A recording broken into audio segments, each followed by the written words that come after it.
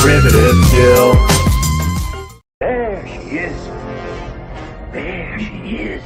Welcome to Jill's. I must welcome this lovely one. You know, I really wish they'd let us play music up here. Make these long trips go by a lot faster. It's against regulations. Yeah, I never understood that. They just don't want us having a dance party when a proximity alert goes off. See, that's a dumb reason. Because we'd already be on our feet, ready for action.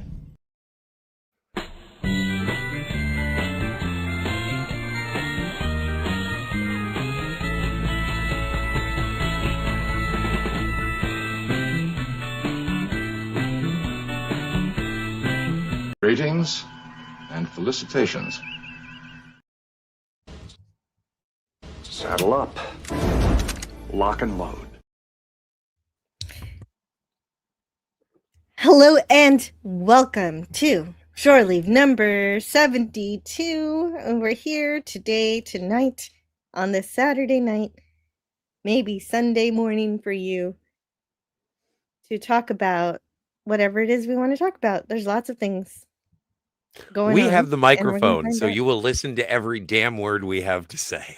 Well, that is if they do land on us here on Yeah. YouTube. They do have the choice to listen to something else. But we Except are no substitutes, I tell you. here. Well, but the only reason you can't accept substitutes is because we are unique, and I am anti-derivative Jill, and Scotty R37 is the only Scotty R37. Well, I'm the 37th Scotty R, but yeah. Yeah, the other 36 didn't make it. Right. And hello to James Caserta. I did not block you. I see you. I can see you, so you're there. I see. And Jamie Lynn. Jamie Lynn. Yeah, Jamie Lynn. New name for Kimberly Ann Hart. And yeah, Feb for Hire is on. I think Feb for Hire might be one of the few people who I will say he is live while I am live. And if you want to play with him, please do. Please. He's amazing and awesome and super cool. And hello and welcome to Tiger Stripes. How are you? Speaking of super cool. I'm okay. How are you? I'm sorry that I missed your opening. I really always love that riff with the Chief engineer. With Chief O'Brien playing the Doors. God, that's so good. It is. It's from a really cool comic strip, which is really kind of depressing, but really funny at the same time. Is it as depressing as The End of the Mist? That was on Sven Gulli tonight. God almighty. Not that is depressing, no, but that is quite depressing. But yeah, nothing more depressing than that one. I've only seen the one ending. I understand there are two. Do you know about the two endings, Scotty? No, I didn't know. I only know the Really? one. In terms of the alternate versions of The Mist, I know that they released it in black and white. And that's supposed to be really good. I heard he wanted it in black and white, but I didn't know that it was released in black and white. That's interesting. Yeah, they did. Okay. Just to warn you, you might drop out because I gotta switch my. That's cool. I Grams, understand. It didn't happen. Comprehend. Je comprends. DJ Play Nice, hello. He says. DJ. The Golden Man. You must be mistaken, sir. The gentleman and I have never met. Whee!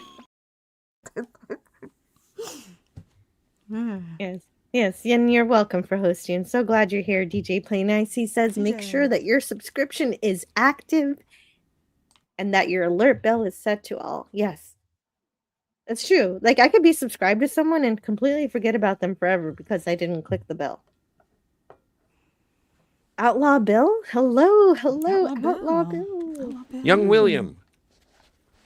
Great to see you, Outlaw Bill, right there. Young William.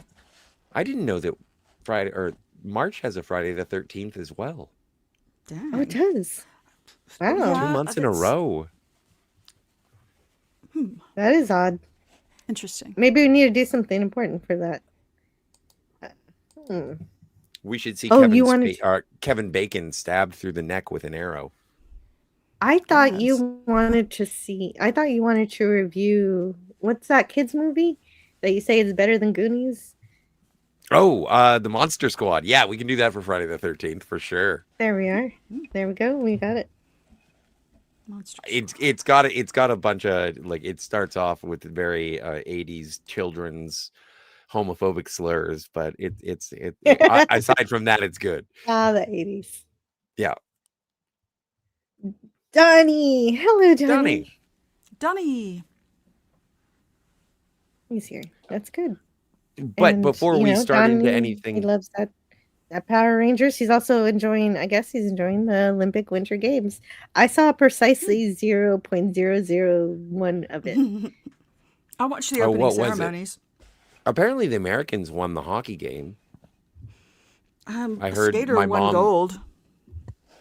My mom, or against Canada specifically. I don't know if they won the whole kit and caboodle, but it was funny because my mom yelled and said, "The Americans won against Canada." And I was like, "Are you talking about hockey or a trade war?" And she was like, "What?" Yes. There's no trade war. That's all farcical. Well, apparently they're just getting ready to release the news that there are aliens. Yes. Yeah. Who had aliens on their bingo card here? Bingo. I mean, but there's only one problem with that, and that's how did they break? Are they going to tell us how they broke the speed of light barrier? And and hello to Philip Gaming. Hey, Phil. I'm going to say hi to you, and also we also have here tonight. He's also Daniel's Hot Topics. Hey. Yeah, I heard Canada got another gold medal. Oh. They steal it?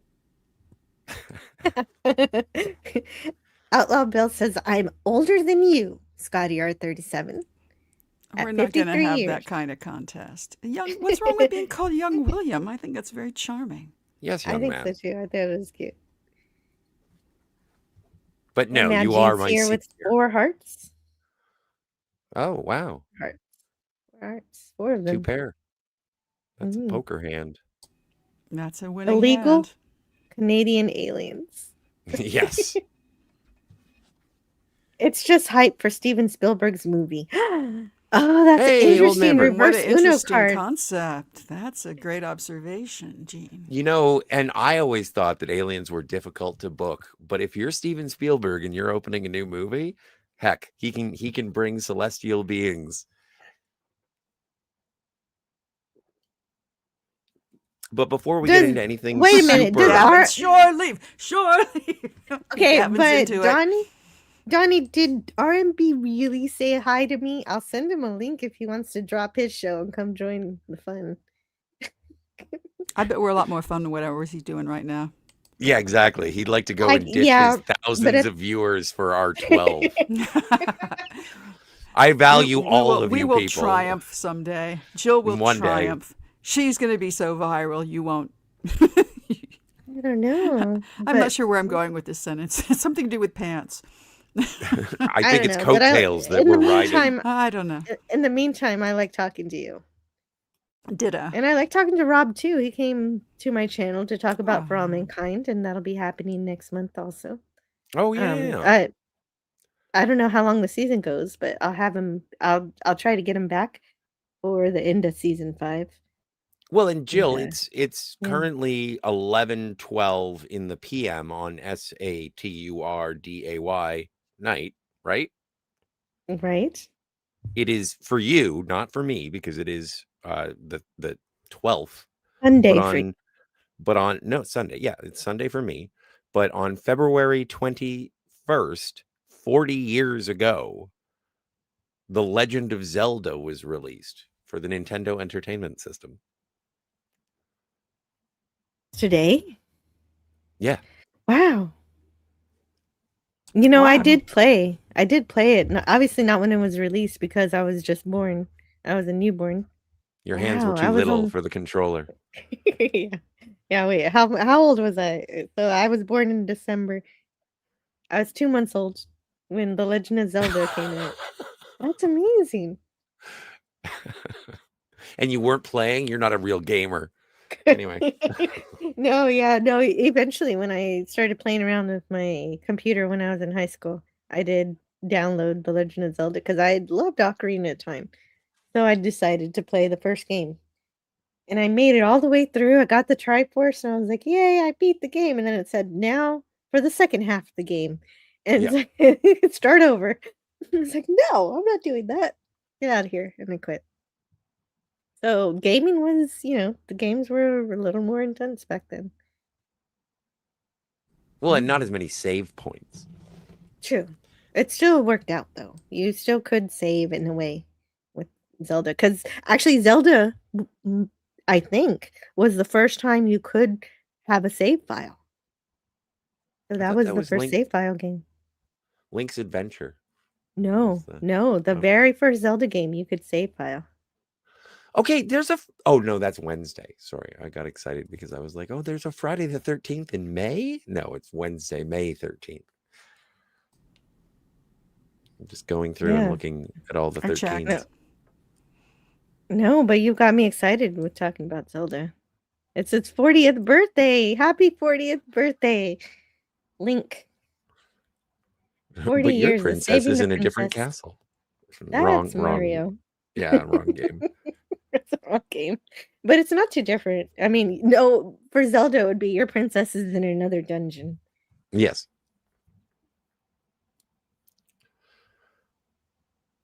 Old Man 1 is making reference to Asian Pepsi 1. Oh, because she's here. I was like, Asian Pepsi. Oh, Asian Pepsi 1. Wonderful. Great to see you here. Wow. How are you doing? How's the teaching business going? Well, I dare you to take the Pepsi challenge. And if you can believe it, it's Sunday once again. Or Saturday, depending on your time zone. Daniel's Hot Topic says aliens are real. Well, okay, so right there, I agree with you. Aliens are out there. I do not believe they've been here, though. But it's always such a that's like the party line. They always say that, and it's like, well, based on the size of the cosmos, of course there are aliens, and of course they exist. But recently, like, what was it? Barack Obama was on a podcast, and he was asking, or the podcast host was asking about aliens, and sort of, I don't know if he was playing or he was being coy or whatever. He did seem to be laughing. Yes, I thought it was a bit of a joke, and then they asked President Trump about it, and it was like, oh, and Barack Obama said that that there are aliens, and and then President Trump was like, well, he's not supposed to be giving away classified information. That's really bad. And so it's like, and both of them seem to be playful. It's the first time that there was sort of, not in the same room, but there was sort of a playfulness going between the two of them that I thought was sort of endearing. But yeah, I don't know. Well, no, it's like Old Man Bird said, Steven Spielberg paid him off to do a promotion for his movie. Exactly. I have no idea. Philip Gaming says this year is also the 40th anniversary of Transformers, the movie. Oh, the classic, the original. Yeah, the one that made millions of children cry. Well, that's what happens when, spoilers, you kill Optimus Prime. Mm-hmm. They made me sick again. Sinus infection. Curse you, children. I had that too. It was a killer 2 or 3 days. That's a bad one. Mm-hmm. Well, a speedy recovery to you, Pepsi. Yes, please. Yes, I hope you feel better soon. I saw that interview. President Trump seemed like he was doing containment to me. Wow. He always dodges the alien question. He's been asked before, and he often says, well, they give me information I'm not allowed to say. Personally, I try not to be involved. You know, he's always like, I'm just not that interested. We've got an alien. We got a Kryptonian. He's from Kansas. He's the best man. Aliens ever. Best aliens Some ever. people call him Super.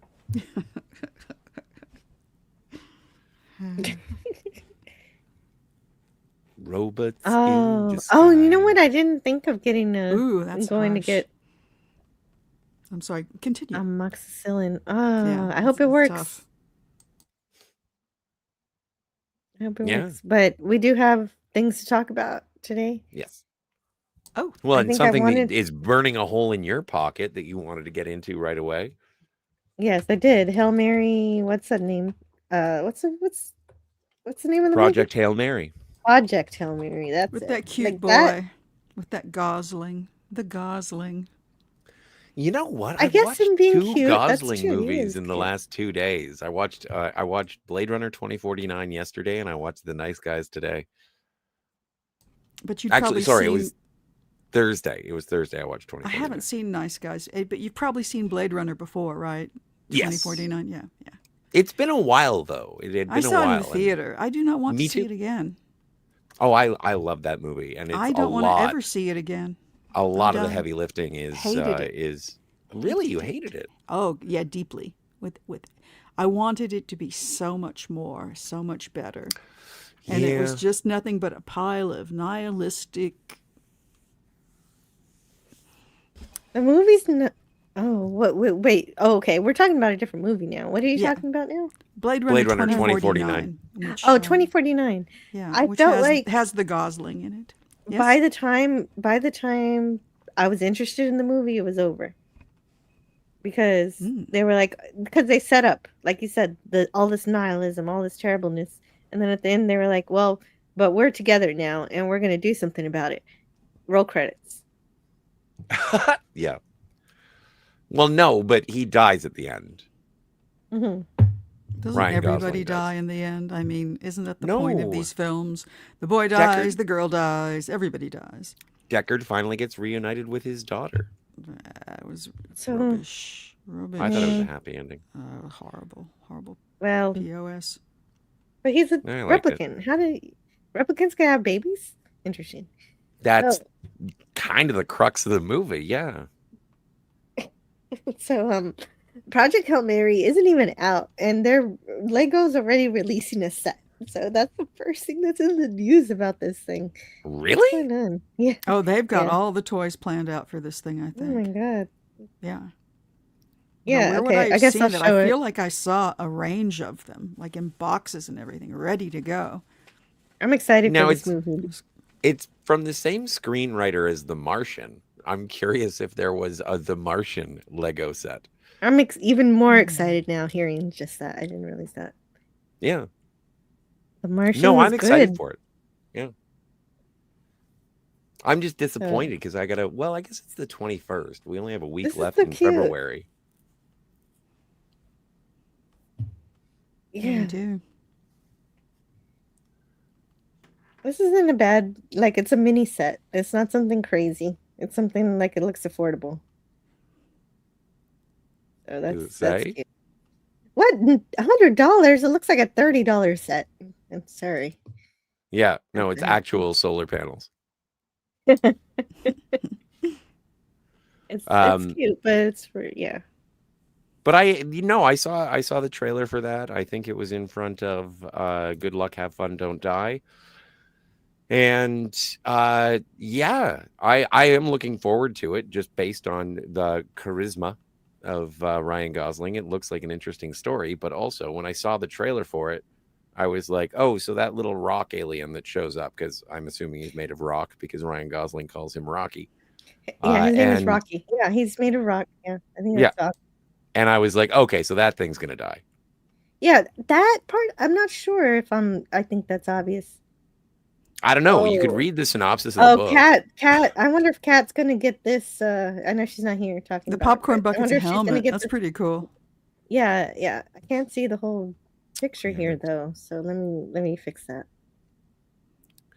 Oh yeah, but that's a normal person. Oh, it's the helmet. Okay. Oh, I get it. Yeah, that's cool. Yeah. Where's the hole for your hand to eat your popcorn? That's what I'm Maybe it You have to slides wondering. open, pop the like top the off or visor. something. Well, that would be cool, but I bet Yeah. that's not what it does. Yeah, It but looks see, like you take the top off. It looks when like it you comes take to the these top off. popcorn buckets, because I showed Jill. I don't know if you saw Tiger, but like I got the DeLorean popcorn bucket, and Oh, it holds That's like cool. 11 kernels.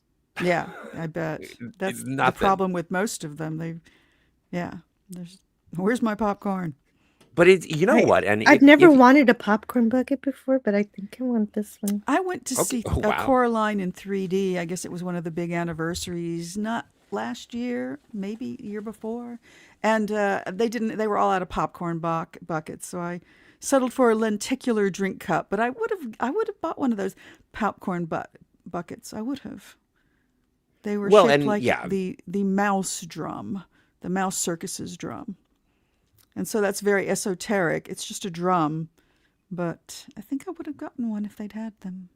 Well, and but it's so interesting because even if you don't want the popcorn bucket, you go to a movie, if you see the popcorn bucket, you should probably buy it just so you can post it on like Facebook Marketplace, and you can probably make twice what you bought. Oh yeah, yeah. Like I've seen. They still have like those Galactus popcorn buckets from the Fantastic Four movie, and they go for like $200. The DeLorean goes for $120, but I want mine, so I'm not selling it. And like the alien head when Romulus came out, head popcorn bucket. Yeah, no, I so I'm looking forward. I wonder what.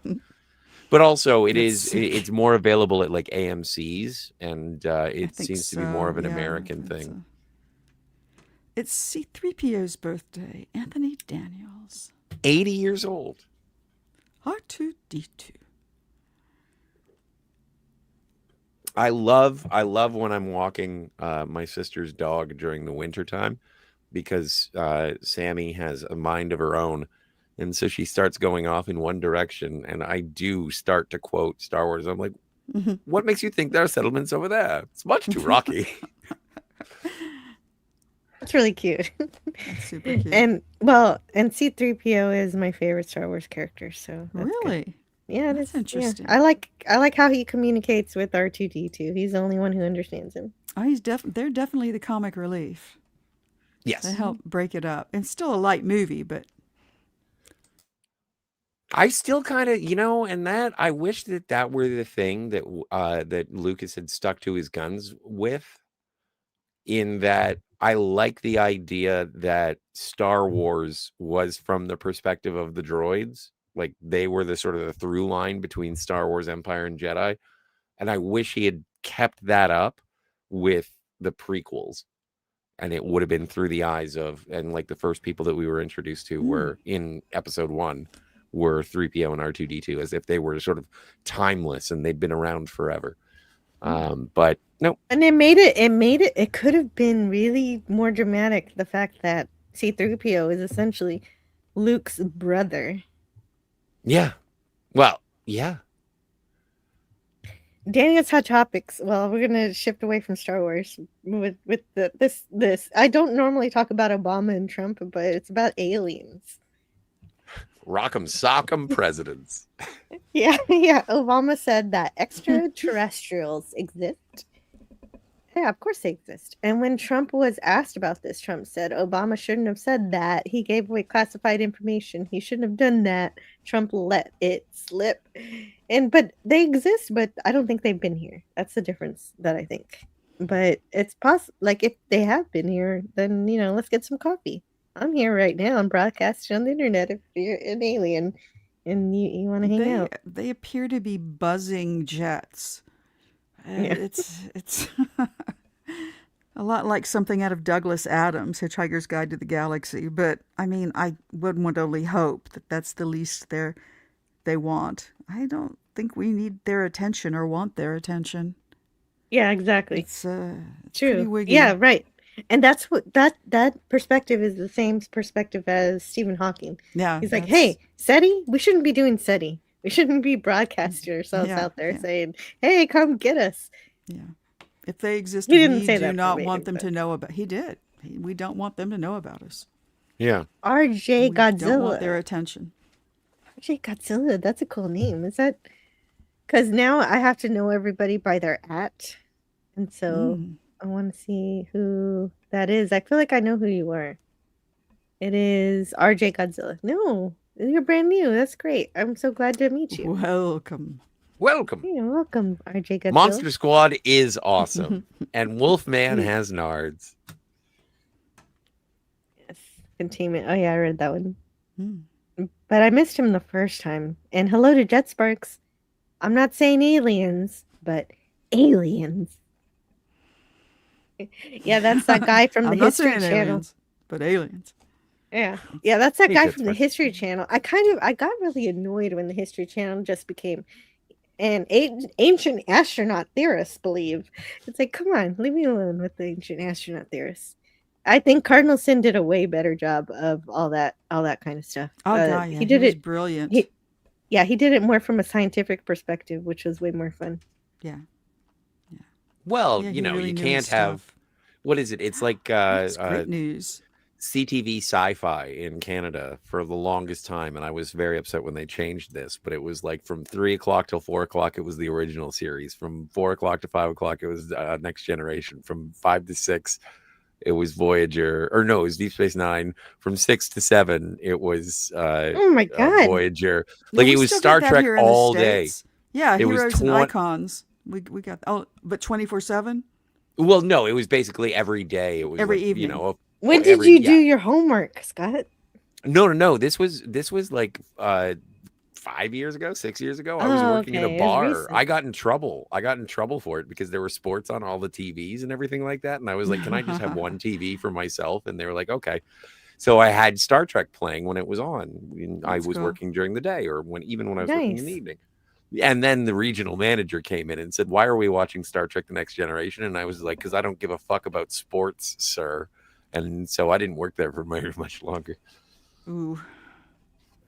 Yeah, that's Yeah, one of the but I would laws love of to go to power. Do not be smarter than the boss. Well, no. Well, I'm this is just the thing. saying, Whenever it's one of when the rules, dude. it is one of the rules, You need to and look that into If that. I Beach. went to a bar and there was Star Trek playing, I would go to that bar more. Oh, yeah, And that absolutely. is what I that hate did sports happen too. bars. I went to Las Vegas, and of course for the Star Trek convention, and there was a little event where you could eat with the Klingons, you know, like in Star Trek Oh, 6, that's and great. that was really nice. cool. There were like Klingons are fun. 6 or 7 or 8 Yeah. people in Klingon full makeup and everything Yeah. hanging out with us, and it was so dramatic and everything, and it was fun. Did they And know then their after lore? that, yeah. Well, That's I good. mean, yeah, they were good. They were very good Klingons. These Okay. were fans. They That's were good. they were volunteers, Yeah. and afterwards we just hung out, and they played Star Trek, and I was like, they played the JJ movie, and I was like, okay, after this movie, can we put on a real Star Trek? And and and then they did. They put on they funnily enough Star Trek 6, but then after that they had trivia. And it was just so fun. So that's the kind of bar That's good. Did you wipe the I would floor like. with them? Did you dominate in trivia? I know you did. Did you win a prize? Well, I didn't win a prize. I think I Oh. missed too many. Like, it's a Oh. Star Trek convention. They're all Star Well, Trek that's true. experts. But I did one that I got right that nobody else could get was differentiating between the original series theme and the animated series one. Hmm. But anyway, more bars should be like that. And so I feel you, Scotty. Well, and I've been lucky enough to work for some cool managers, but it's always, you're right, Tiger. When the regional There's- manager is away, everybody should be doing hospital corners. You can't be sassy. Yeah, exactly. So You cannot yeah. outshine the boss. That's like if one of the you rules know of the power. boss is coming next time this happens, if you know the boss is coming, just have a kill switch to go back to basketball or Yeah. something. But also, like, I worked for he was a friend of mine for a long time, and he was my manager at a bar called the Rude Native. And so I was a waiter there. He was the bartender, and they had a Rude big screen projector. And I was like, man, can we just watch whatever we want? And he's like, well, as long as it's not R-rated. And I was like, I have the perfect thing. So I brought in my Spider-Man 67 animated series.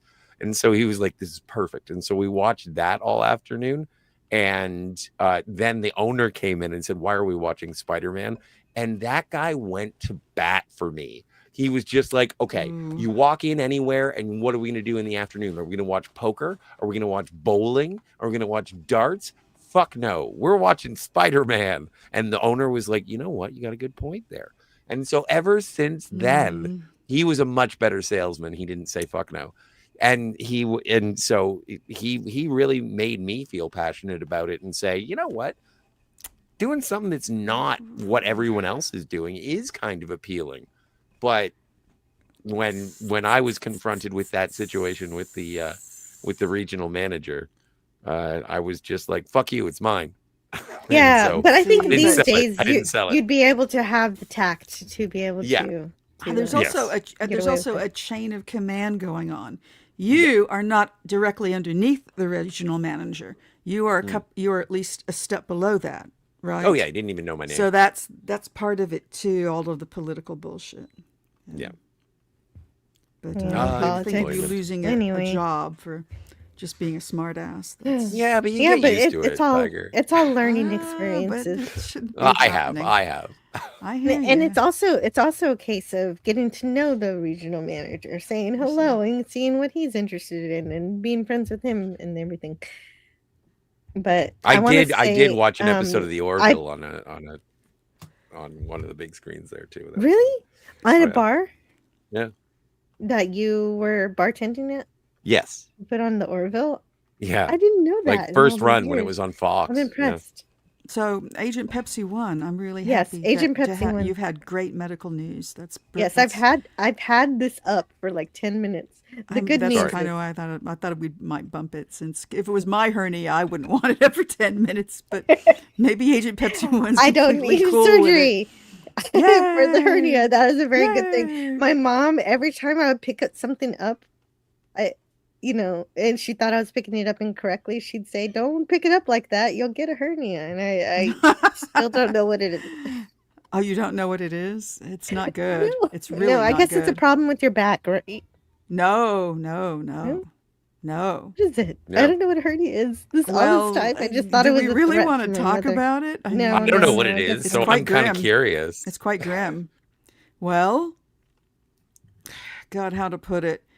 It's a place in your body where somehow the very fibers of your being that kind of hold you together, your muscles and stuff, for whatever reason, maybe you've pulled a hole in them, but they kind of split and your organs pooch out. Yay! Oh, It's quite okay. terrifying.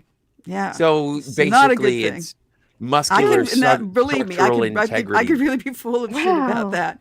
So That sounds awful. yeah, oh yeah, no, it's got to be the worst. It's just got to be the Well, I'm glad that. I mean, they can fix yeah. it, but it's Yeah. I just remember Well, Joey apparently they from can fix it Friends had without one. surgery. Oh man. I don't know. I do think they've got to do some sort of surgery. Is it worse than kidney stones? Hey, I see Dalek in the chat. don't Hey, know Dalek. from- I hope you're doing Hey, okay, Dalek. I know that that Dalek. the world is crazy and it's hard to get away from crazy things in the news and everything. Boy, And I try not to. I try not to talk too much about things that are too bad. I'm not sure what you're upset about exactly, but we all love you, Dalek, and I hope you're having a good weekend. And Ben from Cinema Gulp is here. I want to find out. I'm Ben. scrolling up, Dalek. What's going on? What are you upset about? I Ben. want to find out. Ben's here. Hey, Yeah. Ben. Hey, Ben Ben. from Cinema Gulp. Ben apparently had a fabulous live stream last night about I had a blast. It was great. 2016 movies. And Scotty R37 was there, and Theta Zord was there, and all these people. Kat? It was pretty great. Kat was there. Who else was there? Well, and John from Cinema Gulp was there as well. Oh yeah. Oh, good. I like Yeah. John. He dressed Yeah, up he's as cool. Gandalf. Well, not yesterday. I don't know why you got Not such a treatment. yesterday, but when I did a Lord of the Rings live stream with him. But there's Daniel's Hot Topics. Daniel's Hot Topics, of course, the Star Trek fan, says yesterday was Kelsey Grammer's birthday. And of Or course- today for you, for the next 23 minutes, it is still Kelsey Grammer's birthday. And I mentioned Star Trek instead of Frasier because, of course, he was in the Star Trek episode with the time loop. What was the name of that? What are you talking about? Cause and effect? You don't know cause and Yeah, effect? that's it. Cause and effect. Yeah, the one with the data and all the numbers and everything. It was fun. I forgot And I Canadian can Spider-Man remember this all year the names too. all the time. Hello, I do. Canadian Spider-Man. Well, I remember them sometimes. You forget sometimes. I've told you episodes before. True. We remember each other. We compliment. Hmm Uh, I love time loops. I'm okay with them. They're not as I do. bad as actual time travel. Well, and that was my favorite part about it, like going and watching Year of Hell again and seeing Seven sort of say it's called the Phoenix. The Borg were there. It's a long story. Yeah, and so there are a lot of Star Trek fans who think that that branches off into a completely different timeline, which creates Star Trek Enterprise, and so that is proof right there within canon that that is not true. Well, I don't really temporal. I'm with Miles O'Brien on this one. Temporal mechanics always gives me a headache. Yeah, okay. Philip O'Reilly says, I have the Super Mario Brothers, the movie, popcorn bucket. Just an empty tin question block. Ooh, nice. I actually kind of like that idea. Just a tin Yeah, question block. Hmm.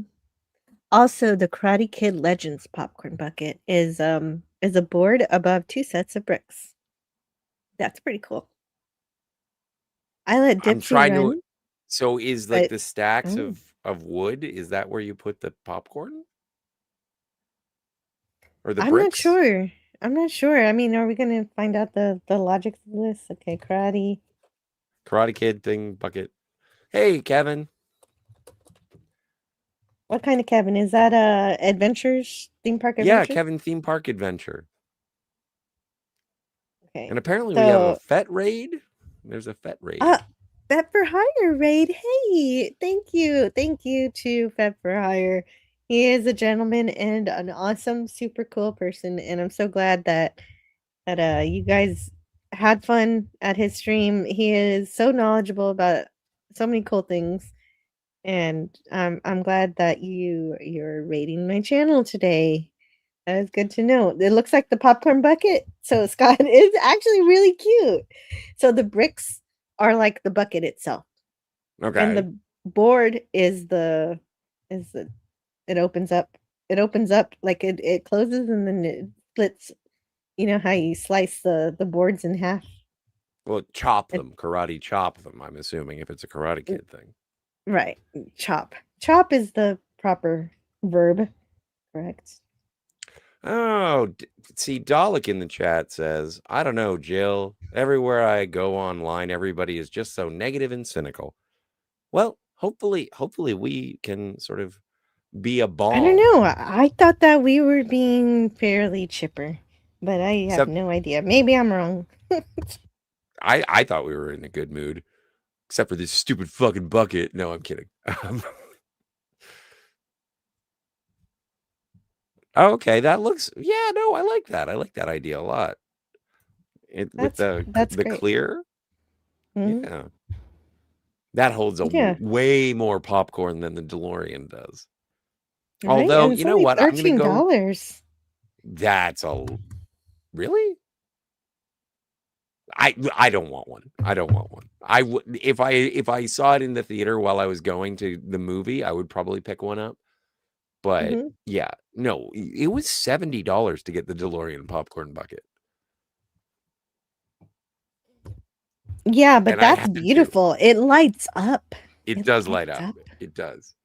So it's not you did a good job. You know what? And if they do, it depends. You got to go on opening day, and usually, like if I'm feeling a little skint, then I wait till Tuesday, and all the cool popcorn buckets are sold out. But when like Avengers Doomsday comes out, and like there's like a Doctor Doom helmet, I'm gonna get the Doctor Doom helmet. Uh, Matt G says Shatner does the unexplained show. You know, there are so many things that Shatner has done with his life. I'm not going to get to 10% of them on Friday, but I'm going to get to as Yeah, much as I can. So, that's gonna be like, I crazy. definitely want to mention the sci-fi book that he wrote, and he made a TV series out of it. I heard about it today. Like I've heard about it before, but I was reminded of it today over at the King Dolphin TV channel. So Oh, nice. subscribe to King Dolphin TV, and they were talking about that. What's it I'm called? gonna what? The Shatner show. So Oh, what? his Tech Wars. Tech Oh Wars. yeah. Do you remember Tech Wars? Do you know about it? Have you ever No, seen it? I didn't like Greg Evigan as an actor, so I So never you really didn't watch. watched it. That's why you didn't watch I Tech did Wars. read the first novel. I read the first Was it novel. good? Yeah, it was fine. It was okay. I don't remember So anything about it, so it was I a don't know. pleasant way. It's when I looked at the theme, it looked like there was drugs involved. So I don't Yeah, understand how that tech. would have anything. TEK. That's the thing. And I forget the name of the protagonist. I only remember the actor's name. But yeah, no, it's kind of, it starts off kind of like Demolition Man, where the protagonist went to jail because he got addicted. He was a cop who got addicted to the drug, and then there's a big drug lord, and so they pull him out of prison, and then he has to go and fight or go and find the drug lord. But this is before Demolition Man came out, so Shatner wasn't ripping anything off. But yeah, no, I don't know. Wow. Okay. 6 out of 10. Interesting. That's 5 out of 10. exactly what IMDb says. Yeah. But Shatner's in it, and he made it, and so anytime that happens, especially this week, I'm gonna immerse myself in everything Shatner, which is just gonna be. I'm just gonna watch the Columbo episodes. Well, well, what's gonna happen is I'm gonna be consumed with Twilight Zone until Tuesday, and then on Wednesday, that's when I'll if I'm yeah, if I can, I'll start working on Wednesday. Wednesday and Thursday. Yeah, obviously. Are the times I have to. I'm gonna watch Columbo and TJ Hooker. There's just so much. I have read some of Shatner's books, but collecting his life's work is a monumental task. It is He's not worked real going to be hard. possible. Are you compiling something for a convention or something? It is every Well, it month is I am kinda, celebrating. Oh. Yeah, every month I am celebrating a bridge crew member. Last month I did. Right. I And it's celebrated. Shatner. Yeah, so Yeah, it's Shatner. you would be compiling his, God, what to call it? His accomplishments. Yeah, his He is- accomplishments, but also his life. I want to know as much about the time he scraped his knee riding a tricycle as I want to find out what Wow. he did when he was 72. Like, horses are a big theme in his life They're because a he big started deal. riding them when he was a baby. And the first thing that I've learned so far is in one of his books, he said that he was actually riding the horse perfectly the first time he ever did, and Wow. he said to his parents, "I've been doing this for years, but it was the first time he ever did it." So that's the kind of thing that I want for Friday. That's a preview. Oh, wow. That's a really intimate detail. That's cool. Mhm. So Agent Pepsi One says, ancient astronaut theorists believe that everyone should send $10 to my bank account. That's like Count Floyd. Hey, kids, for your 3D glasses, send $5. No, send $8 to Count Floyd. Oh, and this is something that's on my list of things to talk about, Philip Gaming. I do want to talk about this, but we're gonna get real deep into it when Scotty returns or whenever I decide to talk about it. But I will mention it here for your comment. Shatner is doing a metal album with covers of Black Sabbath, Judas Priest, and Iron Maiden, and apparently there will be also some original works that he's going to be adding to it also. Wow. Right? Yeah, Isn't that nuts. wow? No, that's completely is- nuts. It is. Well, but he's no stranger to music. He has put out albums before. So we'll see. We'll see what happens with that, but I'm gonna get a little deeper into it as soon as I can. I lost where I was in the dang chat. And Jersey Mike subs. Oh, Oh, okay. This is Matt G telling everyone what he had for dinner, or at least telling Agent Pepsi One what he had for dinner. I shall wait until Project Hail Mary streams on Amazon Prime Video, says Donnie. I don't Could be know, a man. wait. It'll probably be Could like be a a wait. month or so. Well, He'll have to wait isn't it? until April or May. Is it an Amazon movie? I thought that it was like a Netflix film or something. Is it? They better, Netflix better give this a Don't know. wide release. Gotta look it up. If they do not give this a wide release, if I had to drive to Austin to watch this movie, I'm gonna be pissed. But I will. I want to see this in theaters. I don't want to see this on my TV. They better put this in movies for me to see. I will be so upset if they're not. This is not a wide release. But that's why it's my first topic, because I haven't finished it yet. But I wanted to make sure I checked out So everything. you're reading the book? No, I haven't. I haven't read the book. Oh. I should. I should read the book. No, not but I don't necessarily. know. I don't know. Yeah, I mean, yeah, It should be, probably. but the movie should be able to stand on its own, right? Like, I think I'm just gonna watch the movie. It depends on how you feel about reading. I love reading, and of Ditto. course the book's gonna be better. That's why I don't want to watch it. Read it rather, because But then I'm gonna read it and I'm gonna be like, a oh, friend the movie once sucks. made the case to me. If you see the film first, you're always going to, in your mind, envision any character as the actor you saw playing them. But if you read a book first, then your mind will draw you a picture for that character. That's true. And the but author. I completely forget what my version of Harry, Ron, and Hermione were after seeing the movie. So it doesn't matter if you watch or read the book first, because what my imagination came up with was completely just demolished by the movies anyway. Yeah, that's such a pity. Hey, visual medium is such a strong thing. It's just, it grabs your brain, gives it a good shake. So that's a good point. That's a good point. That's really cute. Maggie takes his Taylor Of course Swift you do. buckets to other movies. Speaking of strange things, my sweetie won't talk about weird things he has seen flying.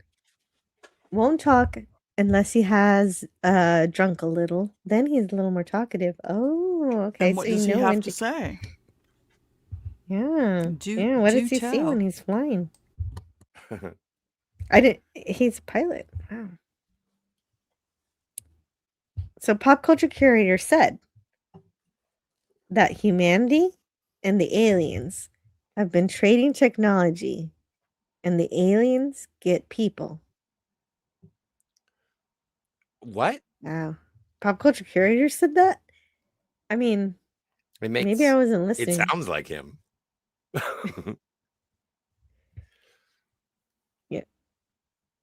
Yeah, I read that one already, but we're gonna get into that deeper a little bit in a little bit. Well, but Scotty after was gone when you read it. So you Yeah, I have to did. read Yeah, it again yeah, that's for why. him. Nah, he can wait. Okay. I hate places that play sports on TV. I tend to avoid those places. Well, sometimes I have to go to those places because, well, not to the bars, but I have to go to like the there's a go-kart bowling place alleys? that I go, Yeah. the bowling alleys and the go-kart place, because I want to take my kids to something fun, and they do play sports also. Well, and this is something that I noticed because I do have a history of working at restaurants. And I noticed with people sort of cable cutting, like people are more internet streaming modern audiences now. They usually go through their Netflixes or their Amazon Primes and whatnot.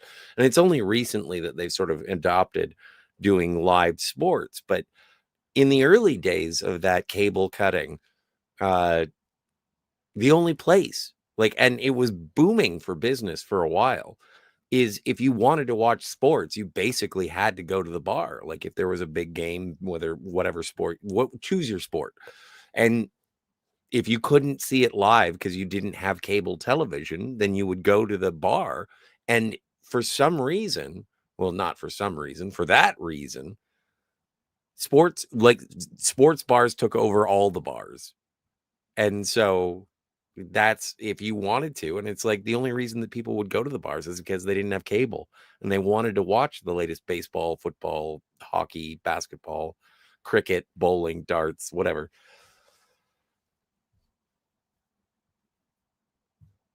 Okay, so Yeah, her but hernia wasn't like that, so that's good. I'm well, glad to but hear that. internal But is still still, pretty grim. That's, I yeah, mean, they don't have. It's going to fix itself. You don't get to. They don't have to cut you open and fix you, because yeah, that's what it sounds it can like. be very dangerous. Oh my See, it just goodness, sounds Matt G! I couldn't. I'm sorry. Oh, woohoo. Anonymously tipped $1.50. Thank you. I'm just assuming it's Matt G because nobody else uses my stream elements. But if it's somebody else No, who's it's not got Matt to be G, Crouching Tiger, Hidden Swift, because he's talking about oh the yeah, Swift popcorn buckets. yeah. That is Matt G. I just automatically Oh, assumed that's it Matt was G. Yeah, Matt Matt G. G is Crouching Taylor I Hidden Swift. I still can't tell if Matt G's serious about liking Taylor Swift or not. Yeah, of I course he can't is. tell it. I Is believe this him. farce? Fandom, Is this satire? Is this truth? I I can't want tell. it's true. I want a Rebecca Black popcorn bucket if she ever goes on tour again. did she Only ever on go on Fridays tour? though. I don't know. I don't think so. No, she just had the I one think hit. she was just an internet Yeah, she was a one-hit person. wonder. I mean, it was a great production. It was just, lightning in a Yeah. bottle. Well, it looked like she had fun. Yeah. Yes. I still have Well, 3 Swift popcorn buckets. Yeah, and they still give me free refills. It's Ah, from 2 ka-ching. years ago, and I bring nice. them to other movies sometimes. The I height would of obnoxious. I I would didn't know you like get free refills for having a bucket. I need to get a bucket. oh well, I guess it depends. It's Oh like a no, I bucket. guess we have to end the stream because James Caserta says there's nothing to talk about tonight. What are you talking about? There's plenty to talk about. We got a Star Trek cruise happening right now. There are Star Trek fans on the open seas.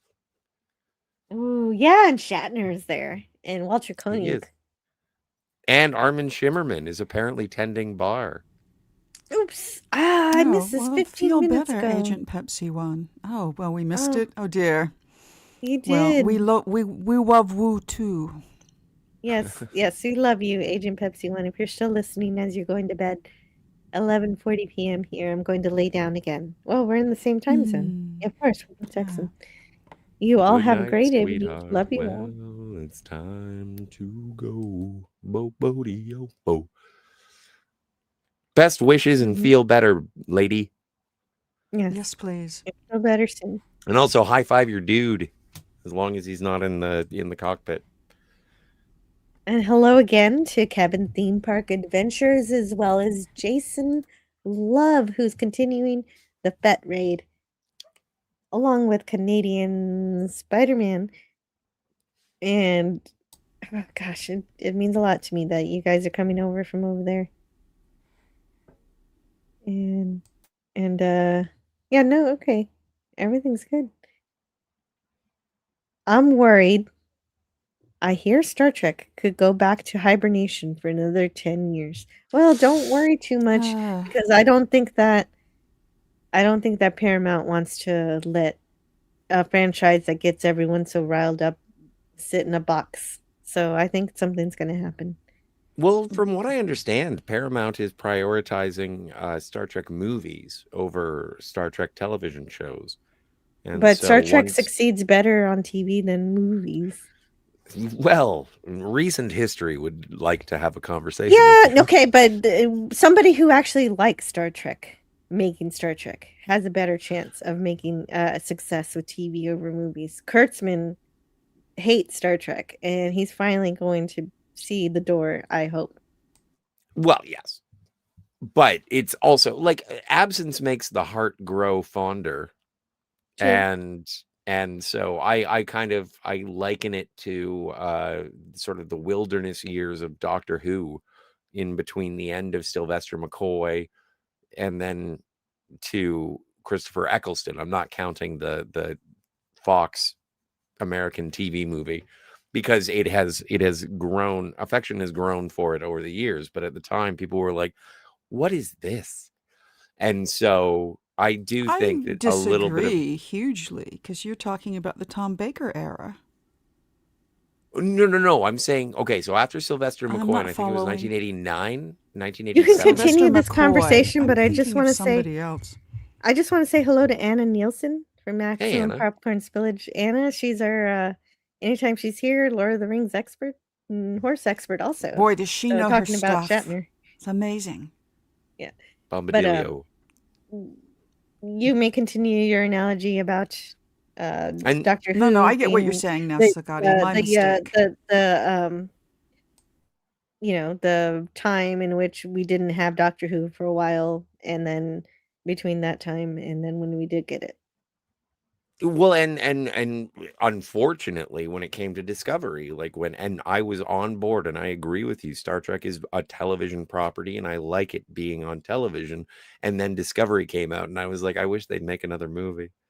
And so it's like it now. I think that once Starfleet Academy sort of peters out, which apparently it will, from what I understand in terms of the ratings and Ben, whatnot. come whatever. here, come up here now. Get your Oh butt yeah, up you're here. more than welcome, dude. And check the Phantasmagorium chat. The link is there. I can find it and send it. But yeah. Starfleet Academy is done after season 2. They're finished. And so once that's over with, I think that we'll probably have a little bit of a hiatus, and it will get a movie. What that movie is going to look like, I have no idea. Is it going to be like Tom Hardy is going to play Captain Picard, which would be rad? But yeah, I don't know. I don't know what's going to happen with that. But also, like, Well, I think, okay, so sure. I don't think there should be a break because just for one reason, because we need to get Star Trek back on track. And the way to do that is because we do have new writers, and it's important to train the new writers into how to write Gene Roddenberry Star Trek again. And we still have lots of authors, lots of writers who did 90s Star Trek. Your Brandon Braga and your Ira Stephen Bear and Andre Bormanis, Ronald D. Moore, and everybody who worked on 90s Trek need to teach the new writers how to do this, how to read science fiction and be inspired by it to make some good science fiction and especially good Star Trek. And if that's a possibility, then I think that that's something that needs to be worked on. And we saw it in action when we saw the Deep Space Nine, What We Left Behind. We saw those people in a writer's room. They were in a writer the other week. They were in, it was just it's always the most beautiful thing to me. It brings a tear to my eye every time I see it. They get in the writer's room and they're making Star Trek again. And they know their stuff even after all these years. And they make such a good, enticing episode 1. And I just wish they were coming back the next day to make episode 2. Well, and that's also, it's kind of bittersweet watching that as well, because isn't like the beginning of that, the cold open of that, isn't that Nog? Yeah, but he was singing. alive. He was alive when Yeah. when they made that episode. So they had no idea that he was actually going to pass away in the coming years. Or neither Rene Auberjonois either. Yeah, and I know with Rene Auberjonois, I don't know how old he was when he passed away, but one of the things about Fallout Season 2 is I wish that Rene Auberjonois, who does the voice of Mr. House in Fallout New Vegas, I wish he were available to be in Fallout Season 2. That would have been so cool. Same with Matthew Perry. Because Matthew Perry was in Fallout New Vegas. And it's like, oh, that would have been so cool if he hadn't have died. Yeah, that would be amazing. Oh, he's such a great actor, too. And to have somebody pay respect to him and beg him to come back to do cool stuff. Yeah. Well, that'd be wonderful. But you see, it's funny, it's interesting because I'm a huge advocate for the Fallout television show, and I think I'm pretty well versed in Fallout such and stuff. But I've seen video reviews. Like, what was it? There was a 40-minute review of Fallout Season 2, and the title of the video, I forget who did it, was Fallout Season 2 gave me brain damage. And they just hated it. And it was like, okay, I guess.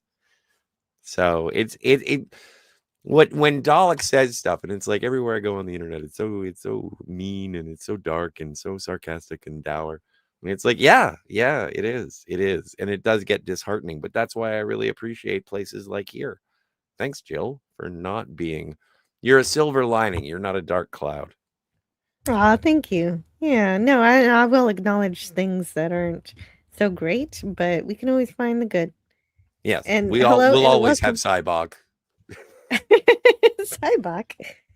Tuvix? Yeah, well, Tuvix. We'll always have Tuvix. We'll always have Bem. we don't have we don't have Tuvix. He got re-separated back into Tuvok and Neelix. Yeah. And hello and welcome to Canadian Spider-Man. How was Fet's stream? Hi. Fet is so gracious. It was fantastic. We had talked mostly about trains. Like trains. Can you name the 4 trains in Monopoly? Oh, The Reading Railroad. The Pacific Railroad? Reading. Yeah. No, we always said reading when we were kids. I know. We always said reading. And of course but it it's is from Reading. England. Yeah. So it is The Reading. Reading And Railroad. short line. Barbecue? I always called it barbecue. Take a look. You're from Texas, of course you did. It's a Reading Railroad. Short line, It's something Reading, else. Wow. Come It's been on. forever since I played Monopoly. B&O. B&O. You'd Okay, think I you'd made it remember a that clue one. for some reason. Body and odor? Well, that's why you'd remember. Yeah, I And guess the so. last one starts with a P, and it's one of your... Pacific, isn't it? No, is Oh. Pennsylvania a state? I or was a about to city? say Pennsylvania. Is that a state? Pennsylvania. Is Yeah, Pennsylvania Pennsylvania. a It's the state? Keystone Yes, State. Pennsylvania is a state. There you go. That's where Monopoly's so Philadelphia fun. is. What? City Go of brotherly Eagles. I was love. always upset whenever they took down the Rocky statue. Like, what's Philadelphia? Did they? Yeah, that's terrible. How could they Yeah. do that? I think they moved. God almighty. No, they did that. shouldn't have done that, What Tigers. the F? They took down the Bruce What's Lee wrong statue with in people? Kowloon. There's in something Hong wrong Kong. with people. Yeah. I went to See- see Oh, in Kowloon. They moved. I guess they moved it somewhere else, but it's not on the steps anymore. No, Who's that's where it the should Who's the be. lead singer of AC/DC? The original lead singer of AC/DC, Bon one of the Scott. Young brothers. That sounds right, Bon Scott. Yeah, there's a statue of him in Fremantle, Australia. That Jolly makes well sense right. because that's where they used to play in the pub. I have a very good friend. Shout out to Harry, and he used to watch AC/DC before they were a big thing. And he told me he used to watch them in pubs in Fremantle, and I thought he was full of shit. Turns out he's not. There you go. And I worked pretty with great. I worked with a British guy, and he got so mad at me because I was like, "Oh yeah, AC/DC, it's an Australian band," and he was like, "You better go find a hat and fuck it," because no, they are a British band. Bon Scott They're may have been Scottish. Australian, but AC/DC is a British band. They are. And see, and I don't know if the Scots like to be called Brits, so there you go. Ooh. Careful. Yeah, Actually, that's fair Scotty, enough. That's fair enough. I think AC/DC is a British schoolboy. Is that Ben? Yeah, And okay. Oh yeah, it's no, that's Ben. true. That's Ben. true. It's Ben Hi, from Ben. Seattle. Hello and there. welcome. Hey, you guys! Hey man. Thank you for the invite, or I mean, Ben. thank you for the link. But yes, You're welcome. Angus I'm glad you Angus made it. is a schoolboy. He is not a man. True. Oh man, what? And you know, it's a long way to the top if you want to rock and roll. I do want to rock and roll, so let's go. Hey, you know what? You shook me all night long. What can I say? Hang on a second. I'm trying to find this because I do have a They picture played in of. now Fremantle, for those of you who Rock and roll. 6. an hour south of Perth or less, Oh, it's No, the- not even an hour. It's like half an No. hour by train.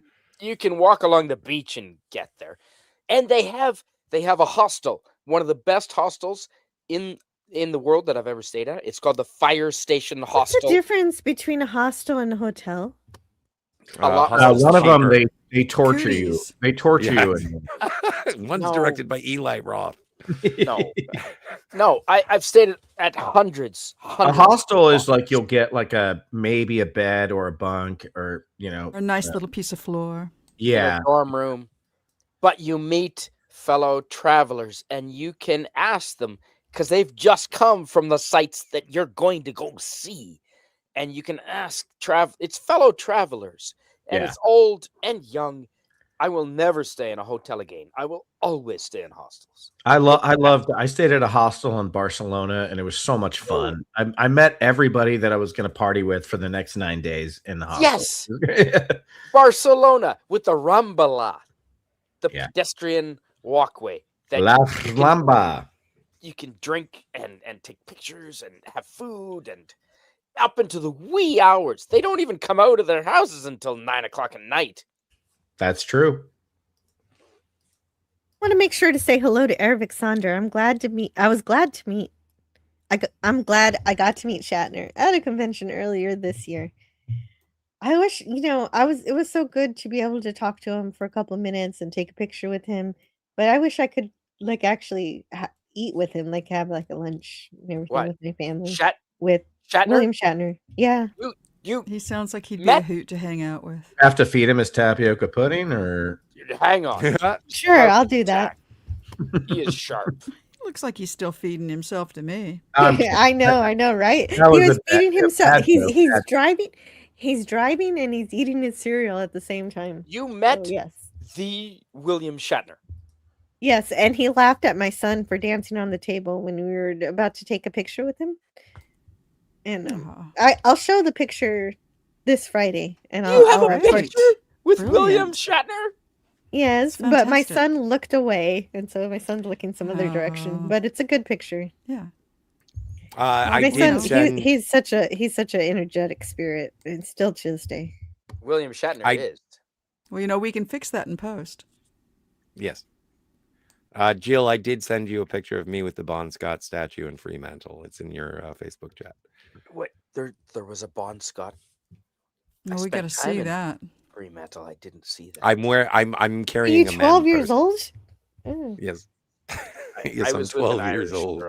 Well, I hope it's a messenger bag, but maybe it is a messenger bag. That's well, there you go. That's not a man purse. Believe me, I've seen we'll them see. with man You purses. can judge if you see the picture. The fire station hostel in Fremantle still has a fire pole. They don't like you sliding down. Oh, that's really great. From when was this from? Scotty. 2009, 2010. You were such a baby. I wasn't That's what I thought when gray I at saw all. it. I thought he was a baby. I thought you were 12 in this picture, but no, you look more like 17. Awesome. I was gonna say he looks like about Looks 17. like somewhere in between those two, I think. But I more recognize 17 that than tree 12. behind you. I know exactly. Unless you're where really it big is. 12. Unless, and yeah, he was actually 30. Yeah. No. Well. Yeah. I would have been 32. Who is this again? Oh, That Bon is Scott. Ozzy Osbourne. no, it's No. not Ozzy Osbourne. I know him. Bon Scott. Bon Scott. Oh, of course, you would take a picture with him. That makes sense. Yeah, and then we went to Fremantle Prison, and we got to see the cell that he was incarcerated in. I read Jill- Hitchhikers before the movie, and it was pretty much spot on. Yeah. Yes. I would have to disagree. Ben. I just want to say thanks for Yeah. the eBay link to the Karate Kid Legends movie Chop Popcorn Bucket. Nice. Did Did you buy it? Did you order it? I'm thinking about it. It's very cheap. It's only $12. It is cheap. I thought it was how much? $12? Yeah, you should buy it. Tiger Stripes. Sorry, I'd like to hear from Tiger Stripes. You said you disagree. With I don't know. the movie being like the book of. Oh yeah, the Hitchhikers movie Hitchhikers? is not like No, the no, book, I but the don't only care for thing that that makes movie it at all. okay I like well, yeah, there are a lot of people who hate that movie, but Yeah, I the don't thing like that it. makes it okay with Douglas Adams says every single iteration of Hitchhikers is a completely different alternate reality. George Carlin. I We mean, have to George stretch, freaking. though, to kind of compensate for its awfulness. But I might be Sam Rockwell allergic. It's possible. But it has What? Alan Rickman. I still, it just doesn't. You no. don't. George You're Carlin. not a. You're not a It's okay. Rockwellite. It's Not okay. at all. Clobby hates the movie too, No. so I can understand. Oh. Donnie says, I I can't. have to go now. Thank you all. Oh, Enjoy the final day Donnie. of the Winter See you, Donnie. Olympics and may the best team win in the men's hockey final. Go Team USA! USA! USA! USA. It will be USA. the USA. It will be the USA. Yes. Yeah. Oh, no telling. I don't know those Canucks. Last No. Winter Olympics, it was USA versus Canada, and USA won. So We've well, dropped the ball on give our them on all our the more hockey. reason to We don't fire it up. teach cross-checking anymore, and I think that's the problem. Yeah, but isn't like Olympic hockey notoriously less physical than NHL hockey? That's why we can't win. Probably, yeah. That's the I only bet. reason we beat the Russians in '72, Scotty. It was physical. Yeah, but like there's no dropping of gloves in international hockey. No. It's kind of like the difference between the X Games and the Olympics and snowboarding, where like the X Games people are clearly high the whole time, but you're not Also allowed to kinda smoke scary. weed in the Olympics. You know, It- I've seen it's a somebody resort- fall like a story tall because they fell from their skateboard right in midair, which is Ooh. terrifying. But that's and that's been a debate of the game of hockey itself since broadcast, since time immemorial, is whether or not the fighting and the cross-checking is actually part of the game, and there are people that are adamant about it, saying that it is part of the game, and if you're not willing to, it's been a part of the game since the very beginning. Since And I was 5 years old. I used to have season tickets to Anaheim Ducks games, and if there wasn't a fight, people were pissed. But it's not about that. It's about protecting your goalie. If you go up, because the goalie is the most vulnerable. This is basically my understanding from playing it for the last 45 years. The goalie is the most vulnerable place because he can't move. He's trapped in there. And if the other team takes out your goalie, they win the game because your goalie is everything. So what's to stop them from injuring your goalie? The big guy coming and punching you in the face 12 times is what's to stop you from hurting their goalie. But also, Spidey also, like, correct me if I'm wrong, like the strategic plan for getting into a fight can be to sort of like enact a power play, right? Yeah, get a penalty, like, or it's like you want to get somebody in the penalty box, and you also want a power play. So like you'll create a fight, and it's kind of like how basketball, they draw fouls, or they create a situation that makes a foul possible or whatever. It's all strategic, I think. I'm 5'6", dude. I don't know basketball. No, but I'm saying like I'm talking about the man. NHL, Spidey. Come on. But also, I think that one of the ways that they compensate for that in Olympic hockey is that the ice size is bigger as well, right? Like the Olympic ice is bigger than NHL ice. But how come you could send in a player? Hey, they've only got 2 goalies. Take out their goalie, and you'll get a penalty. You'll get ejected from the game, but our team will win, and we'll buy you beers afterwards. But if he's going to get a punch in the face, he might not do it. But the thing is that that is sort of a bench clearing brawl if you fuck with the goalie. I've seen scuffles in Olympic hockey. I've seen scuffles, but not like I mean, it happens, but it's not like the same thing. I can't make that joke, but I don't watch the Olympics. I don't really care. RJ says, is it true the U.S. team hasn't won the gold since Kurt Russell coached their team to victory? That is true. That is absolutely true. What is it called? Is that Miracle? Miracle, yeah. No, we won the hockey gold in 2018. Wow. Welcome to Herc 130. Well, women's Herc. curling is the very essence of the Olympics. Okay. Oh no, Herc. I do this sales pitch anytime anybody brings this up. But I got this $1 million idea, all right? And I live in Canada, so this is okay. It's a little bit of objectifying women, specifically women who curl. I want to make a calendar, and it's going to be called Girls Who Curl. It just rolls off the tongue. Hurry hard. And so I am looking forward to interviewing a lot of female curlers, and I'm looking forward to being slapped in the face a lot of times. At least 12. I love curling because it's it's a human shuffleboard. That's all it is. I think it's great.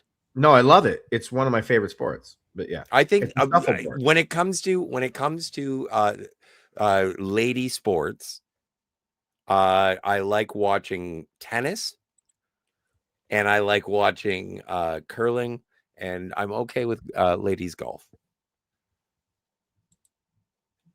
Well, there you are. Volleyball is also very nice. But yeah, no, that was great. Remember when the Olympics were in Australia and they did that? Oh, it was so good because it was beach volleyball. It was like, oh man, remember they had that video game? It was the DOA beach volleyball or whatever. You try pounding your feet, and I've done it in Australia, as a matter of fact. You try pounding your feet in the sand for hours at a time. You're coming up bruised. Oh no, and that's the thing is that you watch it. I did a run. I used to be in cross country because I'm not fast, but I'm not fast. But if you keep me running long enough, I start passing by the fast people who ran out of steam because I have more stamina. And so the anyway, I did run on the beach. It is tougher to run to play on the beach than regular. Absolutely, it is, Jill. So I'm not laughing at that, Jill. I'm just reading that. I looked it up. It's this is in 2017, so 9 years, 47 years ago today, on December 23rd. Mike Milbury, a goalie for the Boston Bruins, beat a fan with his own shoe in the stands. Nice. I've heard about that. Yeah. No, not his own shoe. His skate, right? No, he took the. No, that would be murder. The fan's shoe fell off, and he grabbed it. That would be murder. And beat him with it because he wouldn't stop chirping. He would not stop mouthing off, and he didn't use a skate. He didn't use a stick. He grabbed the fan's shoes fell off him, and he picked it up and beat him with it. He was over the top. I mean, if the goalie's going to climb over and there wasn't glass and shit like there is today, excuse my language, it was quite easy, but he was in skates and full goalie gear, and the fan would not stop, and he beat him with his own shoe, and it's on camera, and it's awesome. Well, I hope it was a Converse. It's very, very light. Yeah, Boston Bruins, man. You do, as a Vancouver fan, I know you do not mess with Boston. No, you don't mess. Well, dude, you don't really mess with any hockey team, but I would say if you're in I've been to a lot of Chicago Blackhawks games, and if you mess with those players, they will jump. They will jump out of the box and come after you. Playing a team sport, and you know what? I miss the brotherhood. I played hockey with my little brother, who's now near 6 foot tall. I miss playing hockey, and I miss the camaraderie. And the Boy Scouts had that a little bit, but I've never been in the military. I've never been in the police. A maintenance team sometimes has that, but the camaraderie of a hockey team. Like, if someone hurts your team member, you're going to kill them and all their firstborn. Like, it's serious. I don't remember that. I played hockey for 2 years, but I played field hockey. Who on the panel has played team sports? Like, do you know what I'm saying at all? Nope. Yeah, I tried, and then I didn't like the girls are bitches, so I quit. Pass. Here's Max Redstone. I greatly prefer individual Chicago. sports. I'm coming out of the box and coming after all of y'all. Oh God, boom, Max. boom, boom, boom, boom. Yeah, no, the The sport I long to see that they never ever televise is fencing. And I can't remember the last time, like 20 years ago, I saw fencing televised, and it breaks my heart. So no, team sports. Fencing. I would No, love. I'm not a No it's not a power thing nailers for me. allowed. Civilized violence. Okay, one at a time, guys. One at a time. Yeah. Spidey, when I was young, I played field hockey because we didn't have ice hockey because I live in Southern California, but I did play field hockey and it was great. But then I played football, and then for the most part of my high school life, I was a wrestler, which is it's a team sport, but it's not. You know what I mean? It's very independent. But yeah, I know what you're saying. Like, don't mess with my teammate. I think I felt that probably most in football. But anyway, Anna Nielsen also did cross country too. Yeah. Eric Saunders got the right idea. He does. And Bojitsu. That's remember from the Icarus Factor? The stupid made up thing with Riker and his father. They got thing with it. That's right. Yeah. I thought of that too. I did think of them. They fenced. And then he sweeps like it's like, wait, that you can't do that. What? Hachi Dan Koritsu, it's illegal. You're kidding me. Yeah. And I do appreciate everybody talking about all of that stuff. That was a good conversation on sports. I didn't understand any of it. And, that's spots. It's the odd boy who doesn't like sports. Well, can I tell you guys the best sport I ever played was Quidditch. And I was a master Quidditch player. Did you seriously play Quidditch? No, I didn't, but I thought it would be fun. Oh, yeah. It is kind of How does one play Quidditch without magic? Scotty, I've seen it. Art schools have Quidditch leagues, dude, where they have literal broomsticks between their legs and they run around. Wow. That's like saying Scotty, you're an that's like saying you're an equestrian if you have a hobby horse. It's like a hobby horse because it's essentially just like soccer because that's what Quidditch is. The hobby horse. In the air. And so then you just have a broom between your legs. Somebody as the golden snitch is just I don't know who's throwing the bludgers. That would be a good question. Do you just kind of roll dice and decide to aim for a particular person? I have no idea what the rules are. It's like dodgeball, right? That's what a bludger would be. Yeah. You could probably make a remote control right snitch. That, like Quidditch is basically soccer, but then you have the golden snitch and the seeker. So as I mentioned, the golden snitch is a little person, and other people have to attack them and tackle them to the ground. From what I understand, and I'm not making this up. No, I don't doubt it. I'm just imagining dwarf tossing. It's mob rules because you got to get the snitch. Dwarf tossing. Hey, if they sign up, I don't think it's unreasonable. Exactly. Lemon Pie is here, and he's so mad that Ben did not play Quidditch. He's so okay. So how dare you? How dare you? I would have been a great Quidditch player. A quick. I saw this. 3 more minutes on sports, and then we got to switch to Star Trek. I saw this. Thank Jesus. I saw this this battle between men and women. It was women who were just normal athletes, and then men who were jacked steroid midgets.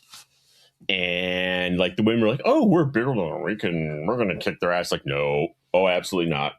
And I mean, they were even carrying them like the firemen carry.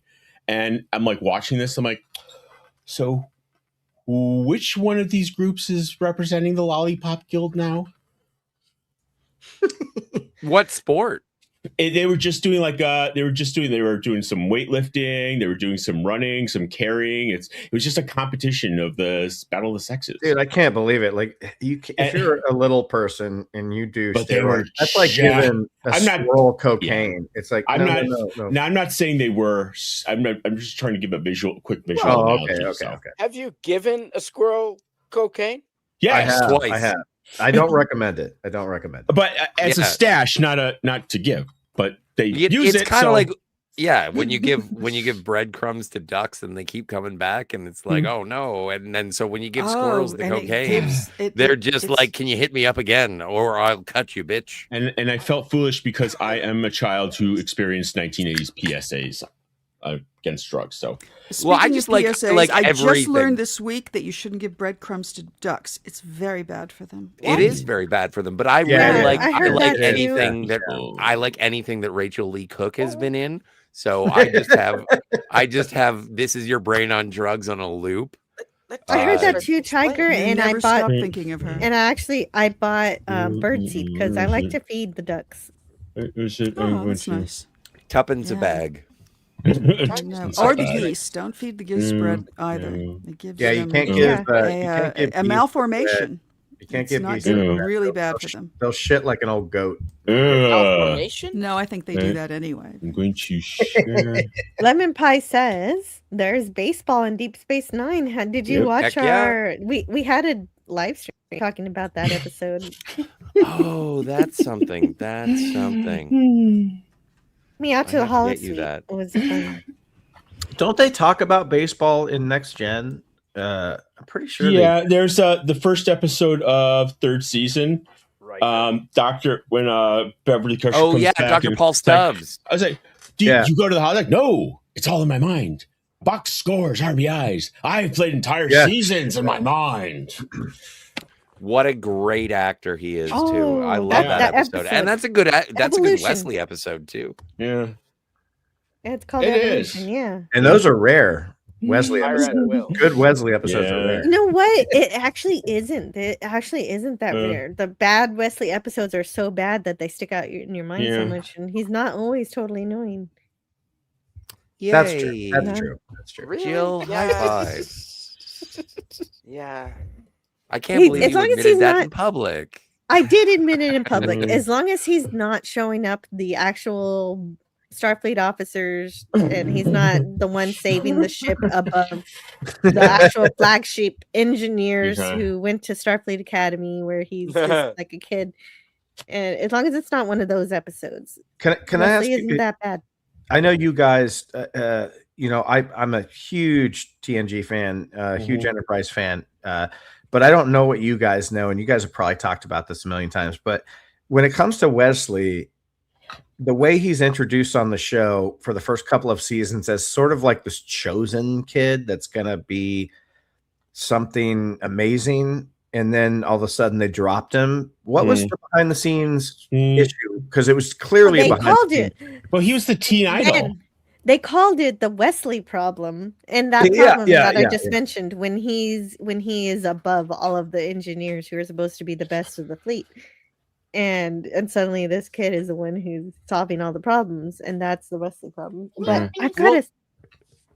But I do think in terms of him being dropped from the show, I think that it was sort of the same thing as Denise Crosby, where he asked to be he was going to be in a movie, and Rick Berman said, no, we need you for a show. And it was like at the beginning of the season, and he was basically just extending his hiatus between seasons.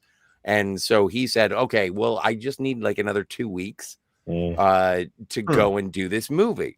And Rick Berman said, no, we need you. It's a Wesley episode coming up at the beginning of the season, and we need you there. And he was like, fine, I can't do this movie, so I'm not going to do the movie. Yeah. And then they didn't even use him in the episode. It was a Yeah, power play. really. Yeah. And Rick Berman just saying, cool. you're part of this show and you Yeah. better be here.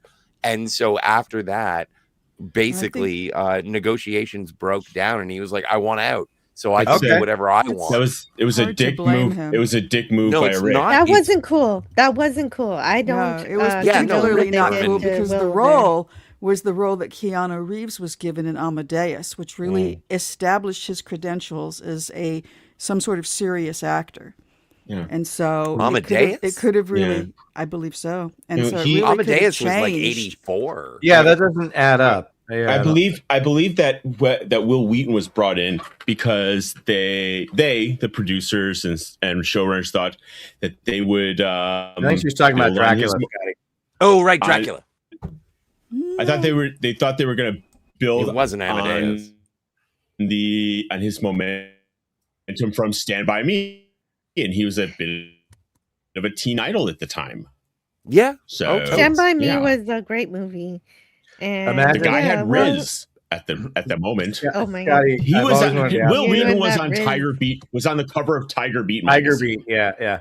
Well, and that's but I was on the cover of Tiger Beat. Who fucking cares? Also, Scotty, the imagine- Comic Relief Crusader is here. Hello, I love seeing the chaos here. Yes, there's definitely. What up, but it's a Scotty? good kind of Imagine chaos, imagine right? an alternate timeline where the person from from Stand By Me that became Wesley Crusher was Corey Feldman.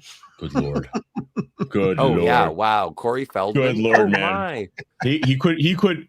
Oh wait. Oh my. What if? I've oh, seen, what if Corey? I've how many seen other this timeline. teen? He's, how many other he's the teen prime idols? minister of. Corey Feldman becomes the prime minister of Canada, the world. How many other time, other teen idols would you put? Like, what if Corey Haim were Wesley Crusher, or what Corey if Haim was Feldman? actually a good actor? Ooh, Yeah. What if River Wow. Phoenix was fucking Wesley man. Crusher? God. Oh He wow. would have Wesley drug Crusher overdose much Then they earlier. would have had to write out Wesley Crusher indefinitely because he died. Okay. I mean, so if River Phoenix was it, then we could take. I'm sorry, but we could if River Phoenix would have subbed in for Will Wheaton, we could have written out Will Wheaton in the same episode as Denise Crosby, as far as I'm concerned. Sorry, Jill.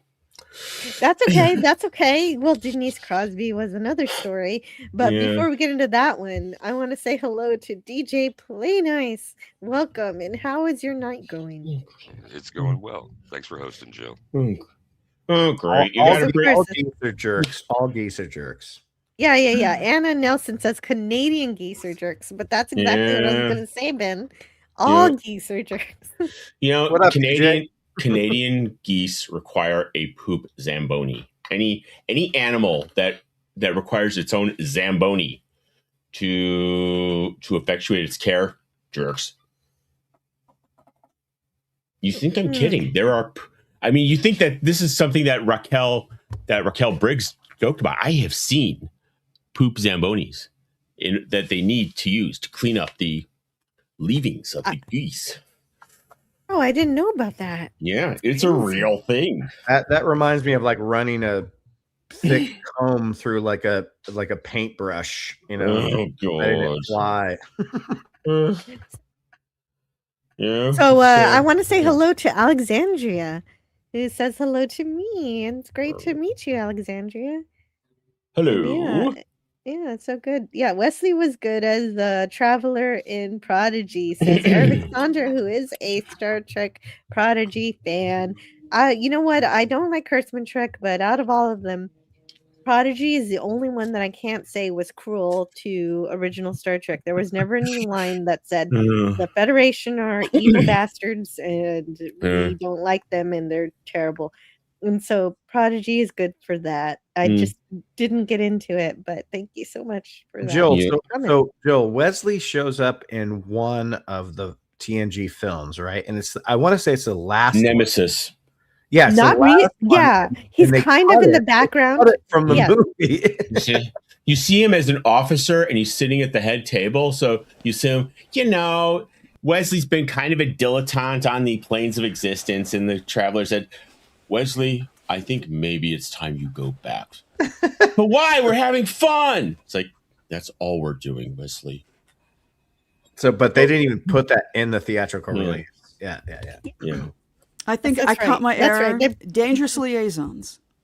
Ooh. Yeah, that's the one that Keanu Reeves got the role that they wanted Will Wheaton for. And that's the one that could have been a game changer for him if they'd let him had it. So, God. I think that's kind of it's kind of contemptible. Oh, dear God. Will Wheaton and Jeremy Irons in the same movie. I just remember Will Wheaton post Star Trek in Toy Soldiers. Ooh. As the mobster's son.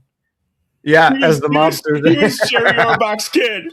What kind of a kid gets shot with a machine gun by accident? Wow. Oh, I love you, man. You know that movie so well. I love it. Louis Gossett Jr. Yeah. Can I? Sean asked. It's like, am I off of pots and pans? No. You are not. Pots and pans. What's pots So I and checked pans? my. So this is for my listeners here. Okay. I looked at my Nemesis notes about Will Wheaton in Star Trek Nemesis, and Wheaton said that Logan told him that they didn't have an opportunity in the script because the question was he still a traveler and just visiting, or had he stopped traveling and returned to Starfleet? So they didn't have time to decide, and it didn't matter.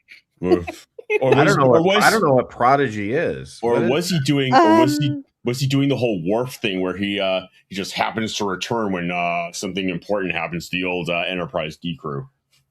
Yeah, exactly. Well, even less than that, really. Yeah. Wesley is a junior grade lieutenant. Apparently, that's all they found. That's all they decided for the movie.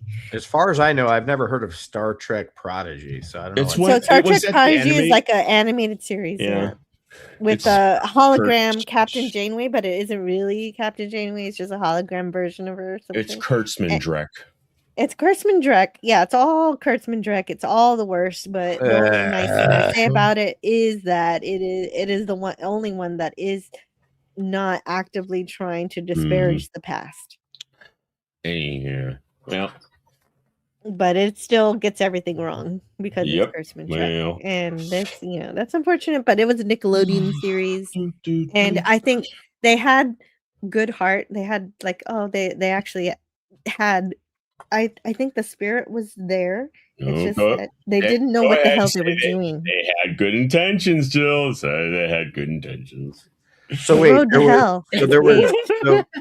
was Prodigy, and then there was like that Lower Decks. There was that other like Rick and Morty. Yeah, that's Lower Decks. That's Lower Decks is a schizophrenic Star Trek show where 1 second they're paying reverence to the past, and then the next second they're shitting all over it. And it's like it's like the Saturday Night Live Star Trek. But Tendy.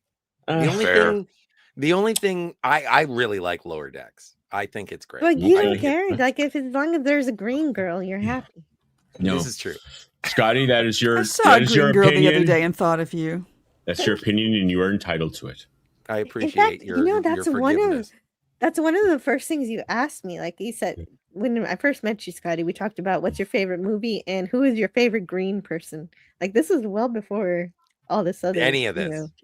Before She-Hulk, before Gamora, before Gamora. This is what's going to happen. I'd like. Sounds like Shakespeare and Gamora is the hottest and Gamora. On Scotty and I are going to visit each other on one of our deathbeds, and I'm going to. I might have to just admit after finally watching the show that Scotty, you were right. You can just do that now. Cut to the chase. No, I just haven't watched the show yet. I you know what, I know that it's not for everyone, and it's not Rick and Morty. It is from one of the guys who made Rick and Morty, but it's better than Rick and Morty. I don't know, man. Rick and Morty's pretty good. I don't like it. I don't like Rick and Morty. Rick and Morty had its own. It had its own unique story. I also don't like it. Well, you know what? I watched it until the 7th season when it's like, oh, this is Rick's bespoke metaverse. I think the only thing that I really took away from Rick and Morty was Wubba Lubba Dub Dub. Because whenever I'm in a social situation and then someone's like, "Hey, Scott, how you doing?" Wubba Lubba Dub Dub. I think that means I am in great pain, and it is a call for help, basically. Yes. I mean, you did not. I think they could have maybe done some more with Pickle Rick, as they say. And the Szechuan sauce. That when it became a real life meme, it was a gimmick. It was a gimmick. When life imitated art, that was truly a trans. For a second. When the immaturity bled into reality, I didn't. That's when I started to weep for the future. Oh well. Goodness. Oh, I think that Tony. About 2 minutes ago, DJ Play Nice had something to say, and I wanted to know what that was. I'm sorry, DJ. Do you remember what it was? No. But one of the things that I wondered but didn't wonder aloud was if we're gonna do like 5 minutes only on sports, can we do 5 minutes only on bad Trek? Sure. That would be so lovely. Let's talk about the episode Sub Rosa and then up the long ladder. No, Lieutenant Yaw. Yeah. No vaccine. No, there'll be no treaty. No vaccine. Jill. No vaccine and no Lieutenant Yah! Oh, I love that so much. She died. Where the hell's Wesley Snipes when you need him? Scotty, who's the green girl? Is it called Vina? Vina. Yeah. Okay. So I take back the Gamora thing and I go with Vina as the Susan Oliver. Yeah, Susan Oliver. Yeah. Yeah, no, and I you know still what? don't have a Vina. I still only have.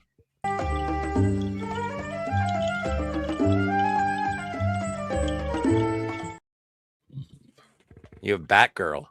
I think Susan Oliver did like a magazine spread as that character. Should I? Pretty sure. Jill, Really? Jill, What do you want me- magazine was that? Do you want me to get? Do you want me to get Maxim. my? Susan Maxim, Joe. Whoa. Do you want me to get my Vina? Yeah, okay. Yeah, I'll be back. Let's I'll be see. back in a second. I'll get a Vina. You can make warriors out of thin air?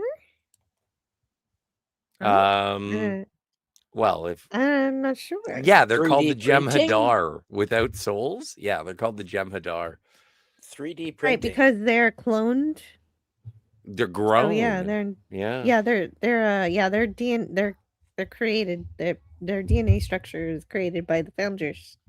Anyway, Sure, I'll go that's get an my answer. Vina. I'll be back in a second. Sure. Okay. Well, we'll see you in a second. And until then, Donnie is not here anymore, but he was hoping for Star Trek United, which is the show that apparently was gonna have. I don't know if it's gonna happen, but Scott Bakula is into it. And Yes. and yeah, so Captain Archer apparently will be Admiral Archer or the President Archer Yes. of the Federation. I just want to see. I think this was like written a long time ago, right, Jill? Like they wanted to do this maybe after Enterprise, I think.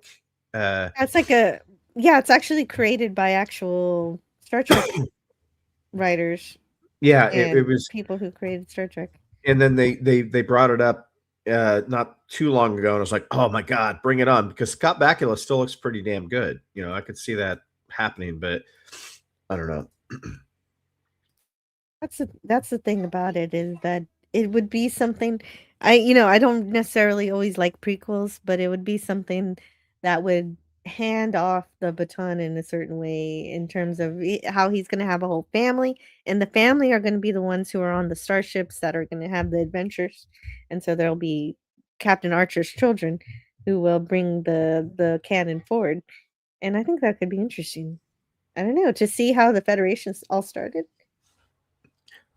Yeah, I mean, I think there was supposed to be a 5th season of Enterprise, which would have gotten further.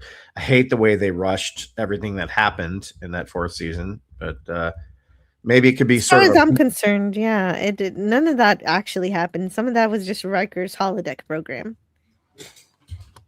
Yeah, that's the way I last like to episode. think of it. It's like that was not real. Trip didn't die. Yeah, I like to think of it that way too. Yeah.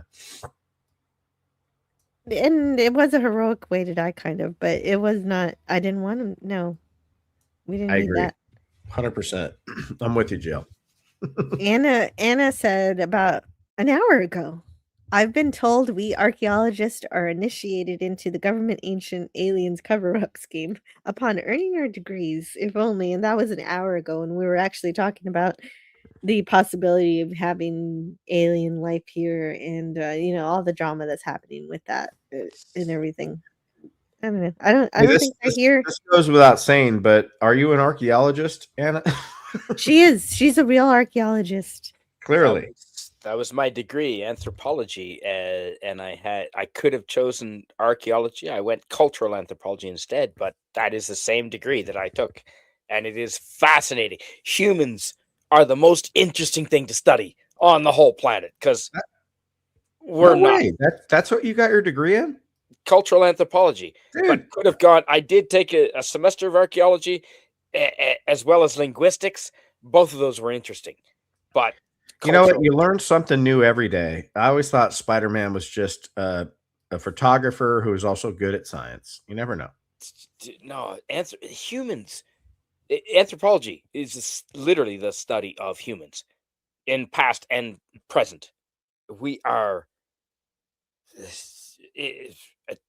really strange and fun and interesting. Like I'm raising a beer right now. Raising a beer to humans. Like out of all the species on the planet, we have come this far, and as shitty as we can be, we can also rescue animals. Other species have not rescued as many animals from death as humans have. We've also not eaten. We eat a lot too, but we rescue a lot. Watch humans rescuing animal videos for half an hour, and you will cry. Cheers to humans.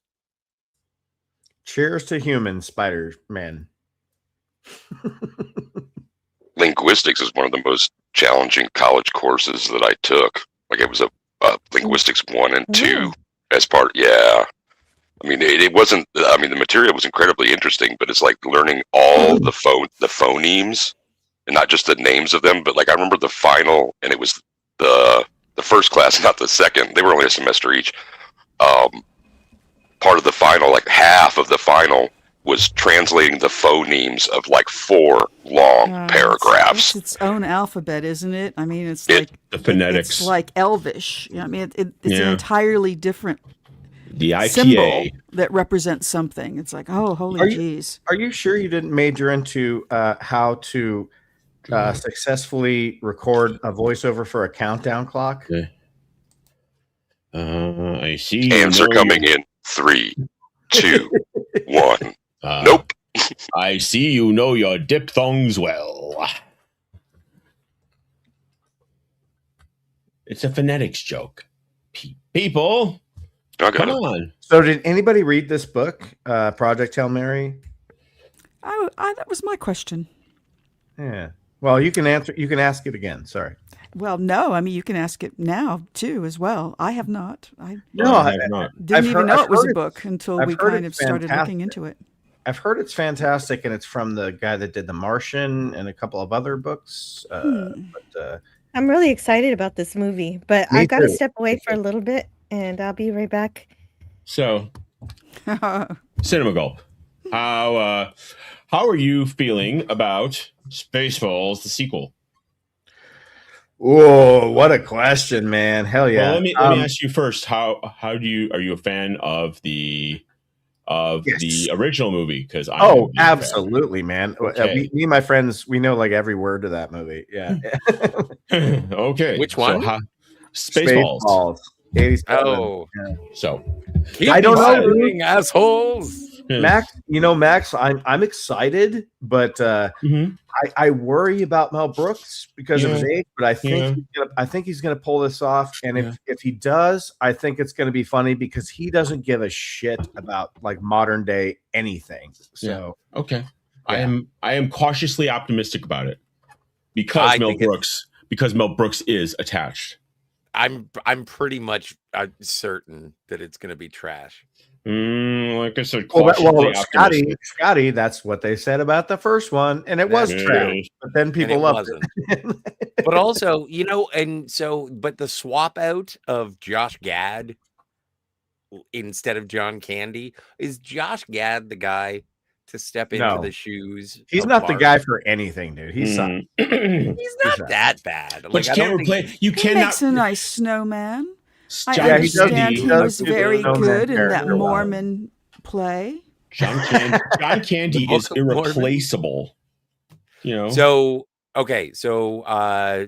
So you don't have Joan Rivers, you don't have John Candy. That's fine. Like you don't. As long as you have Daphne Zuniga, you're gonna be fine. You know what, Scotty? You're 100% right. As long as we have no, but you just don't need those characters. I'm not even joking. No, I just remember Joan Rivers. Gosh. Yeah. Dot Matrix. Dot Matrix is a joke of its time, and I don't know if they'll be able to make. What are they going to call it? What the heck is that? Wi-Fi? Yeah. It's my pigeon alarm. It's designed to go off before you do. Hair dryer, and I can't live without it.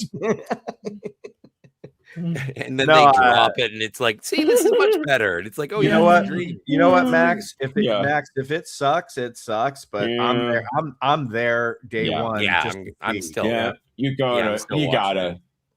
You know. So Jill, if you could make me, and I want to show off because I had such a lovely Christmas, New Year's birthday. And I got I'm not here. I'm away for a little bit, and I'm trying to put. I'm trying to deal with a couple of things, but I'll be back. You're on your own. Let's pause that for no, just I a know minute. how to do it. I know how to do it. Gang up on Scotty. Oh no, I have to wait. You know what? until You can Jill's do it back. on your toy. No. I can. You can do it on wait. your own if you want. No, I don't want to. I want to do. He wants you because you two. Playing the role of the entitled child is Scotty R37. Toys unless Jill's in the room. That's sweet. No, but Jill, no, and that's the thing. Funny that she doesn't look Druish. Puke, barf, whatever. Where's my money? It's my favorite Dom DeLuise movie. Sure. I had a Pizza the Hut toy when I was a kid. They actually did make them. It was kind of a joke. I had a Pizza the Hut toy. Wow. What is you do here? Merchandising, where the real money from the film is made. And I love how when they the first day of them filming Mel Brooks. Did you guys see that tweet or whatever that Mel Brooks put out where he's like, oh, it was great. He was kind of letting you know, it's like, dude, I'm still here. I'm old, but my mind is still here. And then he did the merchandising joke. And I was I mean, did you see the recent Muppet special? No, I heard it was good though. Yeah, they were very faithful to the old format, and everyone's like, "Oh God, it's got Seth Rogen." But Seth Rogen was just producing it. He had two little cameos where he gets spurned and his act gets canceled, and Sabrina Carpenter was on, and oh my! But it was good. It was very faithful to the, it was very faithful in it cleaved to, not from, the old format, which was not only refreshing, was funny, but it was also refreshing. And I haven't seen it. I'm a huge Muppet fan. I do really, really like the Muppets. And so, I don't know. I'm kind of, but when it comes to Seth Rogen, I'm of two minds. I am sort of why do you suck? And yet, why are you also very, very entertaining? It's like a hotel. It's like a dish in a hotel, and Seth Rogen is like the little salt shaker off to the side. He's not main dish. Well, I feel like Seth Rogen is like the bar fridge that that the bottle of water is going to cost $7. I think he's the nachos that when you're in your late 20s with your homies, it's delicious and it's amazing. And then as you grow, you're like, I don't like those nachos anymore. I don't know. That's nacho cheese. There you go. Not mine. Ooh. No, Max, I am. You're doing George Takei, and I just want to say musculature. In Japan, when it comes to the original Muppets, Star Trek is called Sulu, Master of Navigation. Or when he's on Stern, he goes, guacamole. Guacamole. One of the most awkward things that George Takei has ever done is when they did the roast of William Shatner, and he was there. And it was the most mean-spirited, fuck you, Bill, and the horse you rode in on. And I was just like, man, Shatner actually you're not even being funny. You're not even being funny. And it's you're pronounced just TK. telling Bill to fuck off. My last name is pronounced TK, not Takai. TK, like to pay. Well, but don't you like? I don't know. Maybe this is just me, and I'll get back to the Muppets in a moment. But the thing is, Please do. And the thing is that okay? Here's the deal. It's Takei is the last name of George Takei. Koenig is the last name of Walter Koenig, and Jane's Doohan. Yes, it's Doohan. Yeah, I hate it when people say Doohan. And yet, here's the thing, and this is what's going to collapse my house of cards. Okay. Is it Nimoy or Nimoy? I don't know. Well, here I will give you a third option, because at the very first Rose Bowl Parade of Roses that they were that the Star Trek cast was featured in, his name was pronounced Leonard Nimsey. Yeah. Here's Spork Nimsey. Yeah, actually, sorry. Yeah. And so he went on to be a great artist, and he gave us 3 Men and a Baby. Yeah. Also, this year is going to be the 40th anniversary of Star Trek 4. What? Which is 3 nice. Men and a Baby? Yeah. What? Oh, yeah, no. Leonard Nimoy was the top grossing director of 1986. Yeah. It's a long E, by the way. Is it a long Nimoy? Nimoy. Yeah, it's long E. Free Willy. Yeah. Thank you. I appreciate that. He directed Spock directed Free Willy. Yep. No, not Free Willy. Yeah. Oh. Let's see. No, Spock did not. I was joking about that because of Well, he directed the porn version. James Doohan played the whale in jeez. No, you know what? I get so pissy about fucking Tilly from Discovery, because I remember they used to make jokes on Animaniacs, and it was like, oh, you mean like Big Fat Scotty from Star Trek? And I thought that was hilarious, and so I started saying Big Fat Tilly from Star Trek, and people were like, you can't say that, and I was like, why not? Why not? They were making fun of the weight of Jim Doohan. How are you going to enforce these rules? Just adamant obstinance. But going back to the Muppets, like I really liked the Muppets, like the Jason Segel Muppets. Yeah. I thought that movie was fucking great. That was a representation of a legacy sequel that I really, really enjoyed. I didn't mind the ABC show where it was kind of like The Office. And I didn't like Muppets Most Wanted, and so I haven't seen the new one. But I've heard it's good. I've heard it's good. Faithful. I don't know who Sabrina Carpenter is. Oh, she's a very beautiful blonde singer. Okay. And I didn't know so either. She has talent as opposed to I heard her. I heard her. You don't know that. I know that. When I initially saw her, I thought she was Sydney Sweeney, but it was Sydney. It was her name is Sabrina Carpenter. But the special was very faithful to the Muppet Show. I wish I could get a box set of the complete Muppet Show, but they only put the first 3 seasons out. There are 4 seasons of the Muppet Show. They never released the 4th on physical, and I don't know if it's available on Disney Plus. No, I don't think the entire series. Maybe I'm thinking Muppet Babies. I think Sabrina Carpenter gets confused with Timothy Chalamet quite a bit. Well, yeah, that makes sense. Well, it's kind of like what McKenna Grace. It's like I see her in the Ghostbusters movies, and then I see her in other roles, and I'm like, my stars, you're a blonde. Well, she looks like a boy in Ghostbusters, and she looks like a girl and everything else. Yeah. Well, and I think that's why McKenna Grace came up when you mentioned Timothy Chalamet, is that they're not the same person. Hey guys, I got a jet, but this has been a pleasure. My favorite people. Everybody sitting here right now on this panel, my favorite people on the on YouTube. So thank you so much. It's always a pleasure to see you. Au revoir, monsieur Cinemagorp. Go easy, man. Adios, muchachos. Luego. Thank heavens he's gone. No, I'm kidding. Honto ni. Wow. Holy crap.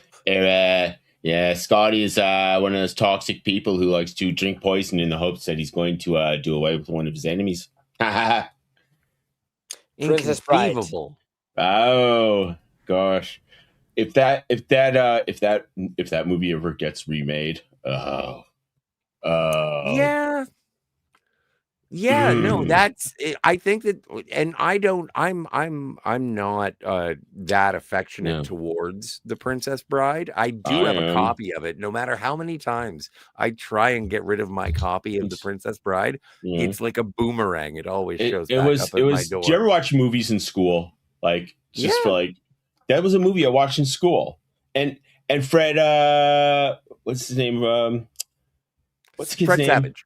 You saw Princess Bride at school? That's well, crazy. Watch the videos like during recreationally. He's got a Bears jersey. He's a Bears fan. Yeah, but okay, so how old I were so you're talking like that was when it first came out on VHS, right? Yeah. Yeah. Where the hell is Jill? Says James Caserta. I'm right here. And he asked earlier what I'm drinking. Earlier, I actually had some coffee with just a little bit of whiskey, so a little bit of night, a little bit of day. And so, but just that was the starter. Jill? But I'm gonna try something new. This is brand new. Wait a minute, we're missing somebody. Yeah, Ben left. Cinema Gulp left. Yeah, Ben wanted it. Did you? No, I didn't give the opportunity for him to promote. He didn't really mention it, and I forgot. You know what I'm looking forward to now?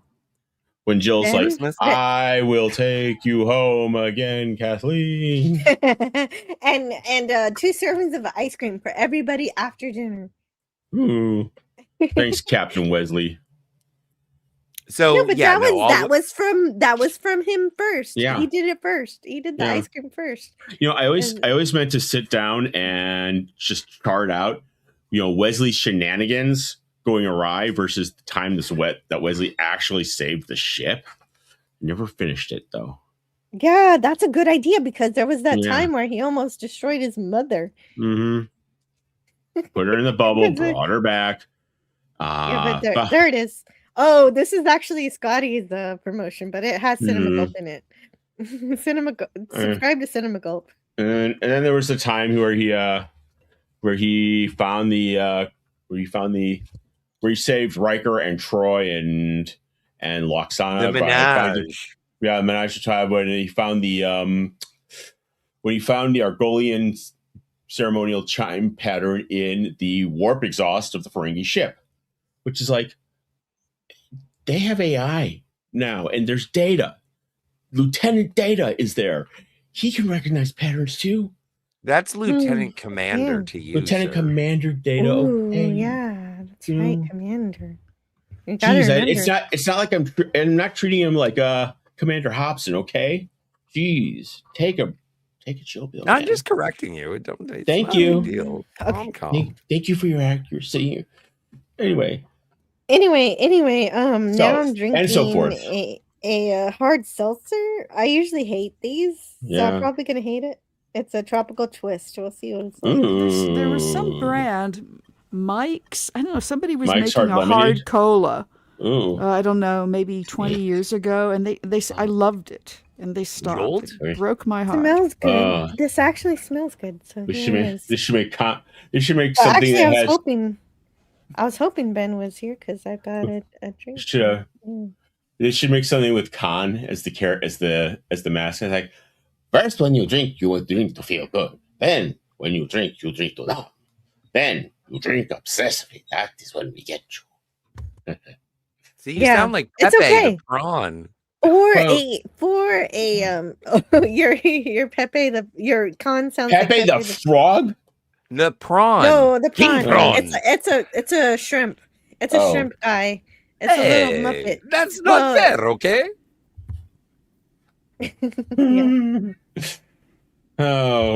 Anyway, this is not bad. Montal prawn. Oh, okay. So, Scotty, you had a show and tell. Let's do it now. Yes, I do have a show and tell. So this is amazing because I got to pick this up at a post office. I Mm. got a little note and it said, you have something to pick up at a post office. And so I was like, okay. So I get this big box. All right. And I open up the box. There's another box. It looks like a TV. And it's amazing because on the back of it, it's got the Desilu. And it's got the vents and everything. And I'm like, what is this? What's this? This is amazing. And so I open that box up and there's another box. And it's got Christopher Pike on it and it's got Telosians. And then it's got this quote on the back of it. Can you read that for me, somebody? If you were in here, wouldn't you test the strength of these walls too? There's a way out of any cage, and I'll find it. Captain Christopher Pike. Fucking yeah. So I open this box and I'm like, what is in this box?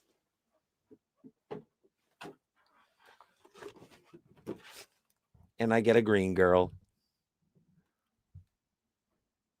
So Woo-hoo! yes, I do have a Barbie. Wow.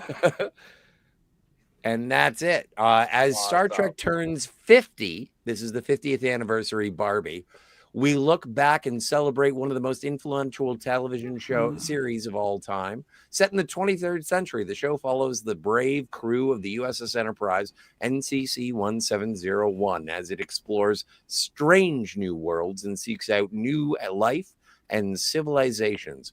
With its smart storytelling, an A-list cast, and a who's who of guest stars, Star Trek quickly solidified itself as a television classic as well as a cultural phenomenon with impact across society. Since then, Star Trek has spawned 5 spin-off series. This is from the 50th.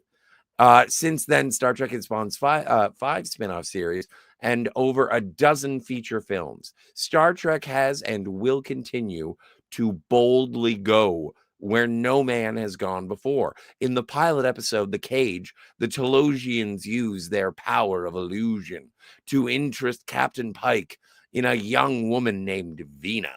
They present her in various guises and settings, including as a beautiful green-skinned Orion girl dressed in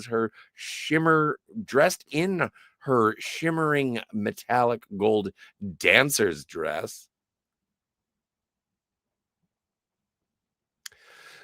Dressed in her with matching gold arm cuff, Vina is an Orion.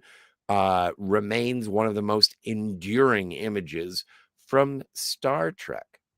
No more than 7,100 of these were made worldwide, and I have 419. Yeah, no. Wow, it was numbered 419, and it being the most enduring image. This is the best actual creation of Vina ever made.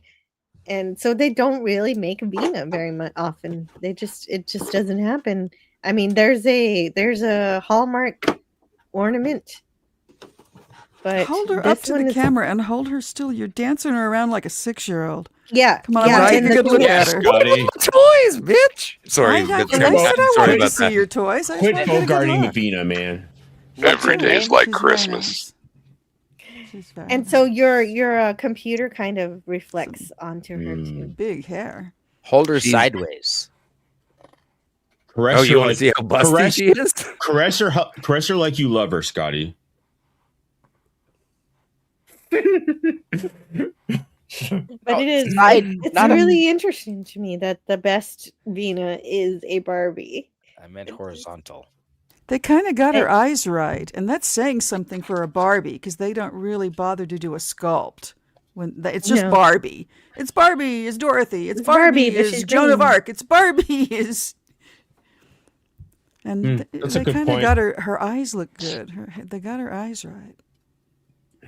There we go. Nice. They did get her eyes. Wow. Beautiful. Wow. Yeah. So that was my Christmas, New Year's. And you're birthday. collecting green girls. I am. I can show you the other green girl, but that's for another time. Yeah. Mm. Are these the gringos that you're talking about? Not gringos, green girls. I know. I make a funny joke for you, Scotty. It was a funny.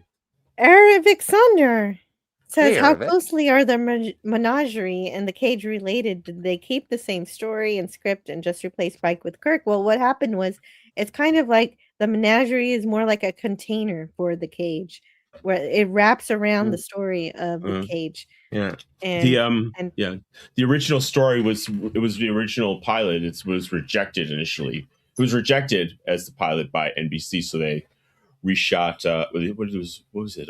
Where No Man Has Gone Before. yes, that's the second pilot that actually succeeded. Was Where No Man Had Gone Before was succeeded because it had a fist fight. But Aravic Sander, it was too cerebral. Yeah, the cage was too cerebral, but they repackaged it in a beautiful way with the menagerie, with the only two-parter in Star Trek, the original series, and it's basically a Spock episode. Yeah, basically exploring how he respected Captain Pike, and he wanted to help him achieve what he deserved because he of course encountered a bad accident that put him in a debilitative state, and the best thing for him was to go into this fantasy world of that was he was in the created. He was in the beeping wheelchair. Yes. The only way he could communicate is to beep. And Sometimes that's the only way I can communicate too. But anyway, you know what? I think it's one of my favorite things, and I really appreciate. I love Malachi Thorne in the Menagerie, parts 1 and 2. I love that actor, and I love that he came back as Pardek in Unification, part 1 and 2. Like, I just love that actor, the gravitas that he had in that. It's the same way I feel about John Calicos. Yeah. I always love a good Klingon. We were betrayed. Yes, by you. Very well. So the Comic Relief Crusader says, not gonna lie, Alma Scotty and that green ladies are hot. Yeah. Well, and also if you go and watch Free Enterprise, Robert Meyer Burnett's movie, and there's a part where Eric McCormick's character who plays Mark, and he's talking to a lady who's been hired to dance at a birthday party, and she's all painted green and everything, and he's like being sort of snarky and smug as the character is in the film. And the lady just says, it's like, I'm not the weirdo with the green girl fantasy. And I think it's hilarious. I think the actress is fantastic. Get him green, get him mean. There's some green girl jokes in the Robert Meyer Burnett movie too. Free Enterprise. That's what Interesting. Interesting. Very interesting. Have you seen it? Have you seen Free Enterprise? Well, Pike did not want to go back. Well, that's interesting. You're so adept and informed on the cage. You gotta watch the Menagerie. The reason is he went back in the Menagerie because he was disabled. He would be, but at the beginning, he was. The Commodore Pike went into a shuttle simulator to rescue some kids, and he was hit by delta rays, and he was a quadriplegic, and he was in a wheelchair, and that he was totally disabled, and he could beep once for yes, 2 for no. It was not and I really, there's also a parody of it on South Park. I really appreciate. I really appreciate the end of that episode where Pike is the last person left on the planet talking to the Telosians and Vina, and then is beamed up. And it's like, what happened to Vina? And it's like, Vina wanted to stay, and I understood her reasons. Yeah. And It's I think it's very impactful. Yeah. Without the illusion, Venus tore up from the floor up, literally. Well, Yes, she's but alive. that's the gentlemanly part about it, is that he doesn't talk about that. He Right. doesn't tell everybody, look at this lady. She's not the lady you thought she was. Well, and he's a man. Who plays Vina in Strange New Worlds? Because I know it's an actress. I think it's an Australian actress. I forget her name. And they do bring Vina into it. I don't know if it was on Discovery or in Strange New Worlds, but I'm surprised that they don't. Really? I'm surprised that they don't bring her as a recurring sort of premonition of where we all know he's gonna go. You know, who It's did like when Doctor Who's going to Orion's- Trenzalore or whatever. So, like, I think Strange New Worlds is awful, but who did Orion's Right? Who actually carried forth the idea of the Orion people amazingly was Star Trek Continues, and so they actually dealt with the idea of, oh, they're slaves. What do we do with this? And is there something we can do about it? And But I that's don't what I remember, like about but it's that's so what I like about wonderful. Strange New Worlds is that they establish that the Orions are actually a matriarchy. And because that is sort of established in the original series. It's the pheromones that that Batgirl gives off. The women be crazy, and so it's. I think she's she's the most beautiful girl in this galaxy. Scott, you can't deny it. Well, sure I can. I don't want to be stabbed in the heart by some crazy green bitch. Scotty can deny anything. Yeah, hello. True. Chocolate is white. Hail anti-derivative Jill and friends. Hey, Gary and Bertram. What's going on, Gary? Like, what are you? Welcome. I didn't see that episode, so I can't comment on it. What are you talking about? It'd be interesting. Anyway, about Strange New Worlds saying that. Well, no, it's because. Well, it's because the lady Orions, they have the pheromones, and so it is a situation where the women. Oh, it makes sense that they have some kind of power and control. Well, they do. Anyway, I'm sure the Strange New World episode was shit. Alexander says, "Are you sure of the thing that you've never seen that you think is shit?" Yes. Okay. Yeah, I'm sure it is. Yes. All right. Is. You always do this. You always do this. You always say I do shit. I've never haven't Gary, seen it. Don't like it. I saw season Gary 1 of Strange New Worlds. Yeah, Gary's here. Hello, Gary.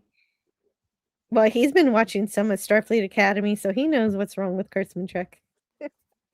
I heard there was nudity, but I don't know who's nude. Yeah. Episode 6 has the nudity in the first 6 minutes of the episode, and I'm like, what the hell? See, Spidey's excited. It was only partial anyway. Partial.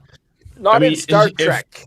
Skydance is taking the opinion. It's like, well, there's this show. It's part of the Star Trek franchise. We're not advertising it at all, like zero marketing, and we can't make you see it. We can't make you not see it, and it's there. But we don't acknowledge its existence because there's a guy and we don't want to talk about it. Hey, the Comic Relief Crusader is going to bed. Thank you so much for making us part of your night. Cheers, man. Good night. And keep pumping out those AI redhead girls talking about Burton in Independence. I like them. I think they're funny. They are. They are. He's prepping for his huge circles tomorrow. Good. He's gonna draw. That's his show where he draws comic books and stuff and talks about the industry. He talks to industry people as well. My avatar. Holy shit! Why don't I have it displayed? These are the circles. The circles. Yes, Tattoo. They are huge. Huge. The biggest circles.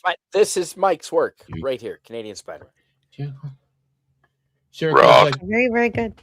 It's on my circles like you wouldn't believe. Anyway. Thank you, guys. Thanks for covering for me when I had to step away earlier. Don't worry. We'll send you an invoice for it later. So That's what friends are for. How many kids did you had to put down, Jill? Oh my God, that sounded horrible. Yeah, it did. Put to bed. I put them to bed. That's not better. That's not better. I made them lay down. Nope. Okay. Did they have to sleep with the fishes? For a dirt nap. This is still sounding like a Law and Order headline. Torn from the headlines. All right, so everybody. Jill did not murder any children. No, I had to read them a story and make them popcorn. And I put on the 1990 series called Little Bear because that is the ultimate TV kids series about going to sleep. See, it's allegedly. Sorry. Welcome. Hello. Da, da, da, da. It's Richard Spake. He's here. Hello. He says host of American Patriot Pad. How are you guys today? We were just talking about killing children. No, I didn't. Completely untrue. Do I need to go? We were talking about avoiding that. Holy, yes. Do I need to go get Chippy? I mean, there are some people in the room who are sort of. Why they keep going back to that, I don't know. Scotty. No, they're going. We are going to exile you. Disavow that. We are going to exile you, Scotty, to the island, and I won't say who owns the island. I said that it didn't some sort of strange. No, I know, no. Yeah, they're mixing you up with Canadian Spider-Man. They're merging you two guys together. We'll be on the island together, Scotty. It'll be a good time. Dude. All right. If I'm on the island with you, that'll be fine. Scotty, they two-fixed you with Canadian Spider-Man. Yeah. Just as long as I don't have to break out a Chippy. Now, come on. If I got to break out Chippy. Lewis Christian Bids also likes Little Bear. Well, I guess the brother of Lewis likes Little Bear. Oh no, not that island. And yes, Wes Cagle is here. So if Wes Cagle is here in the chat, let's play a little video to say hello to him. I will take this opportunity to say, if you've seen Airplane, you like Airplane, do yourself a big favor and see Kentucky Fried Movie. It is the direct prequel that's also made by the same brothers, and you will get all the rest of the jokes in Airplane. I heard about that. I still need to see it. Sir, I protest. I am not a merry man. The Zucker brothers. Yes. Yeah. Well, and who made Kentucky Fried Movie? The Zucker brothers. Okay. So, and who made Amazon Women on the Moon? I don't know. Oh, I still want to see that. We got to review Amazon. I'll be right back. But it's an episode. It's almost like it's a movie version of Saturday Night Live. Do you see Amazon Women on the Moon? Is it good? Yeah, I've got a copy of it. I mentioned it once, and I wanted to review it. But I like it. I think it's interesting. I think it's funny. In fact, the one from the 50s a movie, or the one from the 80s. No, it's from the 80s. It's like it's basically a sketch comedy movie. And John Landis. I always confused it with the one from the 50s. Well, is it multiple directors? It's not just one director. Yeah, there's but Landis was one of them. Yes, and he didn't kill anybody this time. And so anyway, yeah, no, I think it's funny. I think it's good, but it is it's of its time. It is a sketch comedy movie. It's episodic. It's great. I love it. Scotty, is it anything like this comment from Lewis? Amazon Women on my face? Not as much. Not as much as you think. And that actually dovetails very, very nicely, is because I had heard about Amazon Women on the Moon, and I was like, this has to be fucking hilarious. And so I wanted to record it. I wanted to set up the VCR so I could tape it because it was on TV one night. And my parents said, no, you cannot record a movie called Amazon Women on the Moon. And I was like, oh. And so it took like another 10 years until I finally saw the movie. And it's funny. It's not as offensive as the title may imply to Amish parents. with VCRs. I kind of wished it was though. Oh, of course. I want Amazon women sitting on my face, especially if they're green. Yeah. Well, green women are sexy, so are blue women. I mean, oh, you're an Andorian man. I didn't know. Hey, I also like the blue Orions, man. They're hot. Were there no red? They are pretty sexy. There's no red women. Not that I've seen. Well, actually, there's 3 Orion subspecies: green, blue, and the yellow golden that looks like Caucasians. Where's this from? Star Trek. Yeah, which one? You actually got to see the blue Orions in the animated series as well as the gold Orions in the animated series. You also saw a gold Orion in the cage and the menagerie because when the I had to step away. What are we talking about? We're talking about the cage and the menagerie. So what's going on? Yes, we're talking about the different species or the races of Orion. Colors. Mm-hmm. Colors. Yeah. Because Robert Duvall, Bobby D. Yep. Because the was a great movie. Of the 3 species of Orion, one looked like Caucasian humans, one was blue skin, and one was green skin. And what lore is this? The original Star Trek lore. And yeah, there was never any blue. There was never any blue Orions. Yes, they were. What do you? The animated From which series. episode? The animated series. Mm-hmm. Wow. Well, I did not know that. So, I think that means. What episode was that? Hold on. Let me pull it up. Scotty, you know what my favorite part? One of my favorite lines of dialogue in Colors was when the kid is going up to when the kid's like graffitiing stuff and tagging stuff, and Sean Penn goes up and is like, "Hey Holmes, you ever heard of Earl Scheib?" It's it's such a yeah. That is a hard movie to watch. Yeah, but it's a good movie. Why? It is. Why, a good Scott? movie. Why hard to watch? Well, I think it's a hard movie to watch because it is and hey, my dad was a policeman. And so watching it does sort of have that sort of questioning of the authority of the police. And so I find it difficult because you find out that I've watched it a couple of times and my dad fucking hates it because it is a matter of, men with authority abusing their powers and Robert Duvall both associating with that abuse of power, but also trying to maintain civility.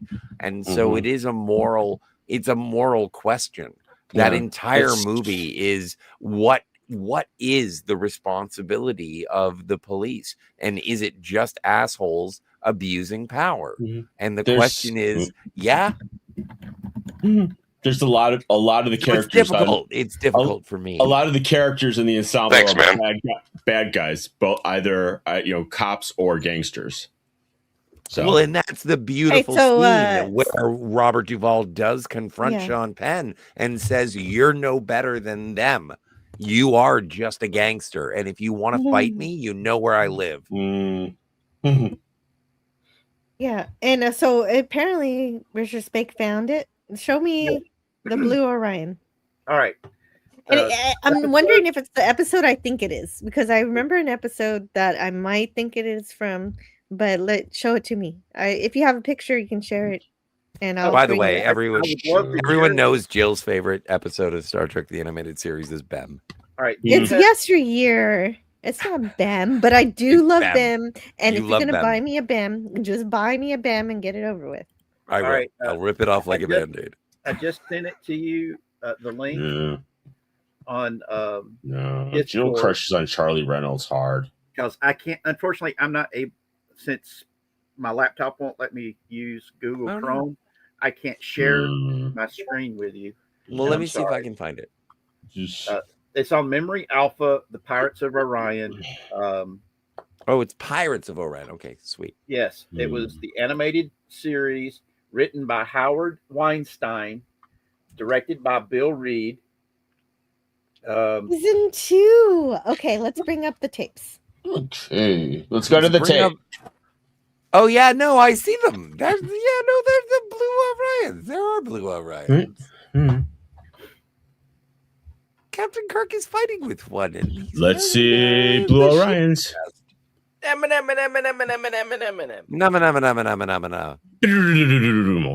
also remember in the cage when Captain Pike, when they did the flashback when he's watching the Green Orion girl dance, the guy that he was talking to was also an Orion, and he was Caucasian. What? He was a Caucasian Orion? Yes. One who was like, "This is great." Species of How Orion. do you know he was Orion if he wasn't? Maybe he was a Smurf. Maybe his name was just Ryan.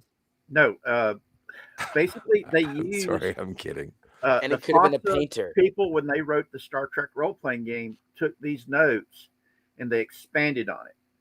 They had the 3 species of Orion was the Rudy Orions, which were Caucasian-looking. You had the Green Orions, which everybody knows, which were more animalistic and bestial and very sexual-oriented.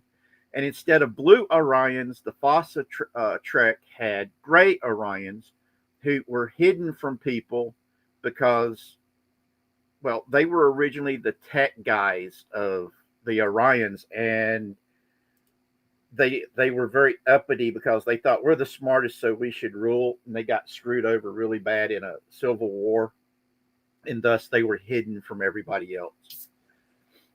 But yeah, it's pretty cool. If you guys want, I can share my copy of it with you.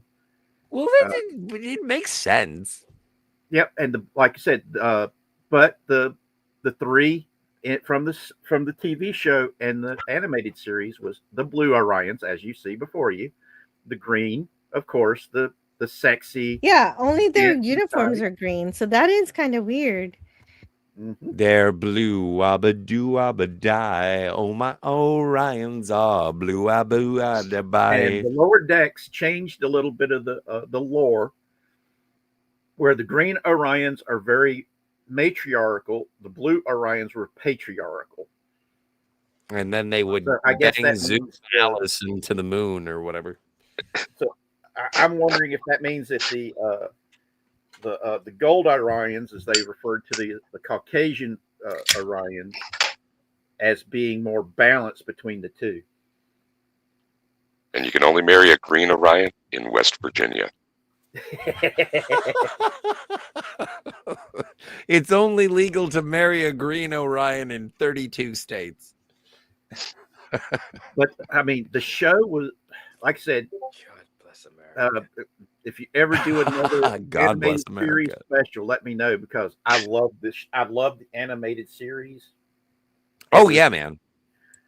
I love the animated series too, but for some reason I just overlooked the fact that they were blue because, oh well, this is the animated series. Like somebody said in the chat, he was colorblind, the main producer for the show, and so I just that's why the pink got pink tribbles Zinti and purple spaceships.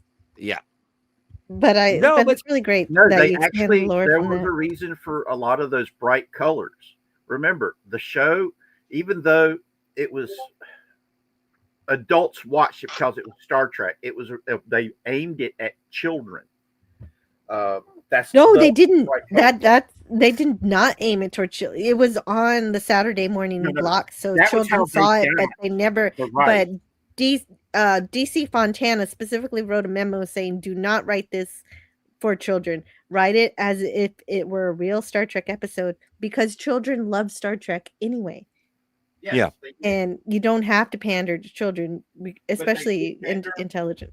They did do the pandering when it came to the colors, and I mean, hold on a second. Let me turn my camera on to show. Because TOS was produced in Technicolor, so they didn't need to do any compromising in the colors of fabrics or makeup. to make up for what the do you lack got? of previous generations. Oh, you got All the right. Mego? Yes. Nice. These are just 3 of my collection. If you don't have Dr. McCoy, you can get the fuck off my lawn. There he No, is. he can stay on the lawn. There he is. Hey, you got Dr. I'm McCoy. You can I'm stay a on the toy, lawn. not a doctor, asshole. Yeah, no, I know. I am an asshole. I am. Yes. But like I said, they made the cartoon, the animated series Yes.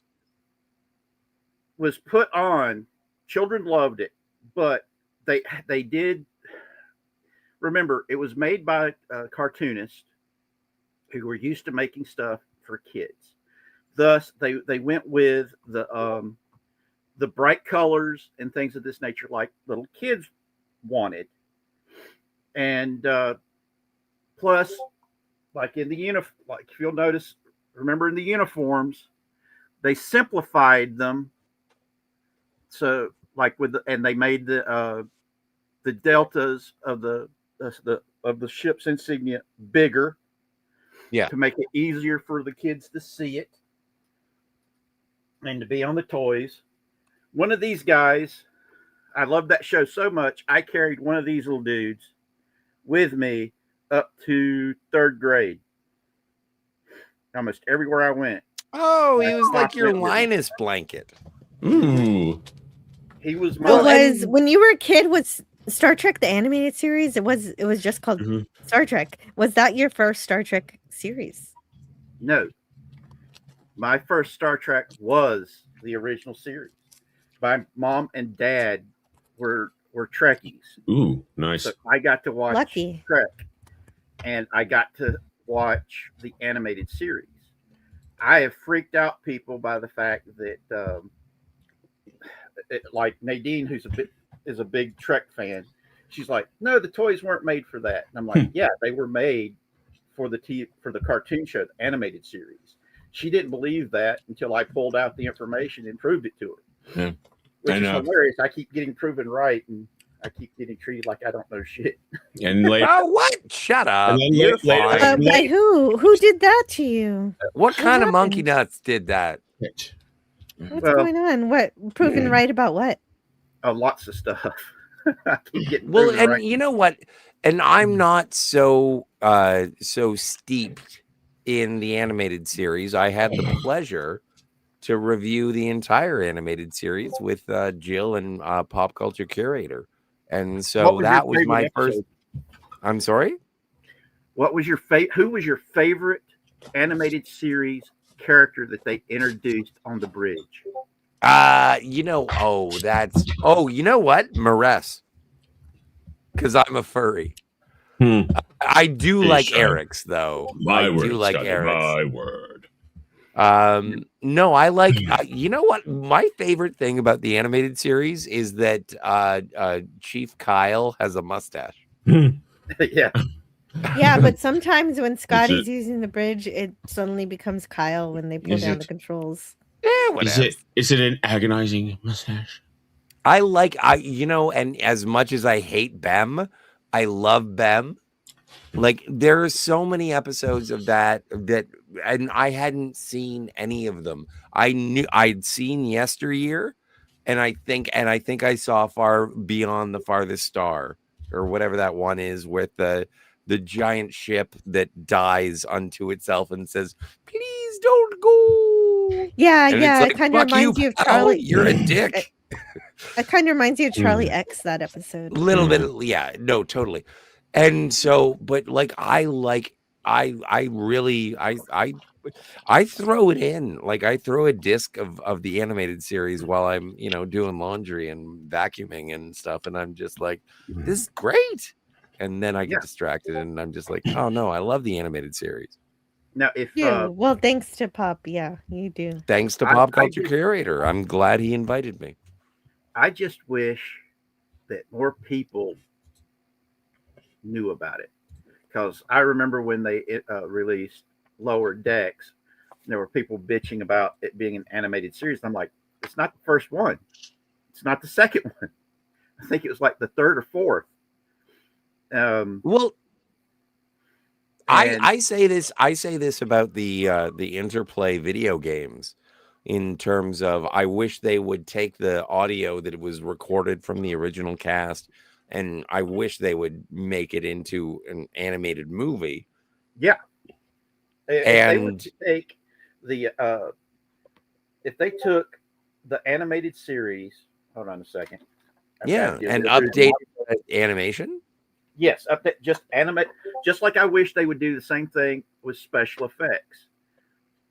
When you get better special effects, update your special effects. Like it.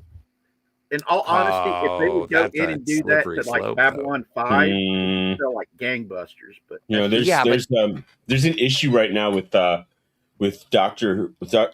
retouching and restoring classic Doctor Who's, because when they were in studio, they were strictly shooting on videotape. When they were on the road, they were shooting on film.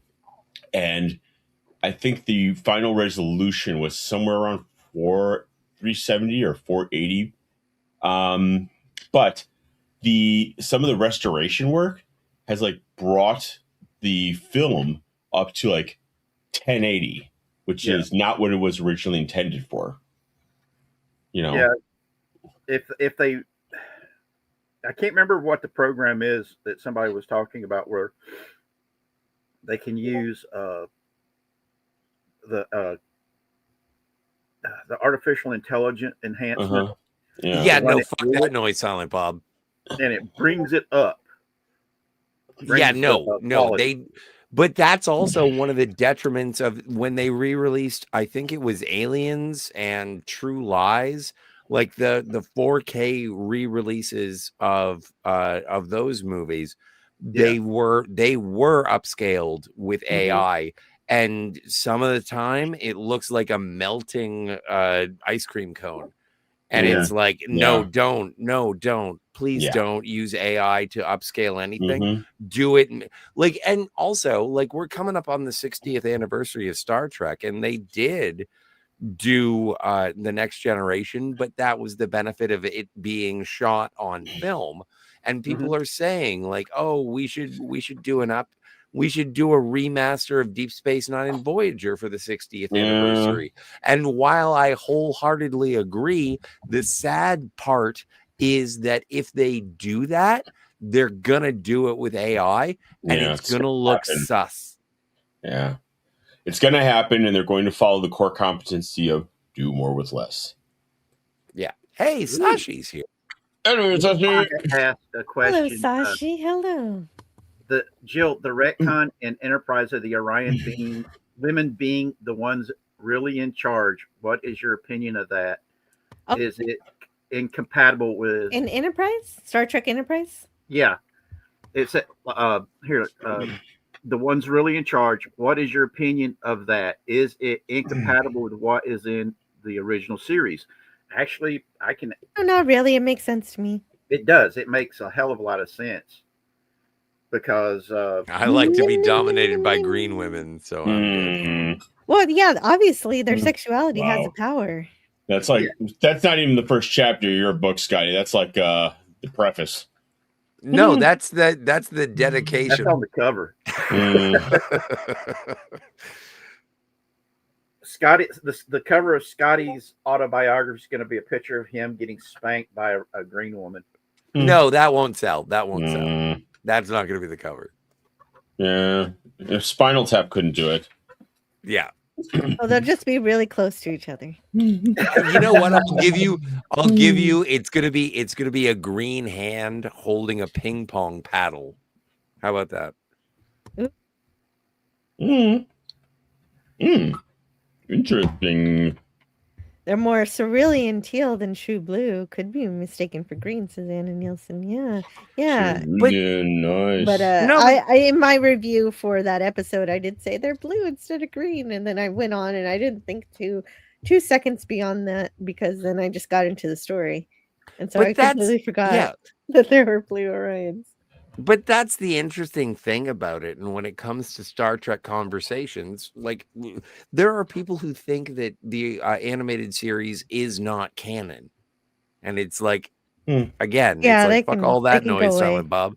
And well, whatever. And so if Star Trek fans are free to pick and choose what is canon True. and what is not, then it's like just enjoy being a fan. You don't have to worry about it. Shaniqua Michael Green is the best captain ever. Very excited. Oh my god, Well- get off my lawn. She's a She can war go- criminal. Yeah, she can go fly into the sun with her red suit.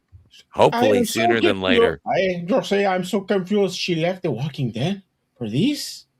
Yeah, no kidding. Oh my god. She was probably getting paid more. Oh yeah, no doubt. I mean, I don't She know had if to there's live gonna- in Toronto for half the year. Yeah, so that was I don't bad. know. I don't know if there's going to Like be a Star Vince Trek. Carter. Sorry to go I don't back. think there's going to be Oh, what? oh, Richard Spake, you read this from Lemon Pie. That was Lemon Pie's question, and I answered it. Thank you so much, Richard. I had no idea you were doing that. I And tried to thanks, keep Lemon track of Pie, what's for the going on question. in the chat. Well, yeah, I do too. I was just way behind because I had Mm. 500 chats before that. So I Right. just Wait a had second. to- Are we live? Yeah. Oh, Okay, We when are did that live, start? and there are people engaging with the things that we have to say. Okay, Oh, James Casterra Caserta asked the question: do Vulcans lie? Yes. Yes, they do. You lied. I exaggerated. You know, in They Star do. Trek, Star Trek 2, it's like if everything is, we only have 2 days, and so it's like you lied, hours instead of days. Now we have minutes instead of hours. What was was it in Enterprise? And it was Mm-hmm. like, I thought Vulcans never lied. And then Hmm. someone said, who told you that? And they say, a Vulcan. Mm-hmm. Mhm. So, See, so I this love is love supposed to be Enterprise. hardcore logical. One at a time, guys. Sorry, go ahead. I was just saying that I really loved Enterprise, even though for me, they left a lot of money on the table because of what they could have done with Enterprise. And it just got its stride going when they ended it. Yeah, they canceled it. That was Les Moonves. But it was Les Moonves in collaboration with the studio itself. And Yeah, I think the issue there is that they wanted the franchise gone, or at least Well, no, Les Moonves just hated science fiction. Yeah, well, he just Isn't he the one who hated he really did not like Star Trek, and that was why he gave Kurtzman control of Star Trek. God. Yeah, giving it to someone who also does not like Star Trek, but actually, Well, yeah, no, I don't. Yeah, I don't that's the think that's the way JJ it and worked. Kurtzman thing. I don't think that's the way it worked. I think that they wanted to. Paramount wanted to have a movie because don't forget, CBS and Paramount were separate at that time, and so they did like Les Moonves killed Enterprise. They stopped in 2005, and it wasn't until 2009, and then Paramount, who had the rights to the movies, were like, yeah, no, we're going to make a movie. And it's like, super. And so they made that. And then there was always a rights issue. And I know that there's been many discussions about the 25% difference between something and something because of legal rights, which we'll never know. It's all speculation. It's all true. It's speculation unless you're a lawyer. But the residuals that you get from episode to episode based on what you get, they change. There's payment and there's terms. You know, the terms, it's like the residuals, how you get paid and for what. They would change every time that they would renegotiate the collective bargaining agreement. So yeah, like it all becomes so muddled in terms of rights and ownership and stewardship. Like I get very confused, and I don't really like at that point when it comes to the business aspect. I pay attention to the art. And I like what I like, and I dislike what I don't like. But I don't really care about what's going on behind the scenes because I'm not a fucking intern. Well, you wonder how studios You could can be. tank. You live in Canada. You wonder how studios can tank movies. All Canadians are interns. Yes. You wonder how studios can take movies that are like they spent hundreds of millions of dollars for, but it's they don't want to spend millions more on something that's going to be a nightmare. And I'm with you, Nim. If we can choose our own canon, that I'm hitting delete around the last 20 years of Trek. Yes. Me too. Yeah. Well, I'm not hitting delete. I think Star Trek Picard season 3 is better than Star Trek Nemesis because Star Trek Nemesis is the worst fucking Star Trek movie. Yeah. And I mean, but New Trek being better than the worst of real Star Trek doesn't mean that it's any good. But you're not going to acknowledge that there are things better than that. Like this is what I hate about people. In the language that I just said, I did acknowledge that it's better, but it being better than real Star Trek. I'm fine with Lower Decks being the Mad Magazine of the Star Trek universe. I like Mad Magazine and I like Star Trek. Put your hands together, and that's fun. Like, there's a lot to like.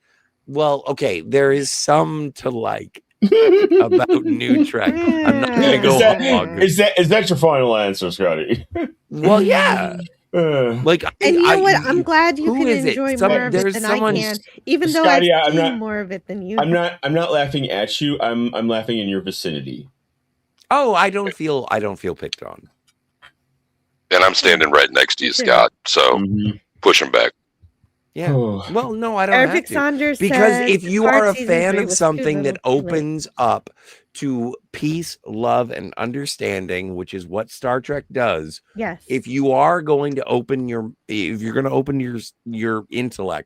and your empathy to Star Trek, to shit on something is antithetical to the spirit of Star Trek itself. Do not be unbecoming of a Starfleet officer. And so if there are people, and you know what, it's fine. War is good for business. But like, don't tell me you're the purest of Star Trek fan when you're going to start shitting on anything and saying that it sucks. And by extension, Scott, go ahead. I'm just saying, like, boldly go, infinite diversity in infinite combinations. Let's play. And if you don't like it, that's fine. Don't go to that planet.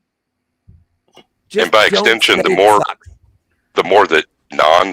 that people who are not exposed to Star Trek or haven't checked it out very much in the past kind of thing, the more they have to hear supposed Star Trek fans trashing everything. What's the likelihood they're going to go watch any of it? Yeah.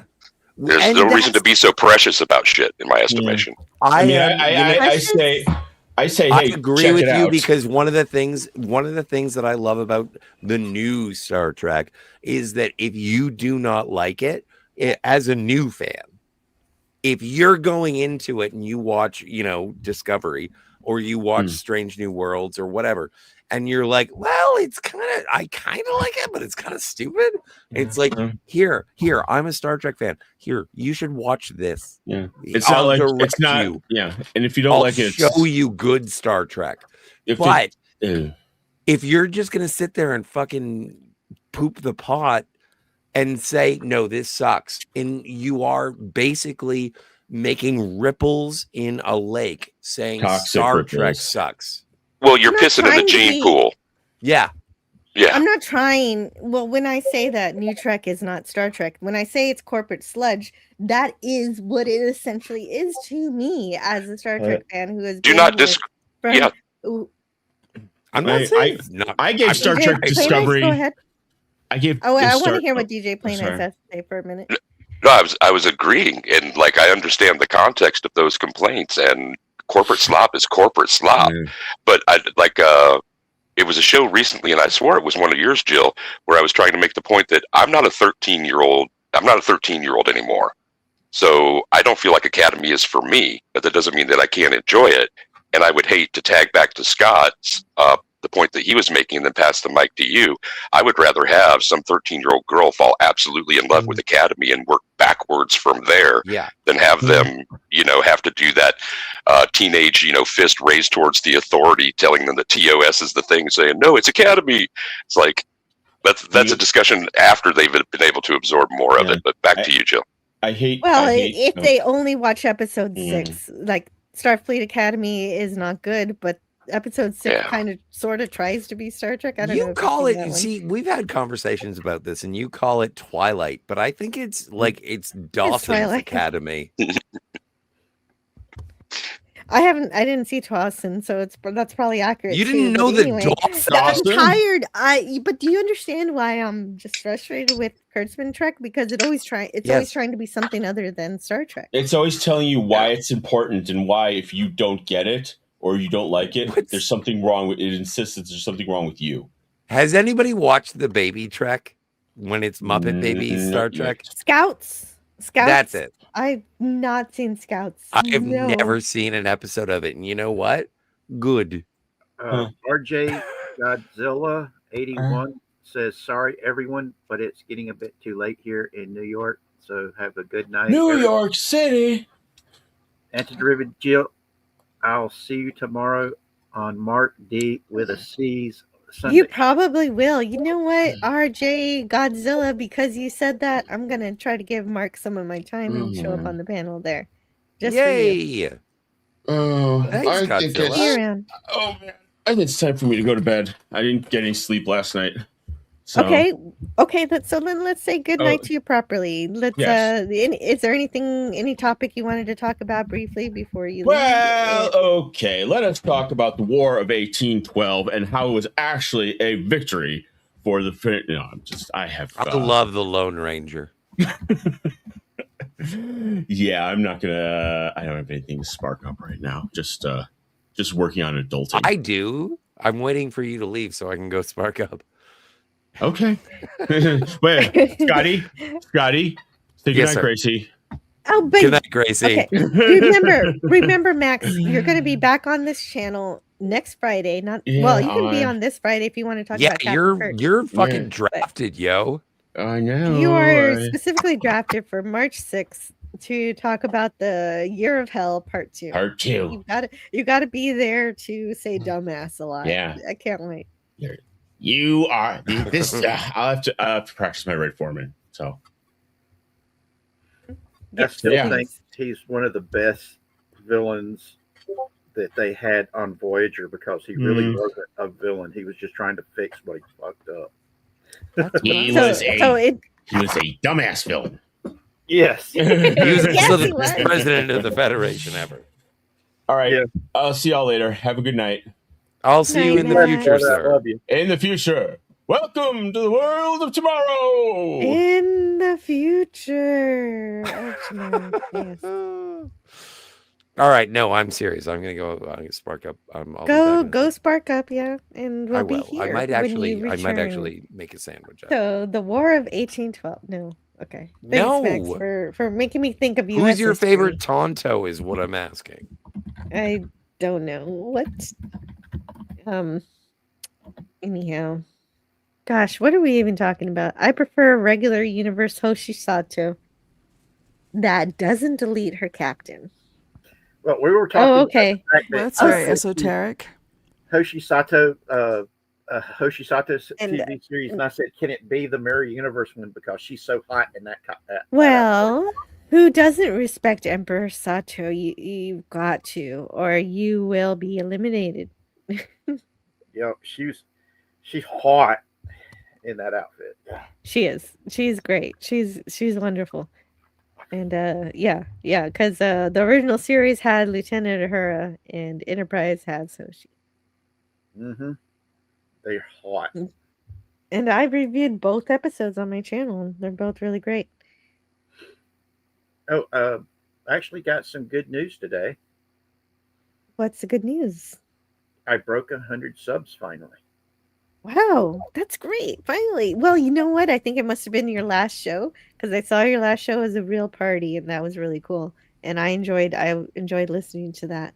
So it was very entertaining. Join for because we're doing it again next Saturday because it's Alice's. Well, it's her unbirthday because her birthday is the 29th of February, but we're going to celebrate it on the 28th alongside okay. Fox Hills' birthday as well. Right, because it's not a leap year, so she has to celebrate it sometime. I can't. That is actually my husband's birthday. So I'm going to be, Then I'm not grab going to his be butt streaming and that stick night. him on the screen. Yeah, I wish if I could drag my husband into streaming world, he would have been here on day one, but he's refused. And you know what? It's for the best because he's way cooler, way funnier, and way more fun than me. So you guys would all love him more. Well, do me a favor. Make sure you give him a Yoo-hoo and a Boston cream pie. A Yoo-hoo? I've never even had a Yoo-hoo myself or a Bros. I have not had that either. You Boston haven't cream had pie. one of these? You really have never had a Yoo-hoo? You've never had a Yoo-hoo? No, I have not had a Yoo-hoo. Oh, there's DJ Play Nice. It's a little monkey. Okay, there's Whoa! Yoo-hoo. No, I've never. Yeah, sorry about that. I didn't mean to scare you. Richard Spake is showing me a Yoo-hoo. Yeah, no, never. It's a Is it like chocolate milk drink or something? Yeah, that is really, really good. it's like chocolate soda. No, it's a shelf-stable chocolate drink. Oh, for not having had Yoo-hoo before, Eric Saunders says this. Your agonizer, please. No, Mr. Speck. that's Mirror Kyle. Hey, Yoo-hoos are a taste from my childhood because it was extremely a special occasion if I was able to. I had been good enough to get a Yoo-hoo. But Yoo-hoos are fizzy, aren't they? Aren't they No, carbonated? No. Yoo-hoos aren't the fizzy ones. There's another one that is a fizzy chocolate milk drink that I don't like the taste of those. It's chocolate water instead of chocolate milk. Interesting. Yes, but it's apparently for that, I've got to go here. The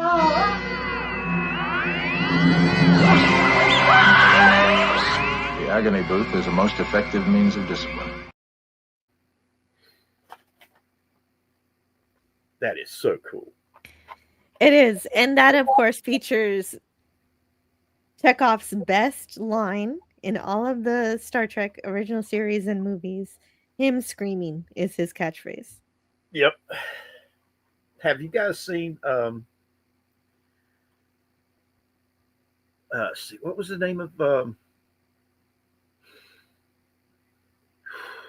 there was something that Thank you, Irvik. Yeah, strawberry milk is better. Yeah, see, I grew up with Nesquik strawberry milk, and so I'm totally fine without having had banana milk. No, Oh, no. banana You know milk. what? I have not had banana milk, but when I was in college, I used to make a lot of smoothies, like not smoothies, but milkshakes with Reese's peanut butter, bananas, and vanilla ice cream and ice. Well, since you said you like the Nesquik strawberry, Nesquik also makes a banana flavor that's oh my god good. I use it whenever I make banana milkshakes. And if I don't have actual bananas to chop up to mix in with it, I use the Nesquik banana milk flavoring, and it makes. So Richard Spake, I was wondering, is there any way to mute your Discord, but you still be able to see when your son needs you? Like, if you can't mute it, it's okay. But Yeah, I was I just forgot. wondering. I know the forgot to hit reasoning the for button. it. Can you fix that? Yes, please. Thank you. Yeah, I did not realize that I had to do it. But I realized that it's important, so still keep it around. No, what had happened was I ended up having to reboot my my computer, and I had forgot I didn't have the streamer mode back on. And good. Okay. There we go. I fixed it. Great. But yeah, it's awesome.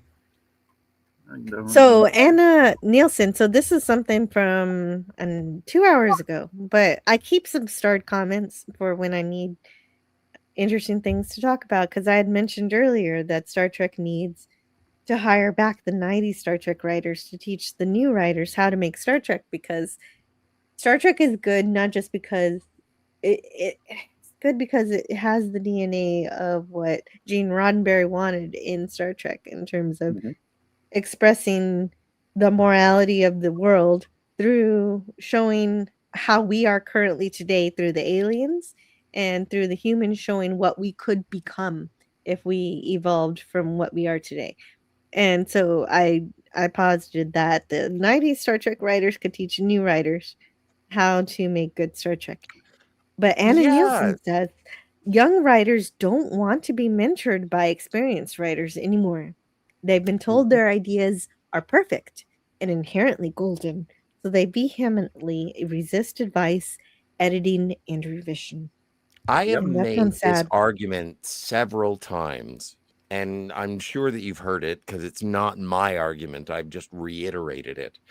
Is that the writers of the original series and Next Generation were raised on literature. They were raised on books, and modern Star Trek are writers that were raised on television writing or movie writing. They weren't raised on books. Young man, books, thousands of them. Exactly. Play it again. Young man, books, thousands of them. Like, and that's where I think the divide occurs, is that it's people who are writing for television that were raised on television, as opposed to people who are writing for television who were raised on radio and literature. And so there is a difference. When people say modern audiences, everyone thinks that it's all political, but I think that it is based on what did you absorb as a like a burgeoning writer. And you were raised on movies and television. You weren't raised on books, and it's going to do the same thing now. Like, one of the movies that has been sticking in my noggin is Have Fun, Good Luck, Have Fun, Don't Die. And it's different from everything, but it's also, you could call that a Rick and Morty movie. Like, it's insane. The idea, like, there are people who are like, I'm gonna write a story, and what is it based on? The Addams Family. Like, the TV show? No, the movie. I mean, it's like, what? This is crazy. And so I haven't seen it, don't like it. H.P. Lovecraft, don't care for it, never read any of it. But there are people who like it, and why? Like, that's the stuff that sticks. Like, I love Hunter S. Thompson. That is the stuff that sticks. Harlan Ellison, I have no mouth and yet I must scream, or some such. Whatever it's called. And on top of that, on top of the books versus, soap opera, growing up with books versus the soap operas, Lewis also says Roddenberry was also a war vet. Modern writers are former Tumblr writers. And that the life experiences that you have as a writer are also interesting to differentiate between then and now. Well, even Rod Serling, Jill, every Tuesday does the Twilight Zone reviews. Thank your cotton socks. And the only reason that Rod Serling got into it is that he was writing, social commentary, and people were like, no. And then he was like, okay, so I'll make it on another planet. So, Scott, are you just already... This guy's magic. Are you already predisposed to not like supernatural horror?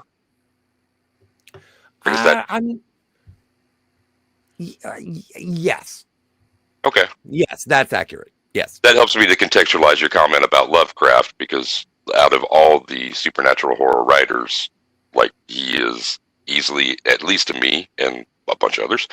Probably the best, but there still hasn't been a decent adaptation of any of his stuff into film. Because it's a gothic horror, is something that is not My favorite widespreadly Lovecraft popular. character is Zoidberg from Futurama. If you like Lovecraft,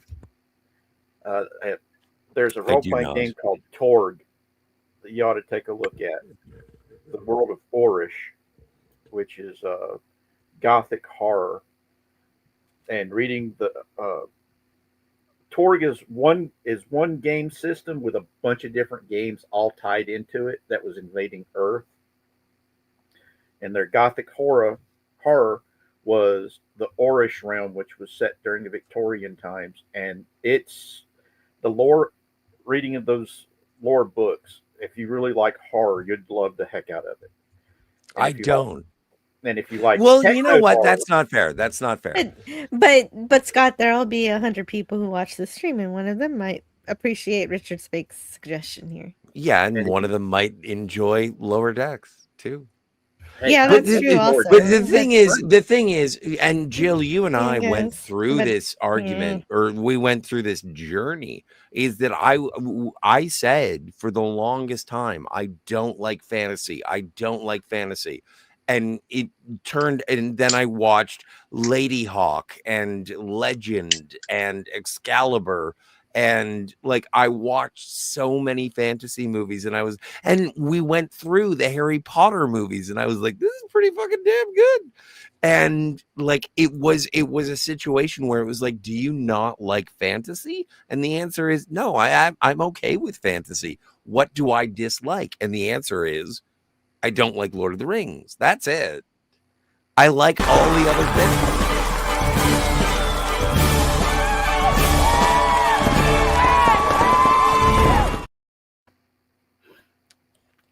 So yeah, I like for Harry me, Potter for too. me to Sashi say says I don't, I might me be to kicked say out I of the don't chat. like. So Oh, there's a thunderstorm rolling Sashi's way, so I'm hoping that everything goes okay with Sashi and that his internet is not in fact kicked out. So I'm not allowed to all I talk just about wanted- lightning strikes, well wishes. or else I'll get Well, in but trouble.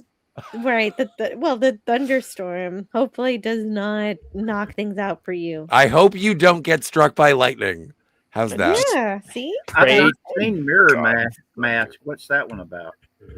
Mirror Mask? I haven't seen it. Because Lewis Christian Vid said, have you seen the Henson movies, Dark Crystal, Labyrinth, and Mirror Mask? I've seen the first two, but I've not seen Mirror Mask. Yeah. I'm going to have to see if I can find a copy of that to see. So when Tiger does come back, I want her to tell us what she's up to and what she's been watching lately, because I want to hear what she has to say. Daniel's hot topics. Bring in the hot topics. That's funny as hell. That's what did funny. he say? Oh, I love Harry Pothead. You know what? I didn't read the pothead part. I just heard Potter. Like I didn't. My brain excised. If you're pothead, it sticks out. Ah, come on. And It they're does, just God. see, Harry Pothead is probably a porn parody. Wait! I did my waiting! 12 years of it!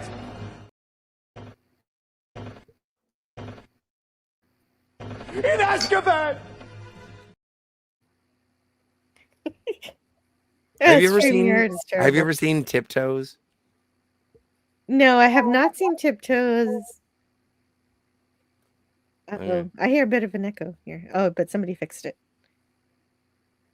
It's not as popular. It came out under Brian Henson. There are some puppets and masks, but that's more experimental. It's sort of an Alice in Wonderland story. And what came before that is the Henson movie, Dark Crystal. Oh, yeah, of course I've heard of that, but I've never actually watched it. I think there was some kind of Netflix thing that came on later, which I didn't really get into.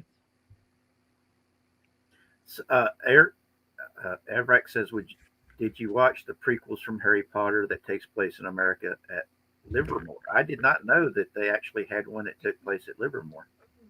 Yeah, it's that's Fantastic Beasts and Where to Find Them. Oh, I didn't. Ilvermore. Ilvermore is kind of the Hogwarts for America. Because I saw the first one because I like what's her name, Catherine Waterston, and I do like the chubby guy. I forget his name. Oh, he's the best character in Fantastic Beasts and Where to Find Them. That guy, he is awesome. Yeah, I don't know his name. Yeah, I forgot the name No, I myself. enjoyed it, but I only saw the first one. I didn't see the rest of them. And and because it was so, I don't know, all over the place. I don't like Ezra Miller.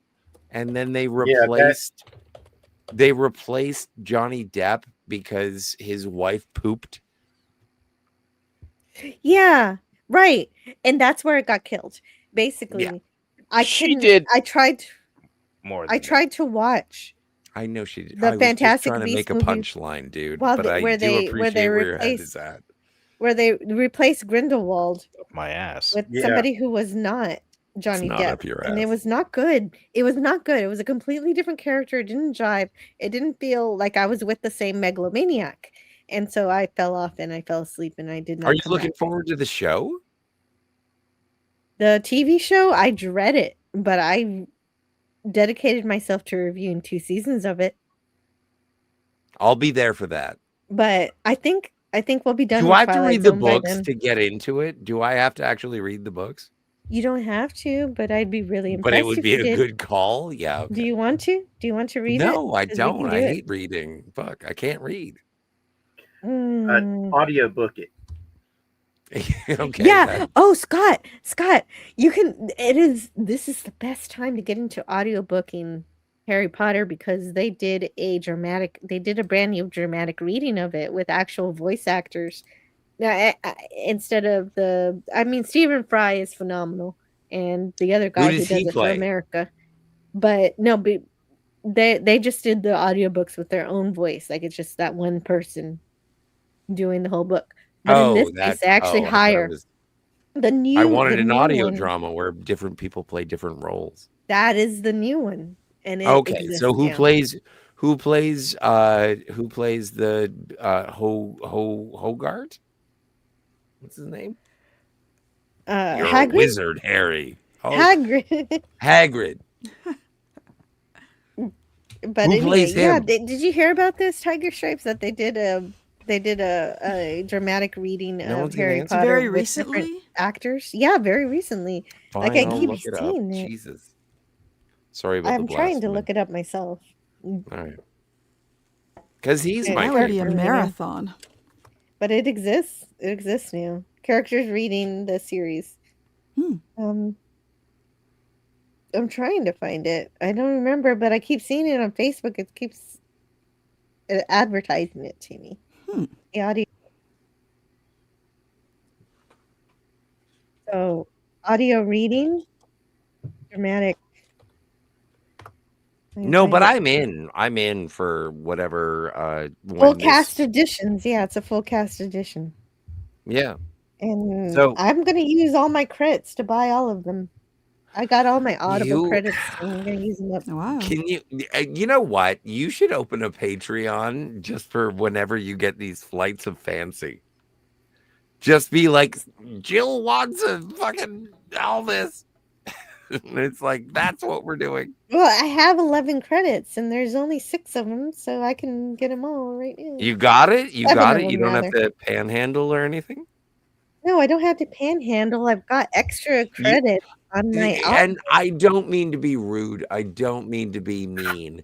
The thing is that you bought but a box of books twice last week. Ooh, no, I only bought it once because Old Man Bird, he supported me with the physical copy. See, so let that's me go what get I'm it. Let me show saying. you. All right.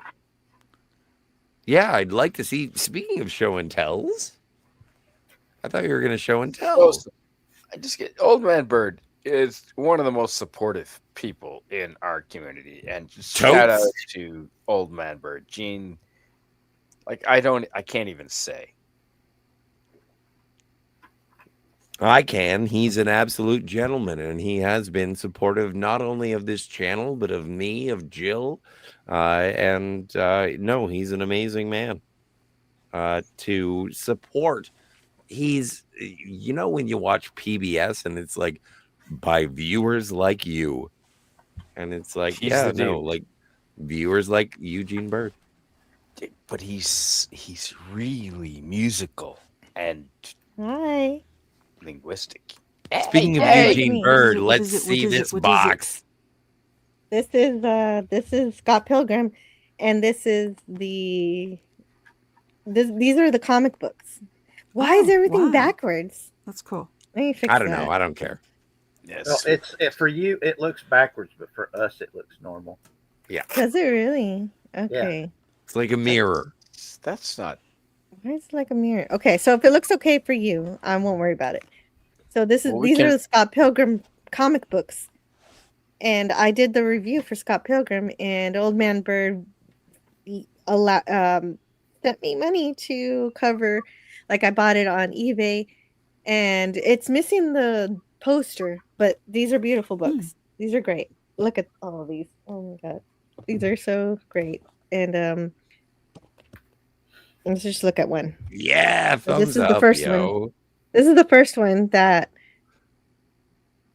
was created by Brian Lee O'Malley, and he was pretty poor when he wrote this, and so it's really something that's true to his heart and really cool. It's really great, and he based it upon his own life as a nerd. Sorry, Jill. Friends.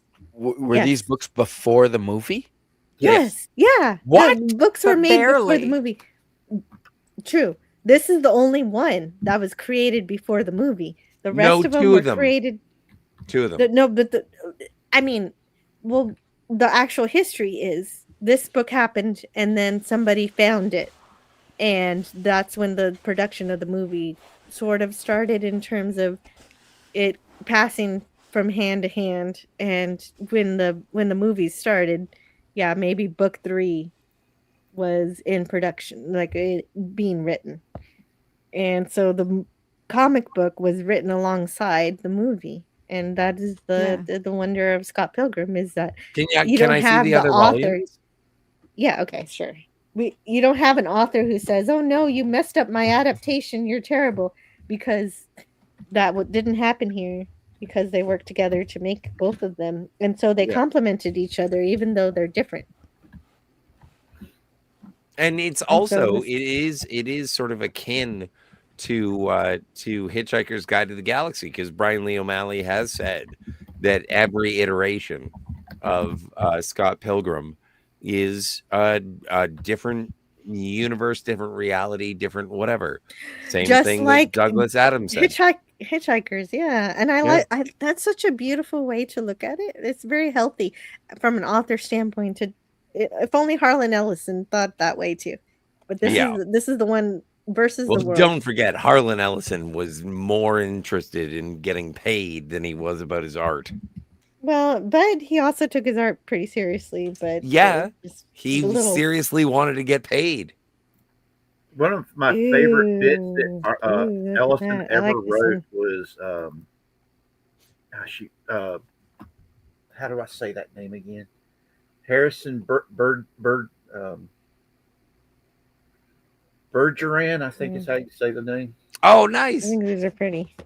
I like that. Scott, did you know O'Malley's Canadian? Who? Oh, yeah, no, totally. The movie takes place in Toronto, and it is very specific. Yeah, that's why in Scott Pilgrim there's so many Canadian locations, because they were drawn in these books first.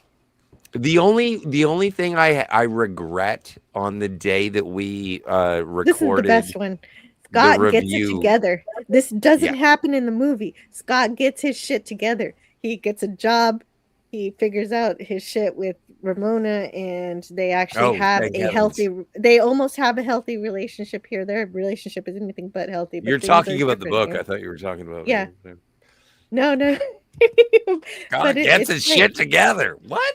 It's weird though, because Scott kind of in this book has the same talents as you. You would succeed in a similar way. He is an excellent cook. See you, Jim. Who's leaving? James Caserta. James Caserta. Good night, James. And here's 5. There's Ramona there. She looks serious. And Yeah. got Pilgrim's Finest Hours, so that's the end where he defeats Gideon. So that's fun. Oh, that's so awesome. I'm so glad you have them. Not only physically, but also digitally. Now, Right. Jill, I also bought them on Kindle. Have you played the video game yet? Not yet. All right. I did share this is from your stream. Oh, that's right. You wanted me to send you a screenshot of this, Scotty. I forgot. I love that Kim is like, they've got a girl drummer. The thing is, so does Demon Head. Clash of the Demon? Yeah. That's from this earlier stream, folks. You can see Jill up in the top. Yeah, and for a time, I think a lot of people missed the stream because it immediately got copyright struck. But Yeah. I brought it back. And I haven't watched the channel if you recut. missed it. Is it mangled? It is. Some of it is mangled, yes, because I had to. And then at one point, I was like, I can't cut this clip anymore. It's already 3 seconds long. And so then I went into the editor and I edited the actual visuals rather than the audio, and that is what brought it out of being blocked. Because I think the algorithm thought I was showing the full movie. It was asked earlier who my favorite animated series character is, and the answer is Eric's. And the only reason that this got all, butchered is because Jill forgot to put on the Eric's filter. But the Eric's filter absolutely protects us, usually. But yeah, and I forgot to hire Eric's, and that is what you didn't go to Yellow Alert. It was crazy. Mm-hmm. Yeah. Anyway, yeah. I'm glad Eric's that it's is back. my hero. He's my bodyguard of the channel, and I should never forget but him. you've always been a fan of people with 3 hands. Well, there's more you can do with an extra hand. You got really excited there, Jill. My stars. Whoa, look at this name. Nyan Goster is a cool Japanese. Nyan Ghostar. Maybe it's Nyan Ghostar. Is it Nyan Ghostar? Ghost? Who's Ghost? That's how I would say it, I think. Yeah, Nyan Cat. Yeah, that's what I'm thinking. Tiger is a cool Japanese girl jumper. Oh, my nice. favorite Harlan Ellison was the Star Lost to the Bad show. Wait, too bad the show died the way it did. I just recently watched it. Richard Spake learn about the Star Lost. Or if not, then it's a really good show and concept that Harlan Ellison had came up with about generational ships. And there was this big generational ship. Humanity left Earth and was supposed to go. It was going to take. Okay. Put a pin in that for just a second. I gotta say goodnight to Sashi. I'm so sorry that oh no, the circuit breakers were tripped. Continuous light strikes. So I can't turn it back on my phone. Dropped in to say, see you guys. Yes.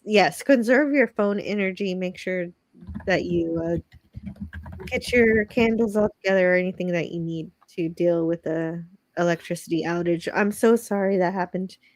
I hope things get better and that everything turns back on soon. I don't know what time zone it is, but I would recommend go to bed, wake up tomorrow, and see if everything's okay again. Nice. I think maybe it's like early to late afternoon for Sashi. Well, it's not like I said. Hours. Where's Sashi? I don't know. Malaysia, so minus 10 hours, more or less. Oh, well, don't Day go ahead, jogging. minus 10 hours. I don't know. Also, don't take a bath. It's a bad idea. It's like the afternoon for him. All right. Yeah, well, in Malaysia, he's close to the whatever the capital city of Malaysia. Which you know what? Now is the perfect time to find yourself in a safe spot and read a book.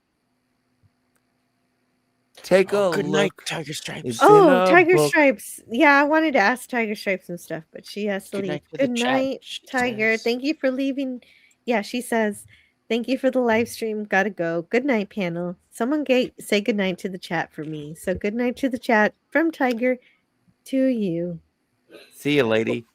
Did you Yeah, see ya. Airvix? Did you see how they put Eric's into the continuing voyages that the fans did using CGI? I haven't seen the continuing voyages. Continuing Like voyages. I've seen Eric's show up. Same as Maress, but it's always in the background. It's never in a forefront. But no, I would absolutely. You know what, Jill? I am not going to buy you a BEM. I am going to buy you an Eric's.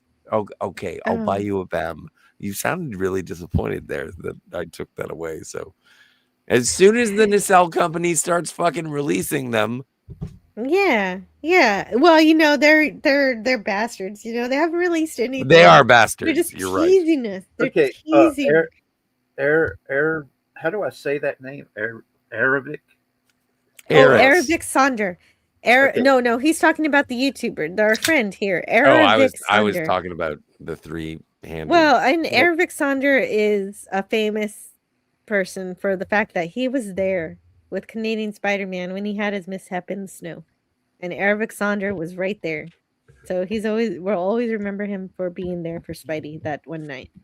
Yeah, totes.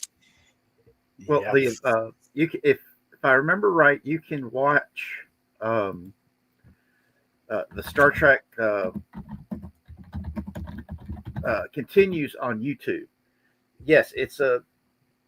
Oh, I love Star Trek Continues. Yes, it's fan. It was a fan production, but the quality was like better than what the Kurtzman was putting out, which is one of the reasons why a lot of people feel that Kurtzman did everything in his power to get it pulled. It wasn't just and they barely had enough time to actually finish it off. Well, they had stuff that was in pre-production, and they had just started filming that they never could finish because of all those things. Yeah, when I say finish it off, I mean like having a good ending to what they were allowed to do. Yes, they did have more to go, but they were able to get it so far as being able to lead into the motion picture, which was their end goal, and they at least were able to do that. Even if they weren't able to tell all the stories they could have continued, Star Trek could have continued beyond Star Trek Continues. And it would have been beautiful because their storytelling, it was true to the original series. And in fact, Roddenberry's own son said that it was he felt that his father would have seen it as a faithful continuation of the original series. And he's correct about that, but then also, like, I have a bit of a problem with Rod Roddenberry because he says that, but then at the same time, he totally supports Kurtzman Trek and all of their productions as well. Yeah. But I want to also say hello to about who owns Star Trek. Like literally, I want to say hello to Sinister. Yes. Hello to Sinister. It says hi, everyone. Hey there. But Sports Guy owns Star Trek. Yeah. Canadian Spider-Man. Do you remember this show? Since it is a Canadian TV show, The Star Lost. No, I think we established nobody knows about that. But the only Canadian television show that I know about is The Littlest Hobo. I'm gonna write it down though. Anything sci-fi is something that I'm interested in. Okay, it was Harlan Ellison. This was one of his projects. He wanted to do this TV show. Basically, people saw Earth was going to be destroyed. They never said what was going to do it, just that it was going to happen. So humanity built multi-generational starships, these big giant arcs that were 50 That's feet actually the only way that we could actually see the stars in reality, because generation starships are the only way we can get past that barrier. Unless we actually warp time and space in terms of wormholes and whatnot. Yep. Yeah, And correct. but these big giant ships were 50 miles long, 50 miles wide, and 200 miles long. They contain all these Super Star Destroyer. Okay, and each biosphere was a different culture from Earth, and they sent it off from Earth, and the crew would be picked from various sections of the ship to keep things going. But something happens, and the central system breaks down. So the people in the biospheres don't even know they're on ships anymore.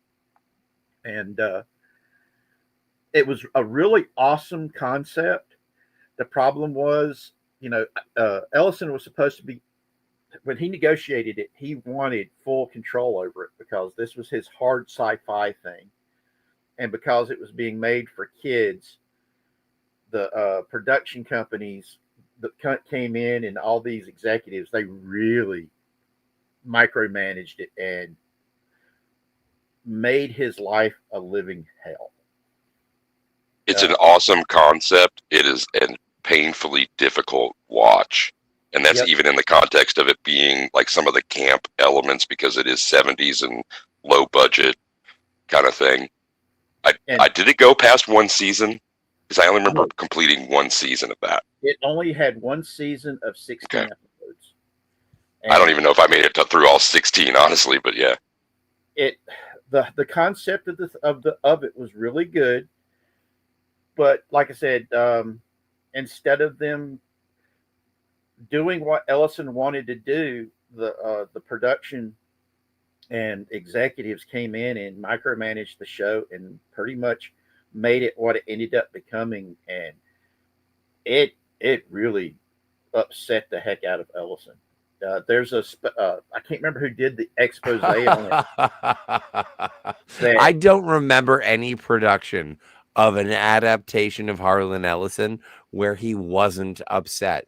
The man was professionally upset. Yeah, he was a crank. Well, there were people who and I love him. I love Harlan Ellison. Me too. But but you're right. But it's just like the man was a crank. Well, there were people who actually thought that Harlan Ellison went and hired, was willing to hire mercenaries to go beat their asses. That's how much they upset him. What was it? I heard a bullshit story, and I don't know if it's true. But then again, this is what happens with writers. You don't know what happens in a solitary situation.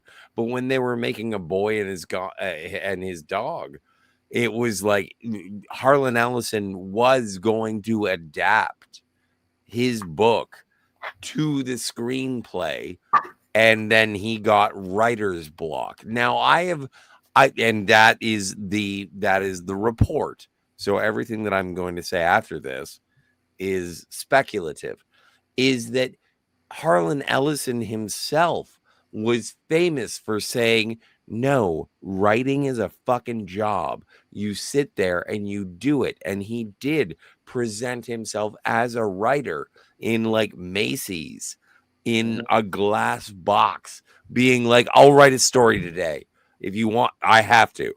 And he did it on a typewriter. And he was like, that's what it is to be a writer. It was a performance piece, and he did well. But then when he was supposed to be adapting A Boy and His Dog, he was like, I'm tired.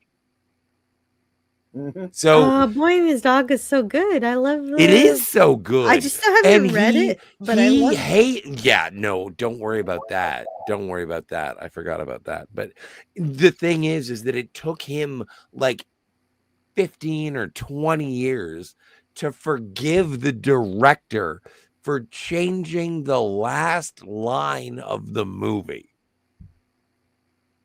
The part about where the dog in the eats book, the he says, yeah, girl? when the lady dies, she is looking up at Vic and says, do you love anything? Like she's kind of pleading.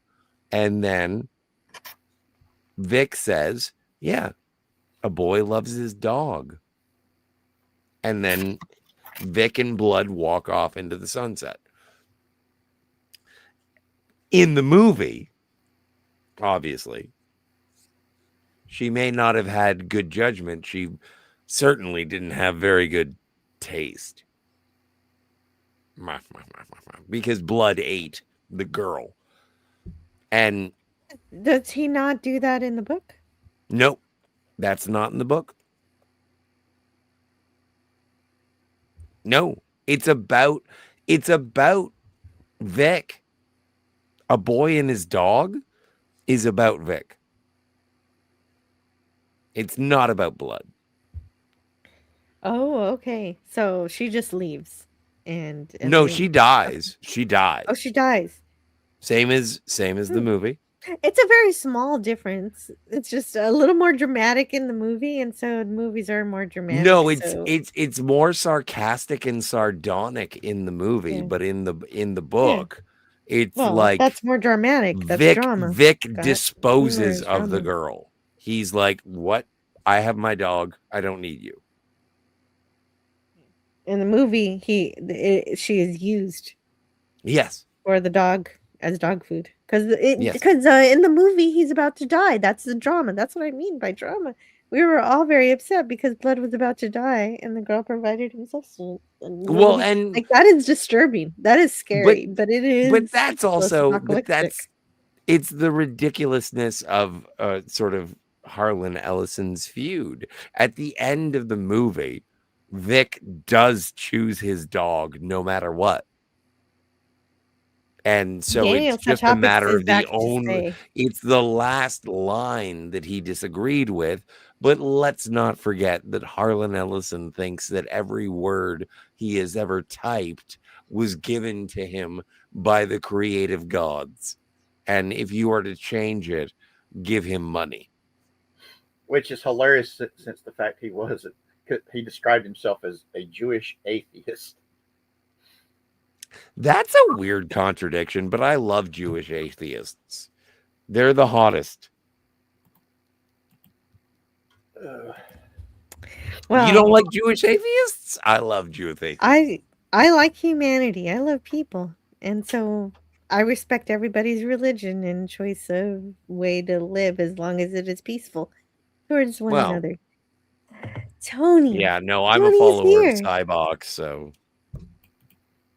So you need your pain? I just want to go out into the desert and dig holes. Oh. That's all I have. Tony Stark, CEO, says, "Hail from the laboratory. Just saying hi. Just woke up. In a bad way, mentally. I figured I'd save this to watch later. It is a very good stream. I think it is a lot of fun. And even better now that you're here to say hello. Hope all is well on your end of the street." Grab your coat and grab your hat. Richard Take Spink your says hi. worries off the doorstep. Just direct your feet to the sunny side of the street. There we go. I only sing for Tony. The sunny side of the street, man. I always walk on the sunny side of the street. That's how you get a tan. Well, and you and I, we don't have a lot of fat. We get cold easily. It is true. It is true. We're thin and handsome, and we have hair. And handsome. And Canadian. And, that's relatively short. Not a bonus recent. We're not 6 feet tall. Neither one of us. So anyway, I think at the beginning of the live stream, we wanted to talk about the Star Trek cruise. And they're doing stuff. So I wanted to look at this video. Oh, I want to have a cigarette before we do this. Okay. So you start the video and then I'll jump in and I'll be like, "Where are we?" No. If you want to do it together, then you're gonna go away and I'm gonna talk about something else. I'll be back. I'll be really quick. I'll just rub the cigarette on my gums. Okay, sounds good to me, because if you're gonna interrupt like that, we want to do it together. Going back to Wallerin, I would not be good company now. God bless. Well, you're good company right now, just in the chat saying hello. So I'm so glad to see you, Tony. Wallerin. I'm just gonna think about what the heck Wallerin is. Wallowing, like in his misery. Oh, wallowing. Okay, thank you. Thank you, DJ Play Nice. Well, hugs to you, Tony. I had no idea. I hope you feel better. And Anna Nielsen, it says what I always think whenever Spidey talks about his height. 5'6" isn't short, just compact. Yeah, Spider-Man in the comics used to be 5'6". Yeah, well, there's a reason. Canadian Spider-Man is Spider-Man. And so, well, let's look at this. Oh, right. No, I want to do that later. Where's this? Let's see, where did I put it? Scotty threw me off by I had something to say, and then he left. So I'm recharging here to what I want to talk about. I'm not sure. What is this? Amazon's new Stargate show. Oh, right. Stargate's coming out. You're here, Richard Spake. This is perfect. Yep. So, I don't know. I haven't read any of these articles. I just grabbed some stuff. And so, franchise figureheads Martin Garrow and Joseph Malozzi. Joseph Malozzi, I followed that guy on Twitter. He did amazing stuff. He did the Dark Matter series and everything. Yeah, And there's so, from what I was told, there's supposed to be a continuation of the original series. I'm happy about that it's going to be a sequel rather than a reboot. I do not want a reboot. Yeah, if they were to do a reboot, man, there's a whole lot of stuff they'd have to work around, you know. Yes. It would be a mess. It would not be good. Nobody would like it. But a sequel is beautiful. And yeah, so it's Martin Garrow, who served as a consultant and co-producer on both Atlantis and Universe, is behind the new series. So that's good news. I loved Atlantis. Maybe not so much Universe, but Universe was going somewhere before it got canceled, and they cut it off right before it got interesting. Mm-hmm. And essentially, they had the episode in the pilot where of SG-1 where you see all of the map of the universe of where you can go in the Stargates. Galaxy. They have the Stargates. I'm saying what I said is also makes sense because the Stargates go to different points in the galaxy. So what I said is still it correct. is called they Stargate had that Universe, so it might. They be had. Yeah. They had that episode at the very end of season 2 of Universe, and they said, "Oh, here's all the instructions. Now we can turn on the freaking lights on the freaking ship." And so they were going to finally be able to use the ship properly because the whole time with freaking the whole laser time beams. this show, well, I was going to curse, but I stopped myself. But anyway, the whole entire universe was a bad show because it was always the lights were off. Nobody knew how to use the starship. It was just so bad. And then finally they find this, they find what they should have found in season 1, which was this compendium of how to actually operate the ship and do all the stuff that they need to do to have adventures. And then it was canceled because somebody bought Sci-Fi and turned it into Sci-Fi and decided they don't like sci-fi anymore, and they made it about they added fantasy And then it was wrestling. just ancient aliens all the time. Anyway, this is a chance for Stargate to come back, and I hope it is good. Yeah, me too. Well, everyone does. Because in all honesty, if they could do it right, I think they could bring it back, and we could really use it right now. Well, and if we can get MacGyver to cut his hair. Or even Kurt Russell. Let's get Kurt Russell. He's doing TV now with that Monarch show. Oh, if Richard Dean Anderson makes cameos, that of course that would be cherry. Well, but that's also part of the reason why the Quantum Leap reboot sort of sucked, is because Scott Bakula was not involved, and I admire his rationale. And it's like, it's not Quantum Leap without Dean Stockwell. You know, also the Yeah, fact well, that rest in they peace. changed so much of it for it. Because remember, I do know that they were really upset with how they ended the series to begin with. Which one? The original Quantum Leap, i.e., they never gave it an Never ending. went home. Yeah. And they also had just started showing that for the majority of the show, you thought the only leaper was Sam. Not true. But then you started noticing later that there were other leapers as well. Evil leapers. Yes. Russian leapers. And they were upset that they never got to do more with that. Well, I mean, it's one of those things that the reboot, it just left a bad taste in people's mouth. That's one of the reasons why I tried to watch it, that first episode of it, and I just couldn't get into it. They just couldn't understand it. They didn't even understand Ziggy, and that's the core. Yeah. Of Quantum Leap, and Ziggy didn't have a personality in the reboot.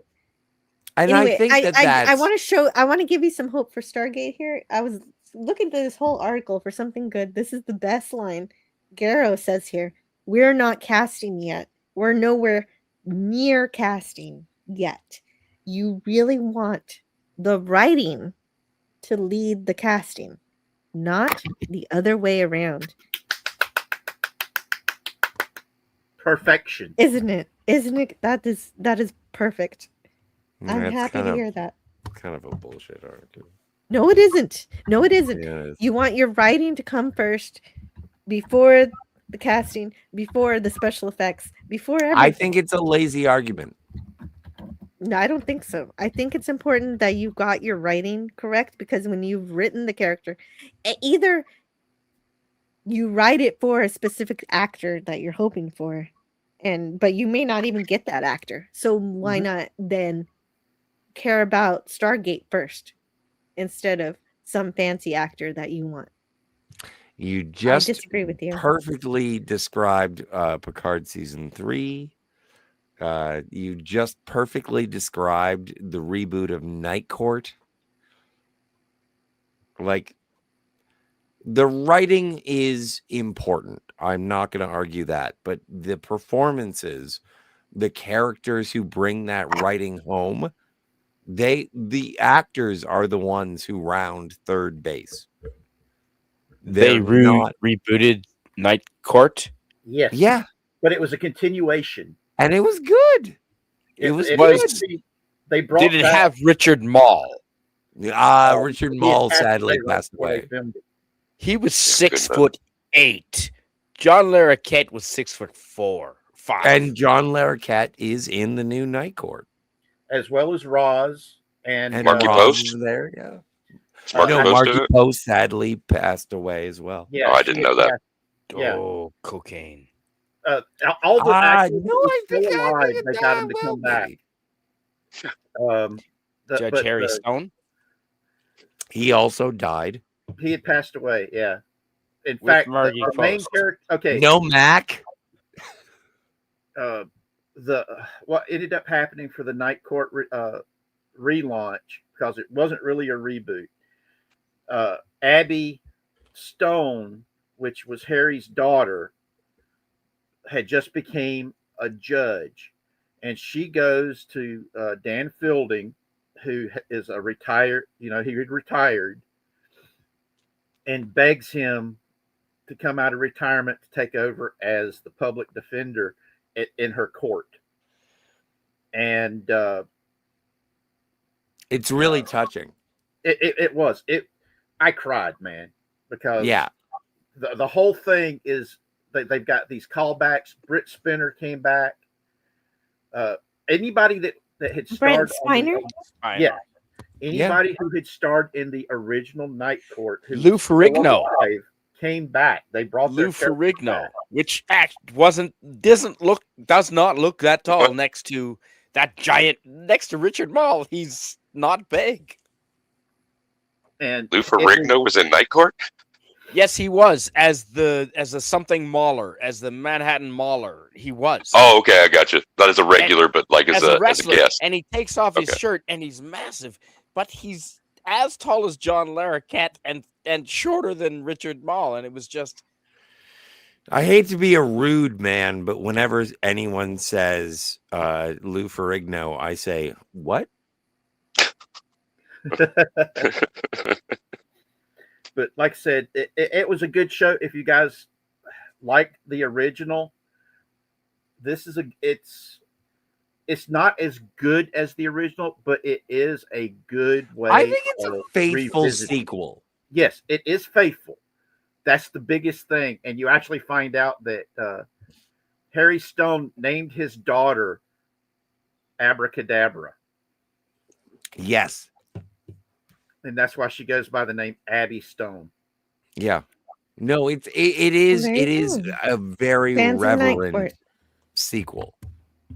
Yep, and I mean, Night Court had people that was on that show that went on to do some really big stuff.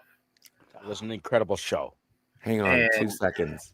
2 seconds. I think I have something.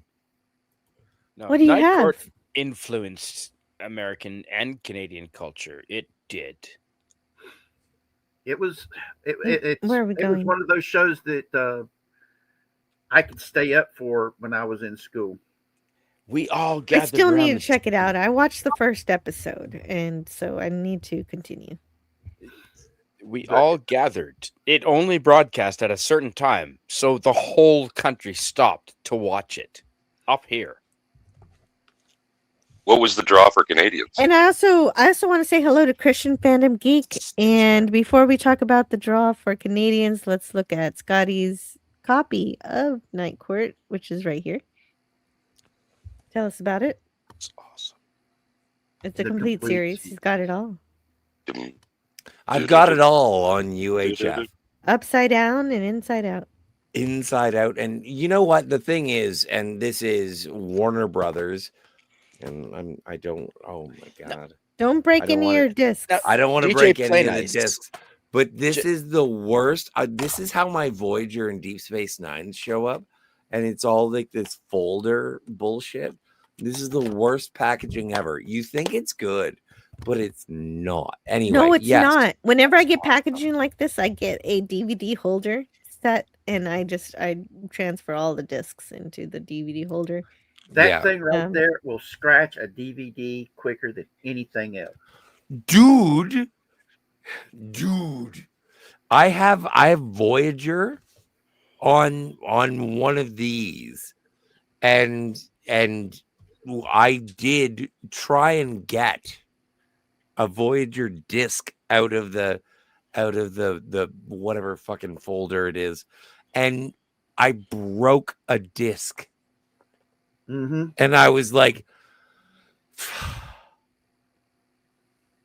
so I've got the complete series of Star Trek Voyager, except for 4 episodes because of the bullshit packaging. Well, that same type of packaging is what my complete series of Hogan's Heroes came in. Oh yeah, okay. And the little folder things that was supposed to hold them broke. The little prongs that's supposed to hold them in place broke, and several of the dang DVDs are scratched up. If I said, yeah, Scotty, I don't like that they stack on each other. I think each disc deserves its own space. Do you have any idea how difficult it was to watch Year of Hell Part 1 and 2? It was 2 discs. Wow, Scotty, that's awful. They should be together. Lewis says that type of packaging looks and feels like it's a bootleg. Yeah, agreed. Well, no, it's a viewer. Yeah, but Says okay. the Night So Court Lewis, on DVD. as well, but in 8 single citizen packs. See, and that's, you know what? And okay, so first things first, Lewis, that kind of packaging looks and feels like it's bootleg. Well, how else are you going to get Night Court? But then the Trek reviewer says, I have the Night Court on DVD, but in 8 single season packs. Those are the better ones. The one that I have in that like clamshell, that's a re-release. What the Trek reviewer has is the original dual layered releases.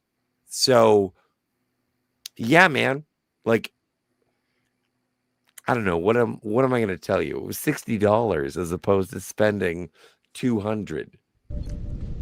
And I feel the same way about Voyager and Deep Space Nine.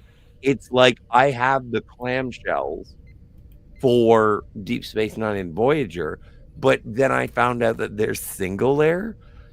And when we're talking about a series, 2 series that are not remastered, the better quality is to get it exactly the same way that the Trek reviewer did.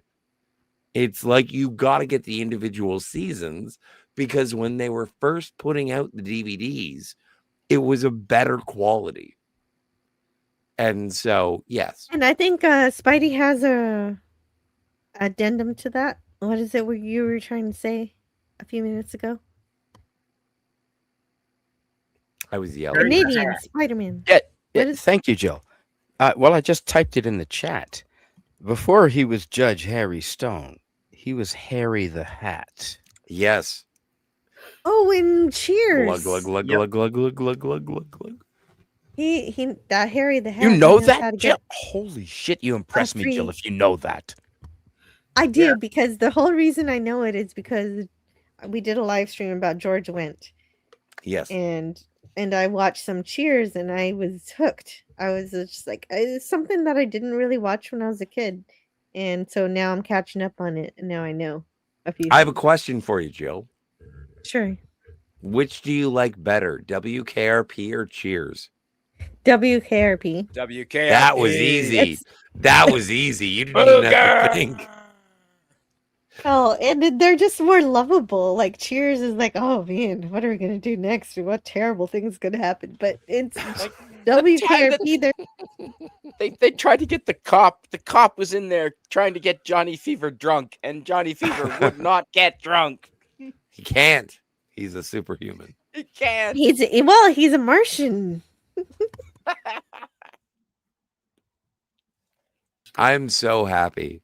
Anyway, so yeah, no, that's the next TV show that I have to buy is WKRP. He's from Mars, officer. Whiskey does not affect alien beings. Which version of WKRP in Cincinnati? The original. The original, not the welcome back to WKRP. No. Never saw WKRP, that. the next generation. You don't want to. I would got like to packaged see it. in I as haven't seen it in originals, forever. good, but the storylines just was not that good. Have you been to Cincinnati? Who here's been to Cincinnati? Yo. I wanted to visit. My brother was in Ohio for a while, and I wanted to visit, but I never did. But he's back in Texas, so I don't have a reason to go to Ohio now.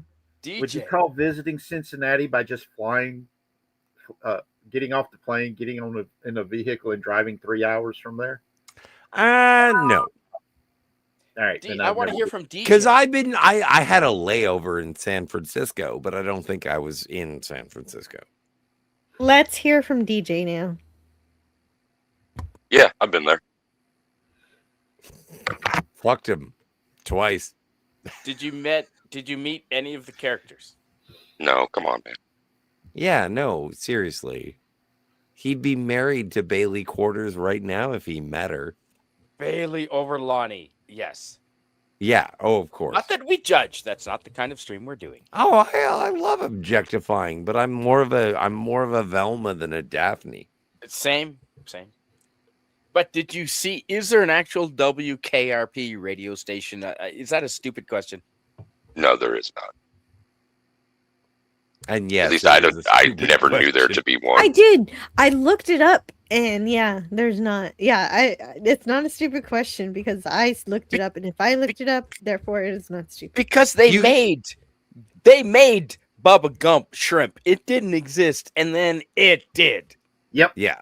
I used to have a set of the Bubba Gump towels. You know, the beach towels that they put out. I had a whole set of those. I love those damn towels because they were awesome towels, man. So we can make WKRP products? Is that what you're telling me?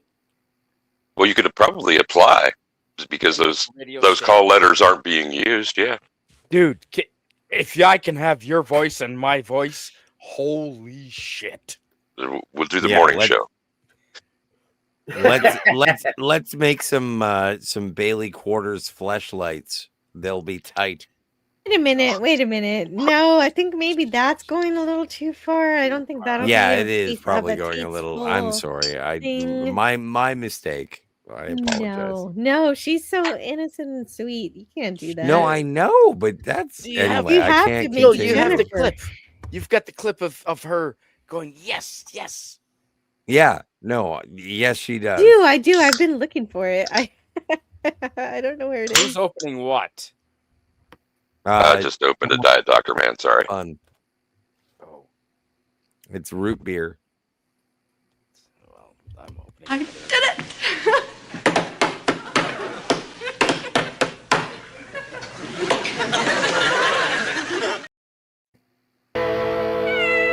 Herb. Yay. Herb makes that clip. Okay. It's getting kind of late. We might be ending this in a little bit. But first, I want to look at this Star Trek cruise video. Well, can we end at 4:20? Scotty has control. Can you just... I can't. Can you just hand it over to Scotty? No. I mean, we can go a little longer. This isn't my boat. I am only a first officer, and I do not want to be captain. Well, Canadian Spider-Man, there's always such thing as backstage. And this is a message to all of you members out there. If you're a member, you can go check out the member post. And there's a link to this live stream. And if you're someone who doesn't want to be on a live stream, but you want to hang out with us, shortly after a Shore Leave ends, we talk a little bit backstage afterwards. So we'll have that, Spidey. Pants optional. Yes, always. Unless you're What do going to you be mean on optional? camera. I was told I wasn't allowed to wear pants. Don't stop turning on your camera. Well, luckily you only see me from the waist up. All right, so I'm going to put on the audio for this. But I am typing from the waist down, if you know what I'm saying. Oh my god. Oh my god. See, okay, this is terrible because on the picture I saw earlier they had nacelles, but what is this? This is not a nacelle. This is like a It's a missile. It's a photon torpedo. Anyway. Oh my god, AI has ruined everything. Yes. But here. Okay, so this is, oh my god, it is so packed. Yeah. See, but the thing is that I wouldn't be able to smoke weed. Oh, yeah, that is a problem. You know what? Dude, I'm doing that right now. Like I would have to like smuggle a vape, at which point I could be criminally charged. That's rude. Yeah, and then you have to, but you'll be I have able to go to see to what a the brig is like. Oh my god! What if I went to the brig on the Star Trek cruise? What you need to do is rent a place with no written lease, no written contracts, and just a handshake deal, and then you can do whatever you want. So. But the thing is that when you go to a party, there are rules at the party, and if you break the rules at the party, you're kind of a dick. Make sure.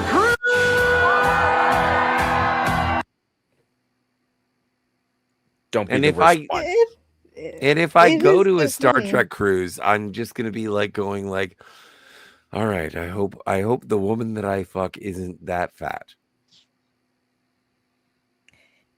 What? That's not even. Don't So deeply in terms of what we believe and who we are, bond over, connect to, find a sense of belonging. To be part of that is magic. Like I Chase guess Masterson is I'm so hooking sweet. up. I'm hooking up with one of the dancers who's wearing like a Yeoman Rand uniform.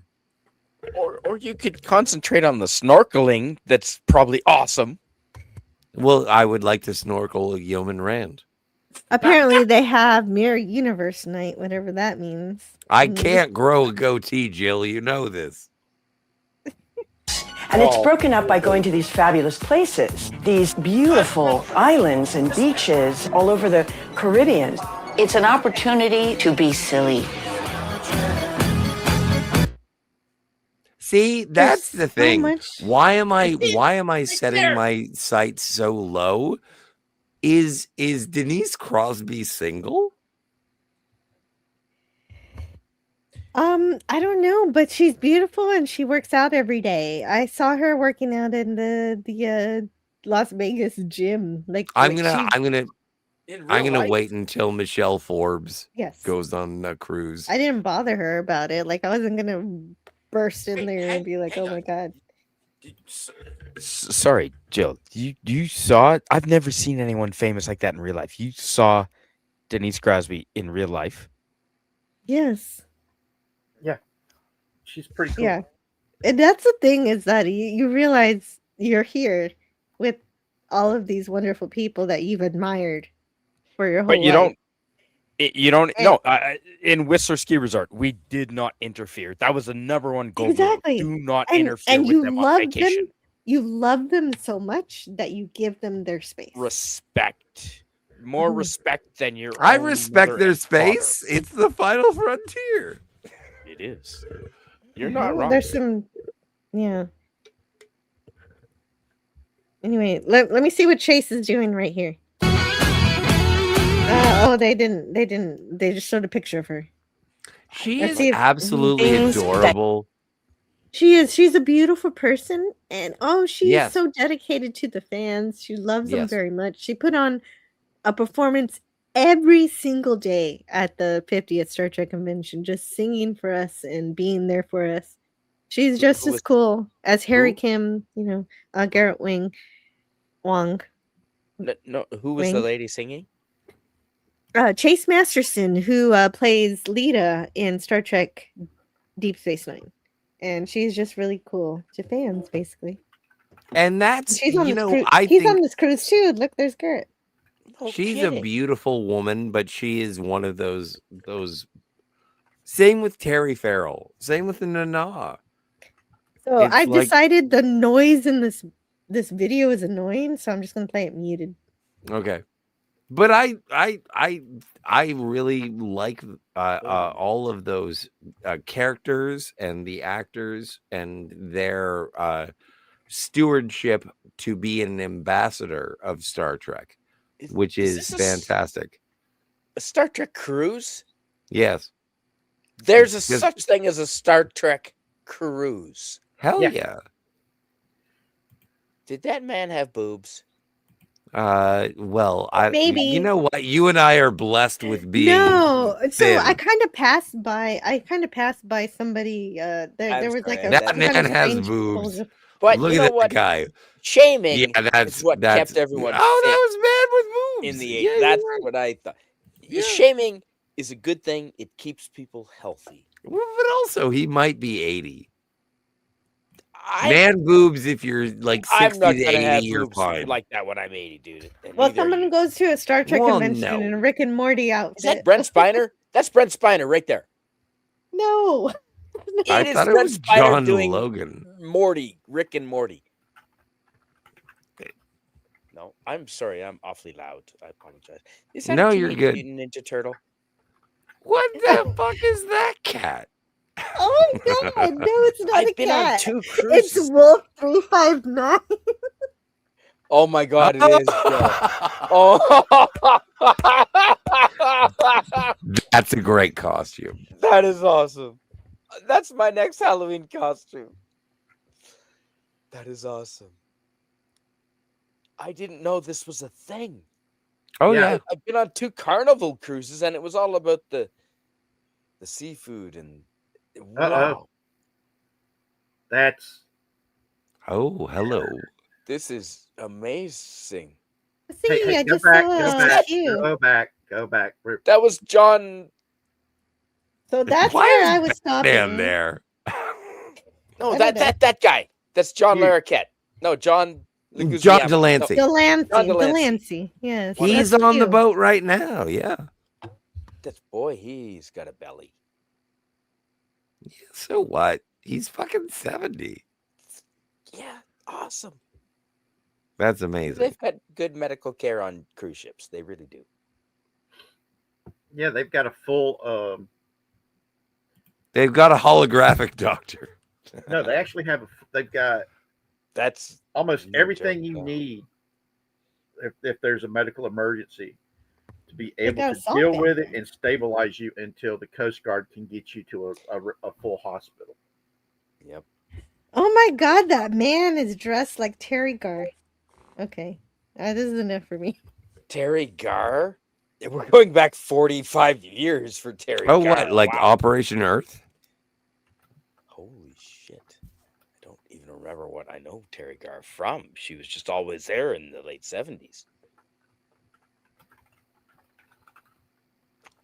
Young Frankenstein? Whoa, Dr. Aaron McDonald. I think this might be Kurzman Trek's science consultant that they never actually talked to. Let's hear what she has to say. Really mean this is the happiest they've ever been. It is time. That's it. That's it. That was it. That's all she had to say. Like, she's there in the cruise, though. That's weird. So I are think that's these- who that was. Are could these be wrong. cruises more money? Yeah, they cost a lot of money, but Like they're $8,000? affordable. Yeah. All right, so we're going to start a GoFundMe, folks, in the chat. And we're going to build a boat. And then we're going to invite Tim Russ. It's got, and Gilligan will be our skipper. Yes. Can we get Bernie Yeah, Capel to be the ship's doctor? It'll be. We're gonna get Dr. Pulaski. I don't even know what is happening in this. And freaking Ensign video. Sonia Gomez. That's gonna be on our first dinghy. 60 years of Star Trek on board Star Trek The Cruise in 2026. We'll be sailing from February 20th to 27th out of Port Canaveral To Puerto Plata. To San Juan and Coco Cay. Puerto Plata, Okay, Puerto Plata, San Juan, Coco Cay. Puerto Plata, San Juan, Coco Cay. Wow, you can say that again correctly. Hey, Rutherford. On Royal Caribbean's Adventure of the Seas. Can't wait to celebrate Star Trek in this iconic, once-in-a-lifetime adventure with you. Just wish they didn't have music in this video. Totally All her. the music ruins it. See, You can still tell it's her, can't you, Joe? Of I course, yeah. just feel bad because like I would go on this Star Trek cruise by myself and be like, I can't wait to find all the single Star Trek ladies. No, And they're And the there answer- too. They're there The too. answer is going to be you're on your own. In fact, you're gonna find a lot of single Star Trek dudes. We're gonna do some monk training, Scotty. I suppose. Yeah. Okay. No, I I'm did wanna- I'm I too did wanna see what that lustful. was You're like. right. I'm happy not being on Star Trek cruise actually after watching that video. You would not be Okay, safe. why is that? Because that looked awesome. It does. I'm sure it was awesome. I'm sure it was cool. But I experienced it already with the Star Trek 50th anniversary when Star Trek was all together still and we all, you know. Rub it and in I our think there's a kind friggin' of noses. division now. Thank you very much. Yeah, I will. Well, because everybody at the 50th, it rubbed in my nose the experience, which I No, never they- got to experience. Yeah. Oh. I just know how I would react, and it would be totally pon far. I did. I hung out with a lady at the Star Trek convention, and we walked around and we hung out, and she screamed And bonsoir. We got on repelled the bus. women and men. Jill, am I? She I was mean, beautiful. She made her own dress and everything. Yes. I've had a few beverages, but am I crazy? Did you tell a story involving Uhura? Several. Yeah, I did. you- Yeah, there at the convention, I did meet her. Yes. Nichelle And Nichols. she was, yeah, Nichelle Nichols is incredible, and I wish I would have been in a convention before that year, because obviously at that point she's gotten older, and everything she said was beautiful. But she's insanely intelligent, Mhm. out of this world lady.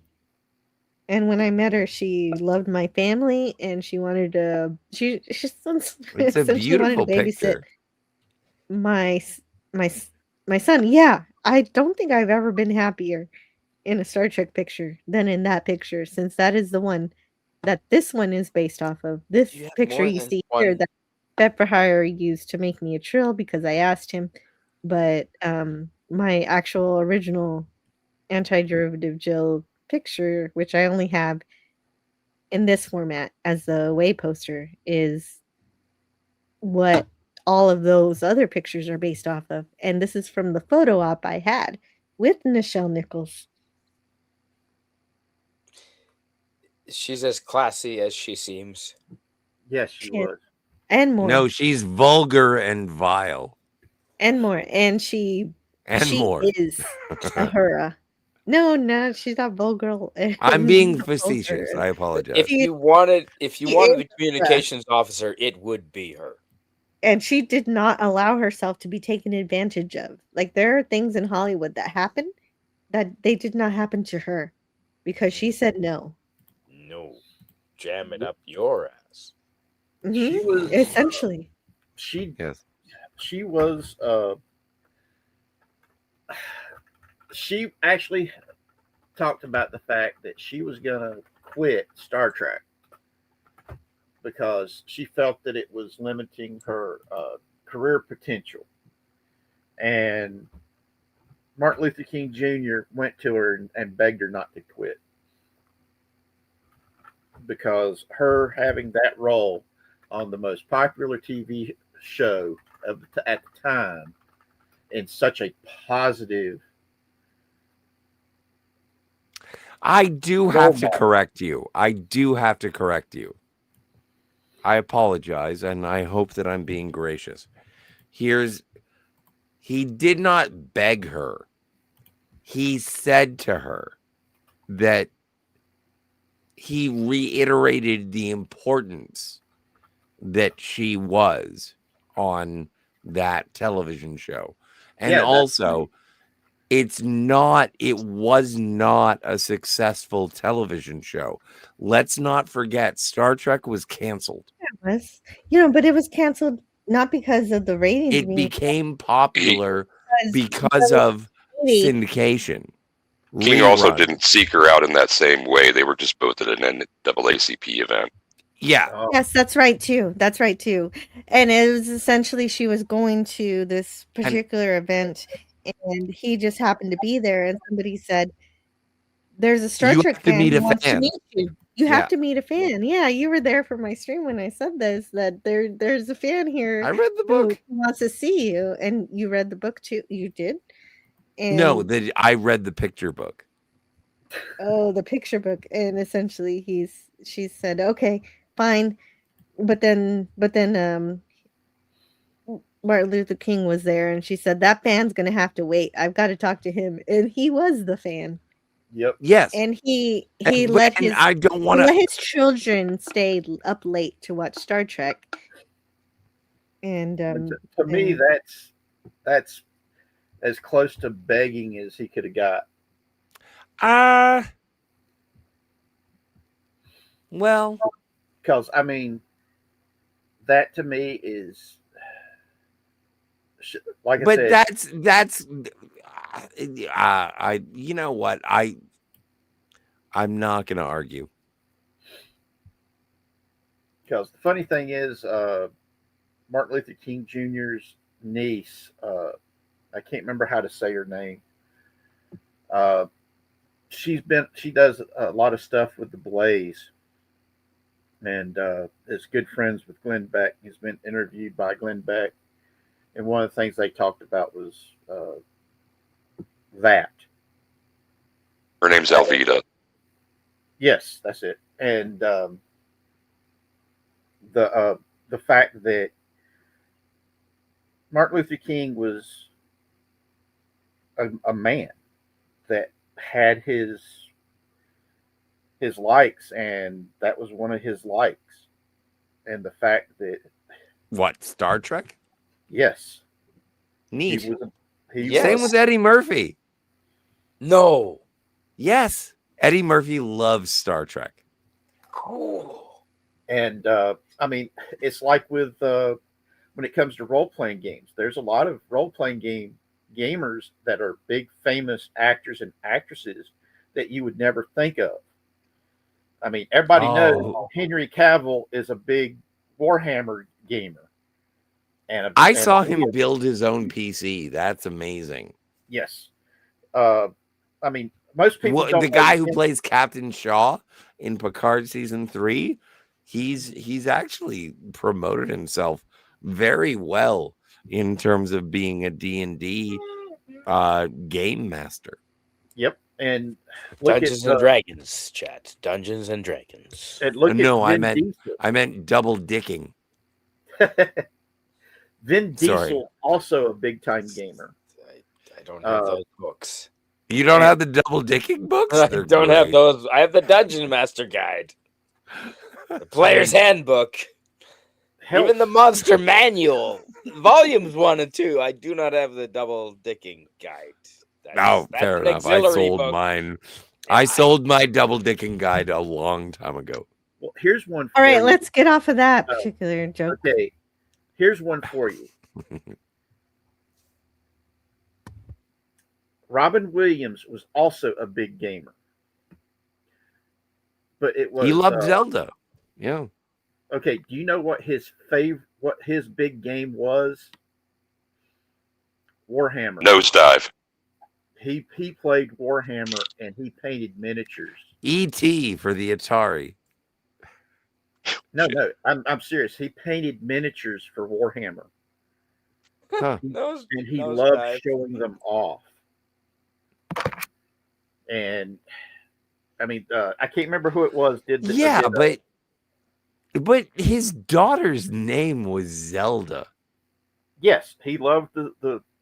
I think that if I were to say what is Robin Williams' favorite game, I would probably Scott, remember, say Zelda. he was almost in a Next Generation episode. Remember that one guy who was from the past? He was supposed to play Berlinghoff Rasmussen. Yeah, he pretended he was from the future, but he was really from the past, stealing stuff from the future. And well, and I think they should have been Robin Williams. Yes, and that would have been great. But I do like Matt Frewer in that episode. I think that Matt Frewer does an amazing job. Although, yes, it is a speculation. I would love it. And you know what? In a couple of years, I'm sure that someone will make it out of AI. He was Max Headroom. Yeah. He was also the Lawnmower Man Part 2. He also was in the remake of Dawn of the Dead. He was really great in that. But that was filmed in Toronto. And I mean, some of these actors that have I mean, damn, there's so many of these really good actors out there that they're character actors for the most part, but they've made pop culture so big. Like, we lost Tim Noonan this past week. Yes, Tom. Now, we also lost, of course, Robert Duvall. And the Noonan fella. He was the Oh, bad hey, guy in Raquel Manhunter. SSG Hey, is here. Raquel. Hold on. I'm sorry to interrupt, but just want to stop by and say hello. Leaving a like. I hope everyone's having a good evening and morning. I'm going to go get some sleep. I'll catch you guys later. Good night. Good night. Raquel, I I should be just getting some want you to sleep, too. know that none of us are wearing pants. She does not care, and she didn't want to know that. Well, no, speak but for I'm her, just saying I'm definitely. cold. Well, then put some pants on. No, Lewis that's says not good. Eddie was going to have a Mulder type character You know, I'm in the gonna whale clip that movie. and make that my fucking ringtone whenever I get a notification. Put some fucking pants on. I don't think she said fucking. Yeah, see no, that. I know. But anyway, Anyway, John what was Delancey is 77, so he's allowed to have all the belly he likes. He's allowed to not wear pants.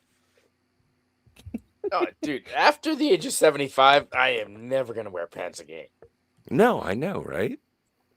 I'm gonna wear socks, like very long socks. And I want, if the Trek reviewer is still here, I want you to know I appreciate you. Yeah, okay, yeah, for being here. I hope you're enjoying this. Also, we'll send you socks. I think maybe this is the time where we got to go. Is that it? It's over? Well, I mean, I always have so much prepared. We can go until noon tomorrow. You prepare? All right. Maybe it's time to go. It's past. Well, maybe 4:20. it's I'm time for sorry I me to missed it. go. Maybe I should go. No. I need to. Scott, you always want to do that to me. Anytime I say the show's almost over, you want to go. And then I'm going to have to close the show twice. So why not just close the show with me? I agree. Good. So let's go to the closing videos. See what happens there. We're all good. We're good. And Raquel, what kind of socks are you wearing? I agree with Jill. I don't care about that. I'm not a foot fetish guy, so I apologize. You've already ruined it before you even Everything. I began. ruined it all. Yeah. I broke everything. Oh my no. You did. You broke it, and it's no romance amount of is booze gone. fixed it. I'm still having a blast though, so I apologize for reveling That's in my fine. disrespect. That's I fine. think we that's get a fine. fish on the line. You just I'm sorry. I'm just sitting here ordering WKRP. Raquel's just here Booger. for talking about fun stuff. Yes. And that's what I'm here for too. And I want Transformers? everybody to tell me what they want to say before we head out. DJ Play Nice, you've been incredible. Is there anything that you wanted to say tonight that you didn't get a chance to say, or anything you want to tell anybody now? I would like to remind everybody that, gosh, let me think for a second. Well, how about this? I know it's wintertime in a lot of parts of the world, but get out in the sun and have some fun. Until I see everybody else again, be safe, have fun, take care of your crew, and rock. Thanks for hosting. Oh, I did that recently. My grandma came to town, and I went to the beach, and it was still, the water was freezing, but it was 70 degrees. It was a beautiful day. I did exactly that. So And it thank sounds you. like you're saying that with a smile on your face, so it must have been a good time too. That's awesome. Incredible. It was great because she's getting up there, but she still remembered me and everything. So it was that's always a thing. Right And on. I was very happy. I Scotty, agree with Arthur everything Sam. that DJ said, so you don't need me. Okay, I don't. Well, that's a different question, but I'm glad you were here, and thanks for talking to us about Star Trek and stuff. And don't forget Canadian- hashtag Keiko Pegs.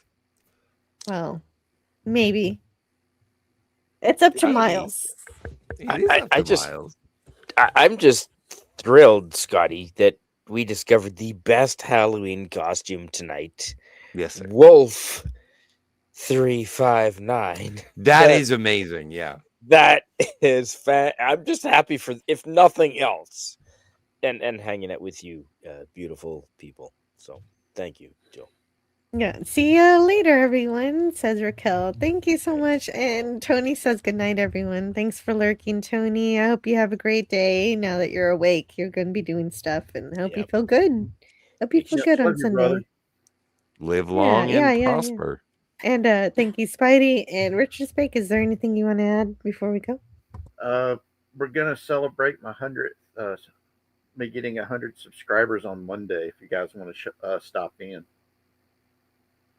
Oh, super.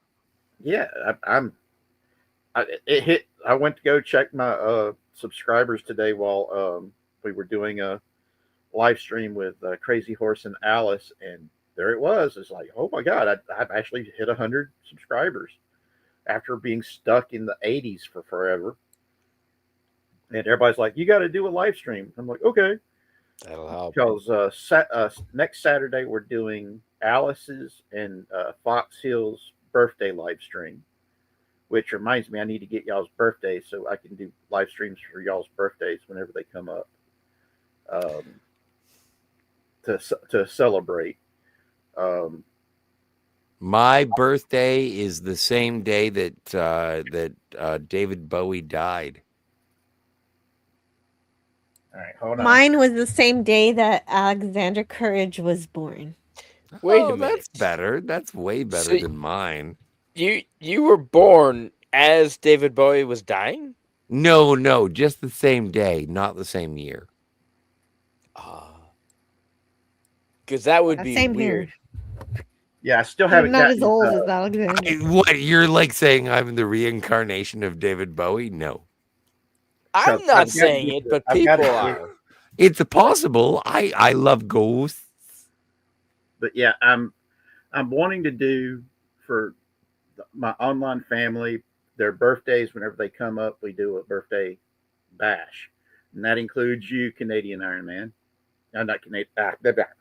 Canadian Spider-Man. Canadian Iron Man. I think for some reason you're combining Canadian Spider-Man with Tony Stark. Yes, I still need to. He still hasn't sent me his birthday yet, so I can put it in and be able to plot it.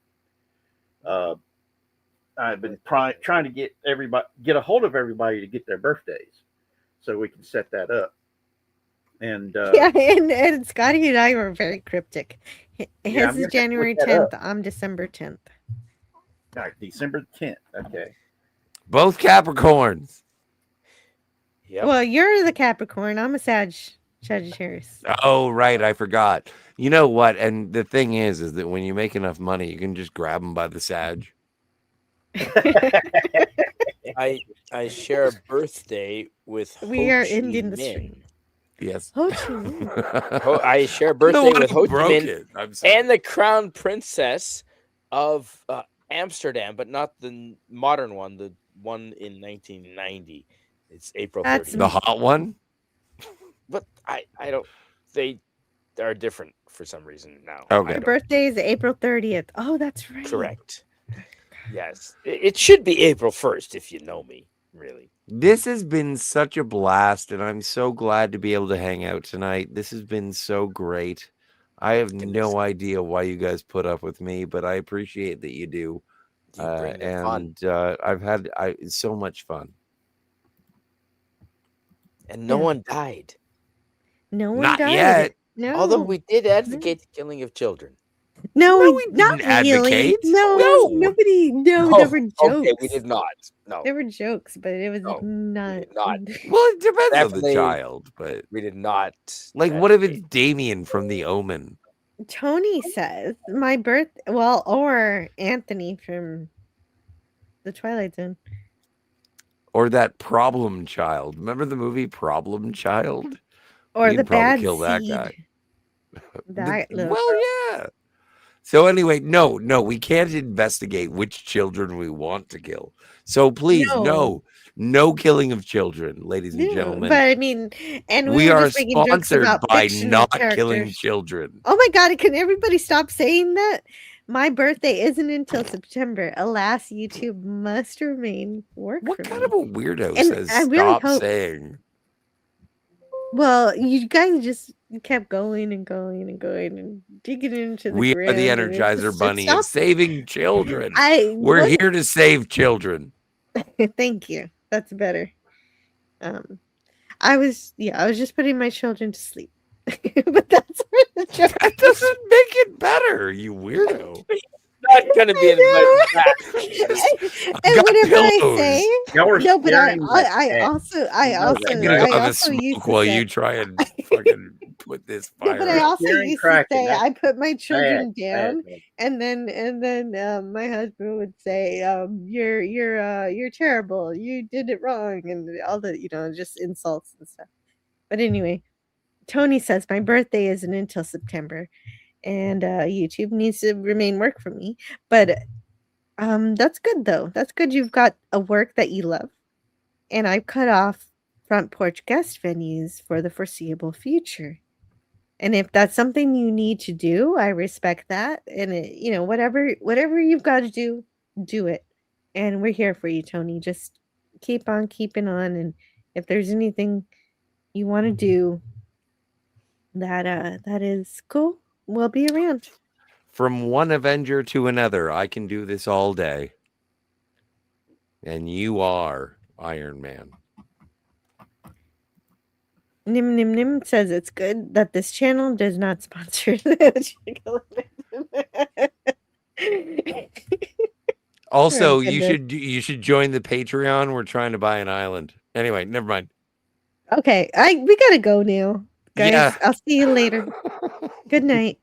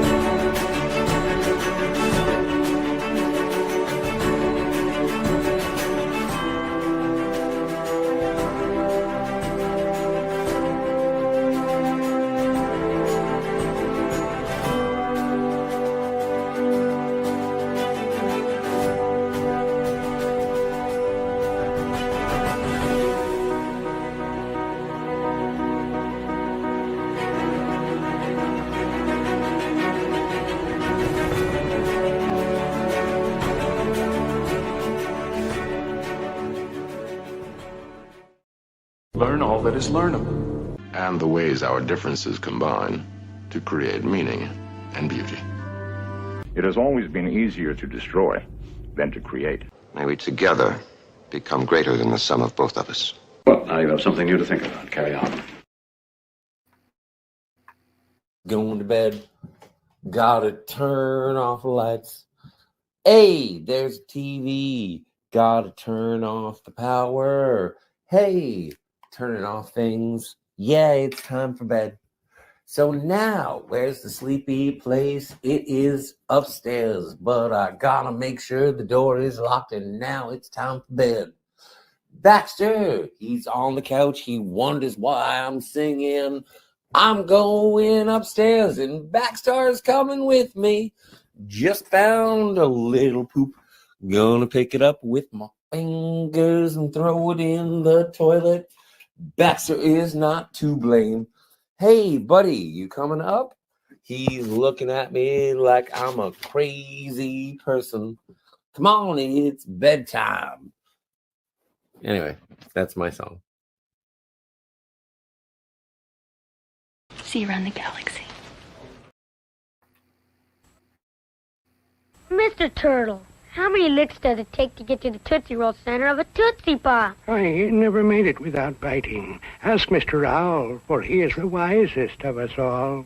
Mr. Owl, how many licks does it take to get to the Tootsie Roll center of a Tootsie Pop? A good question. Let's find out. 1, 2, 3, 3. If there's anything I can't stand, it's a smart owl. How many licks does it take to get to the Tootsie Roll center of a Tootsie Pop? The world may never know.